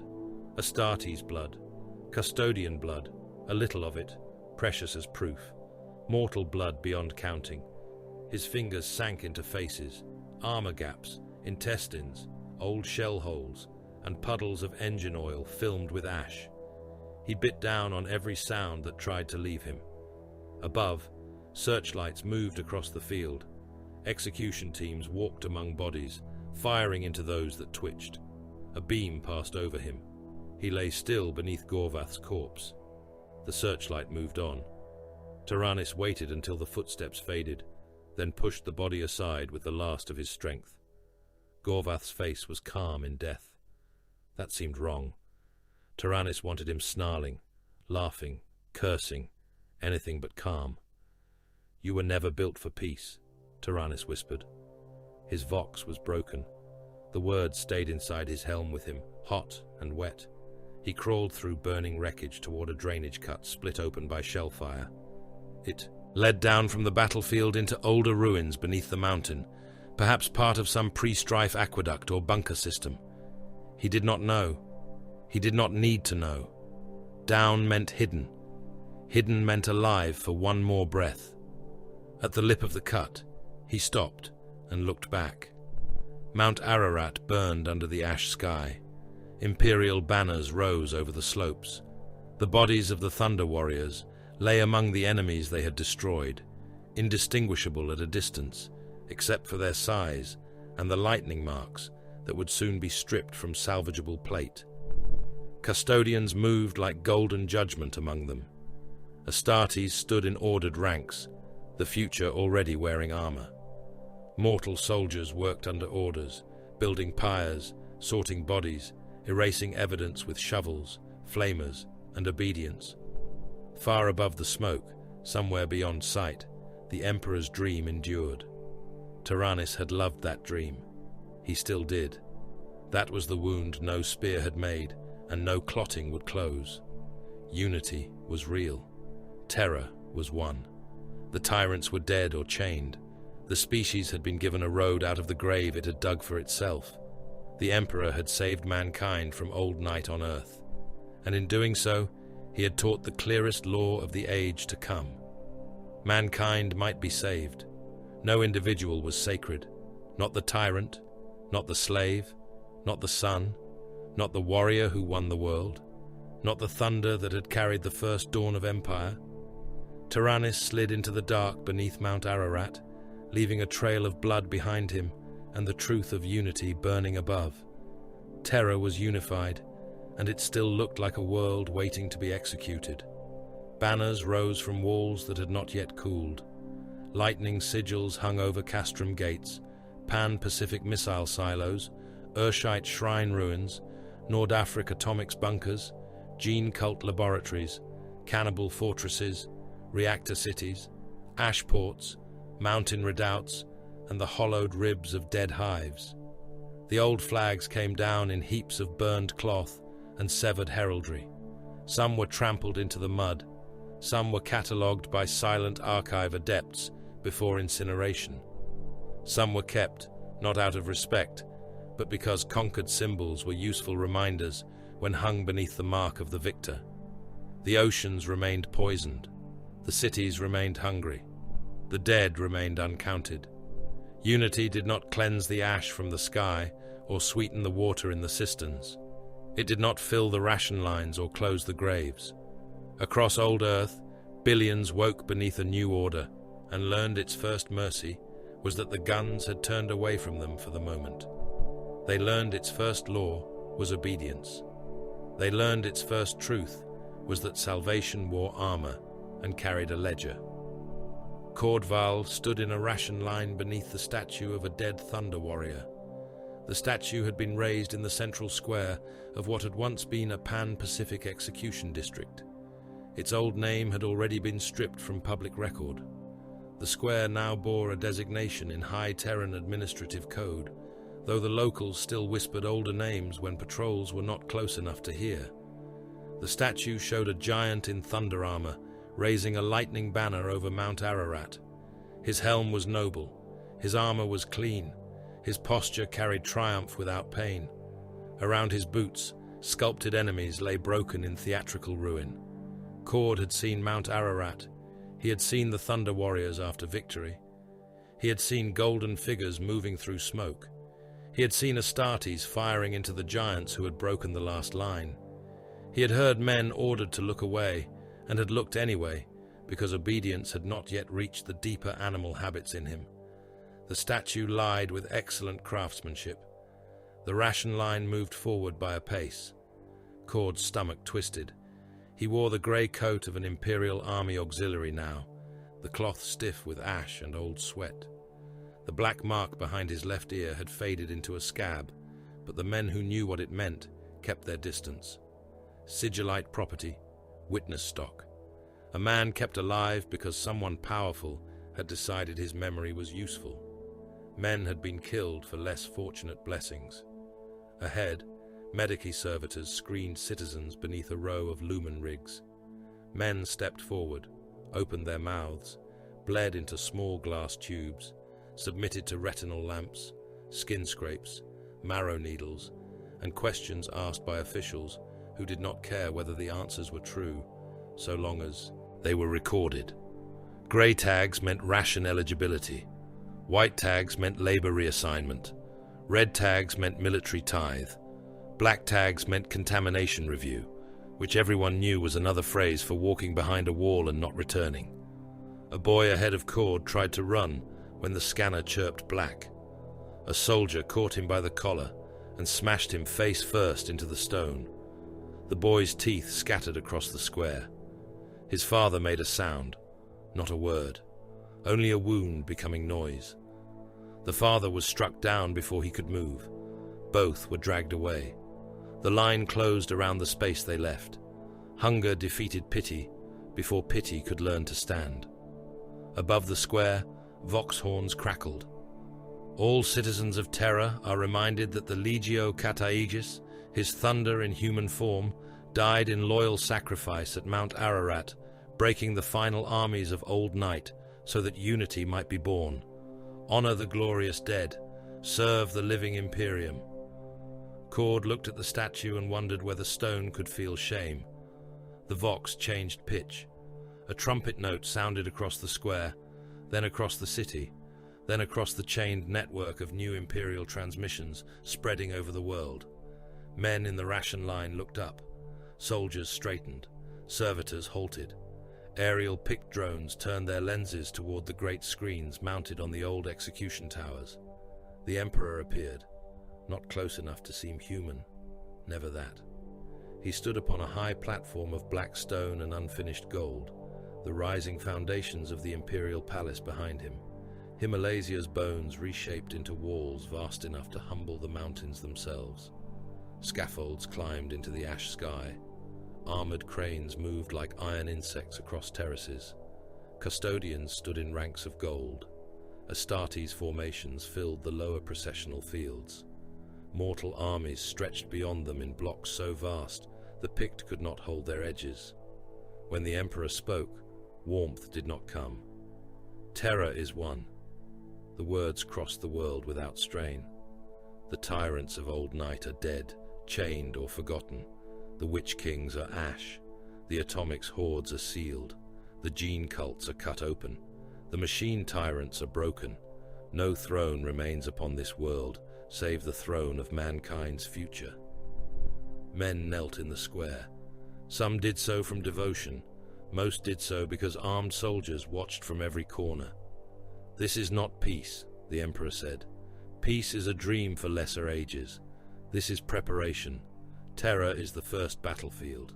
The true war waits beyond the sky. The species was scattered by storm, ignorance, terror, and the long failure of reason. We will gather it. We will find every lost branch of mankind. We will break every power that holds it in darkness.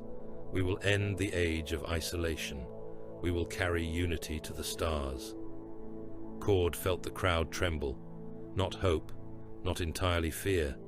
Something worse, because it could become either. The Emperor raised one gauntleted hand. You have survived Old Night. Now you will earn the dawn. The transmission ended. The ration line moved. Beneath Himalaisia, Malkador supervised the birth of government from rooms that smelled of dust, ink, blood, and overheating cogitators. Councils were formed before their chambers had names. Compliance bureaus divided territories by risk, yield, population stability, water reserves, resistance history, and ideological contamination. Archive orders sealed the truth of Mount Ararat under authorities so deep that most who stamped the files did not know what they buried. Military musters expanded across every compliant region. Census engines counted the living and estimated the useful dead. Tithe schedules began as emergency requisition slates and became law by repetition. Labor categories hardened into castes. Punishment codes became standardized. Memory became an administrative resource. Malkador moved among it all like a thin shadow with a staff. Adept after adept approached him with questions whose answers would shape centuries. What was to be done with children of executed ruling houses? How many generations of a gene-tainted clan required surveillance? Which conquered officer corps might be absorbed? Which languages should be preserved for operational value, and which should be removed to prevent local resurgence? Whether the Thunder Warriors should be named individually in public memorials, or only as collective martyrs? Collective, Malkador said. The adept bowed and marked the slate. Individual names invited individual loyalties. Collective sacrifice served empire. Another official presented a draft oath for the first civilian governance councils. Malkador read it once, Remove the word mercy. The official hesitated. Lord Sigillite? Mercy implies discretion. Discretion breeds uneven enforcement. Use clemency where conditional, punishment where assured, and duty where obedience is required. The stylus scratched. So the Imperium learned to speak. In a sealed training fortress below the new palace works, Kael Morn joined the expanding Legiones Astartes. The armory rang with preparation. Bolters were stacked in sacred rows beneath red mechanicum seals. Combat blades lay in oiled trays. New armor plates arrived from Mars, still smelling of forge heat and incense. Gene seed vaults were guarded by warriors who did not sleep. Recruits moved through implantation wards, hypno-indoctrination chambers, live fire vaults, void seal drills, and tactical memory cycles. The legions were no longer an experiment hidden behind the Thunder Warrior's shadow. They were becoming the shape of war to come. Kael stood while armor thralls sealed his breastplate. His plate had been repaired after Mount Ararat. The outer scars had been polished down where possible. New locking rings had been fitted. His squad markings were updated. His kill records were confirmed. The dead of his formation had already been replaced by new brothers, whose faces he had not yet memorized. He did not speak of the Thunder Warriors. No one did, except in approved phrasing. Glorious dead, loyal sacrifice, heroes of unity. Thunder spent so dawn might break. Inside his warplate, hidden beneath the left inner breast panel, where no routine inspection would find it without dismantling the seal, Kael kept a broken lightning badge. It had been torn from a ruined pauldron in the corpse fields below Ararat. The metal was bent, blackened, and edged with dried blood sealed beneath maintenance lacquer. He did not know whether it had belonged to the Thunder Warrior, who had taught him breach angles, or one who had tried to kill him during the cull. The distinction had become difficult to preserve. The badge was not mourning. Mourning was not useful. It was not rebellion. Rebellion was a failure of structure. It was memory, and memory, properly contained, could sharpen obedience by reminding the weapon what happened to tools that outlived their purpose. An armor thrall stepped back. Plate integrity confirmed, Lord. Kael looked down at him. I am not a lord. The thrall bowed lower. As you command. Across the vault, new Astartes companies lifted their bolters in unison. The sound was clean, terrible, endless. Valdor delivered his report in a chamber open to the cold wind above the rising palace foundations. The Emperor stood at the edge of the unfinished terrace, looking out over the world he had taken. Below, armies moved through parade fields and labor yards. In the distance, crawler convoys hauled stone, metal, prisoners, and machines into the expanding works. Farther still, beyond the mountains, smoke veiled the scars of unity. Terra had stopped resisting. That did not mean it had healed. Valdor approached and knelt. The cull is complete enough, he said. The Emperor did not turn. Enough, the Emperor said. Confirmed survivors are statistically insignificant. Pursuit actions continue. Public record stabilized. The Kata Aegis are dead in accepted history. Good. The Astartes are ready for expansion. Mars is bound by treaty and delivery schedules have begun. Lunar operations await authorization. The Selenar gene cults remain a necessary objective. Orbital infrastructure recovery proceeds below desired pace, but within tolerable limits. The Emperor listened, as if receiving weather reports. And the beacon? He asked. Valdor lifted his head. Preparatory works continue. Psyker acquisition is insufficient for projected full function. Containment failures remain high. Malkador requests expanded authority over screening, transport, and sacrifice protocols. Granted. The word crossed the terrace like a blade. The Astronomicon did not yet blaze over mankind. Not as later ages would know it, a psychic beacon piercing the warp, focused through the Emperor's will, allowing navigators to steer the ships of Empire through the Immaterium's madness. For now it was foundation, theory, prison, choir chamber, and hungry architecture, a miracle in design, a horror in requirement. Psychers would be found, psychers would be bound, some would serve, many would burn. Their minds would become fuel for a light that promised passage through hell. The Emperor would stand at its center, not as God, never as God in the language he permitted, but as will-made lighthouse. Through that light, fleets would cross the warp. Through those fleets, compliance would reach the stars. Valdor rose only when the Emperor allowed it. "Do you require further action regarding the Thunder Warriors?" he asked. The Emperor looked out across Terra. "No, their purpose is fulfilled." No anger, no grief, no hesitation. A piece moved from the board, another advanced. Beneath the broken levels of Urartu, where old drainage tunnels met pre-strife vaults and the roots of dead fortresses, Arik Taranis listened to his own death, announced by a stolen Vox unit. He had wrapped the device in wire and bone to keep its damaged spirit awake. It hissed and spat static in the dark. Around him, the underworld of terror dripped black water. Far above, boots and engines moved across a world that believed him dead. His wounds had closed badly. One heart was gone. His right arm hung in a brace of scavenged metal. Fever moved through him in waves.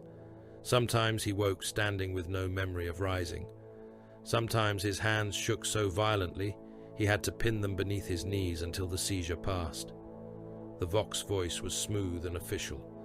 "Let all citizens honor Arik Taranis, the lightning bearer, glorious son of unity, fallen at Mount Ararat in loyal sacrifice beside his brothers of the Legio Cataegis. Let his name stand among the thunder that broke old night." Taranis stared at the Vox. Then he laughed. At first it was soft, then it became a cough. Then the cough tore something inside him, and blood came up, thick and dark, spilling over his lips and chin. He laughed anyway, one hand braced against the tunnel wall, body shaking, pain flashing white behind his eyes. Glorious son, loyal sacrifice, fallen. The lie was so clean it deserved admiration. When the laughter ended, he wiped blood from his mouth with the back of his hand and crushed the Vox beneath his boot. Static died under his heel. Darkness returned. He began walking deeper into Terra's underworld, away from the patrol routes, away from the palace works, away from the graves where his brothers were being turned into statues. He carried no banner. He wore no visible lightning. He carried only the truth, and the truth had become contraband. No one would believe him. That did not matter. Belief was for those who still thought history belonged to witnesses. On the rising foundations of the palace, the Emperor watched the first dawn of the Imperium stain the ash clouds with dull gold. It was not a clean dawn. The sun rose through poison and smoke, broken by scaffold towers, crane arms, defense pylons, and the skeletal beginnings of walls that would one day make mountains seem temporary. Terra's wounds steamed beneath the light. Mass graves lay under fresh stone. Fortresses had become barracks. Shrines had become archives. Execution squares had become oath plazas.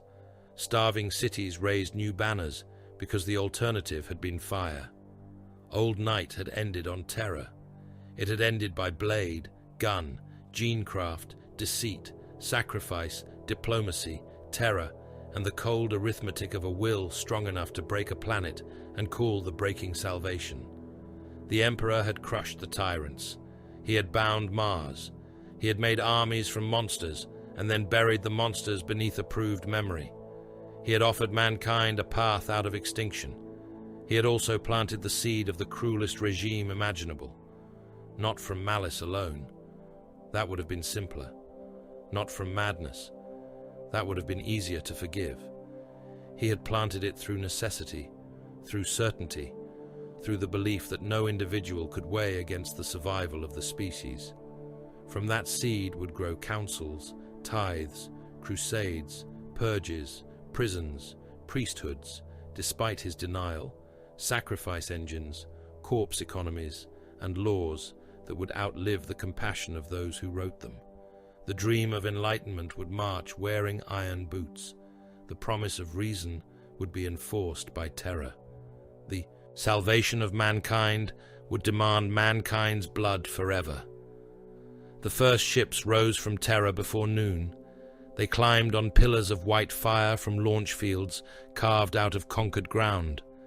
Their hulls were crude beside the impossible fleets of ages past, but they rose. Around them ascended cargo lifters, troop carriers, survey craft, mechanicum transports, and warships dragged from repair cradles by the labor of a unified world. Their engines shook the poisoned air. Their shadows passed over ration lines, mass graves, statue yards, gene vaults, barracks fields, and the silent slopes of Mount Ararat beneath its shroud of ash. Below, Terra belonged to one master. Above, the galaxy waited in darkness, scattered, wounded, hostile, and vast. The Emperor had unified Earth. Mankind's age of conquest began.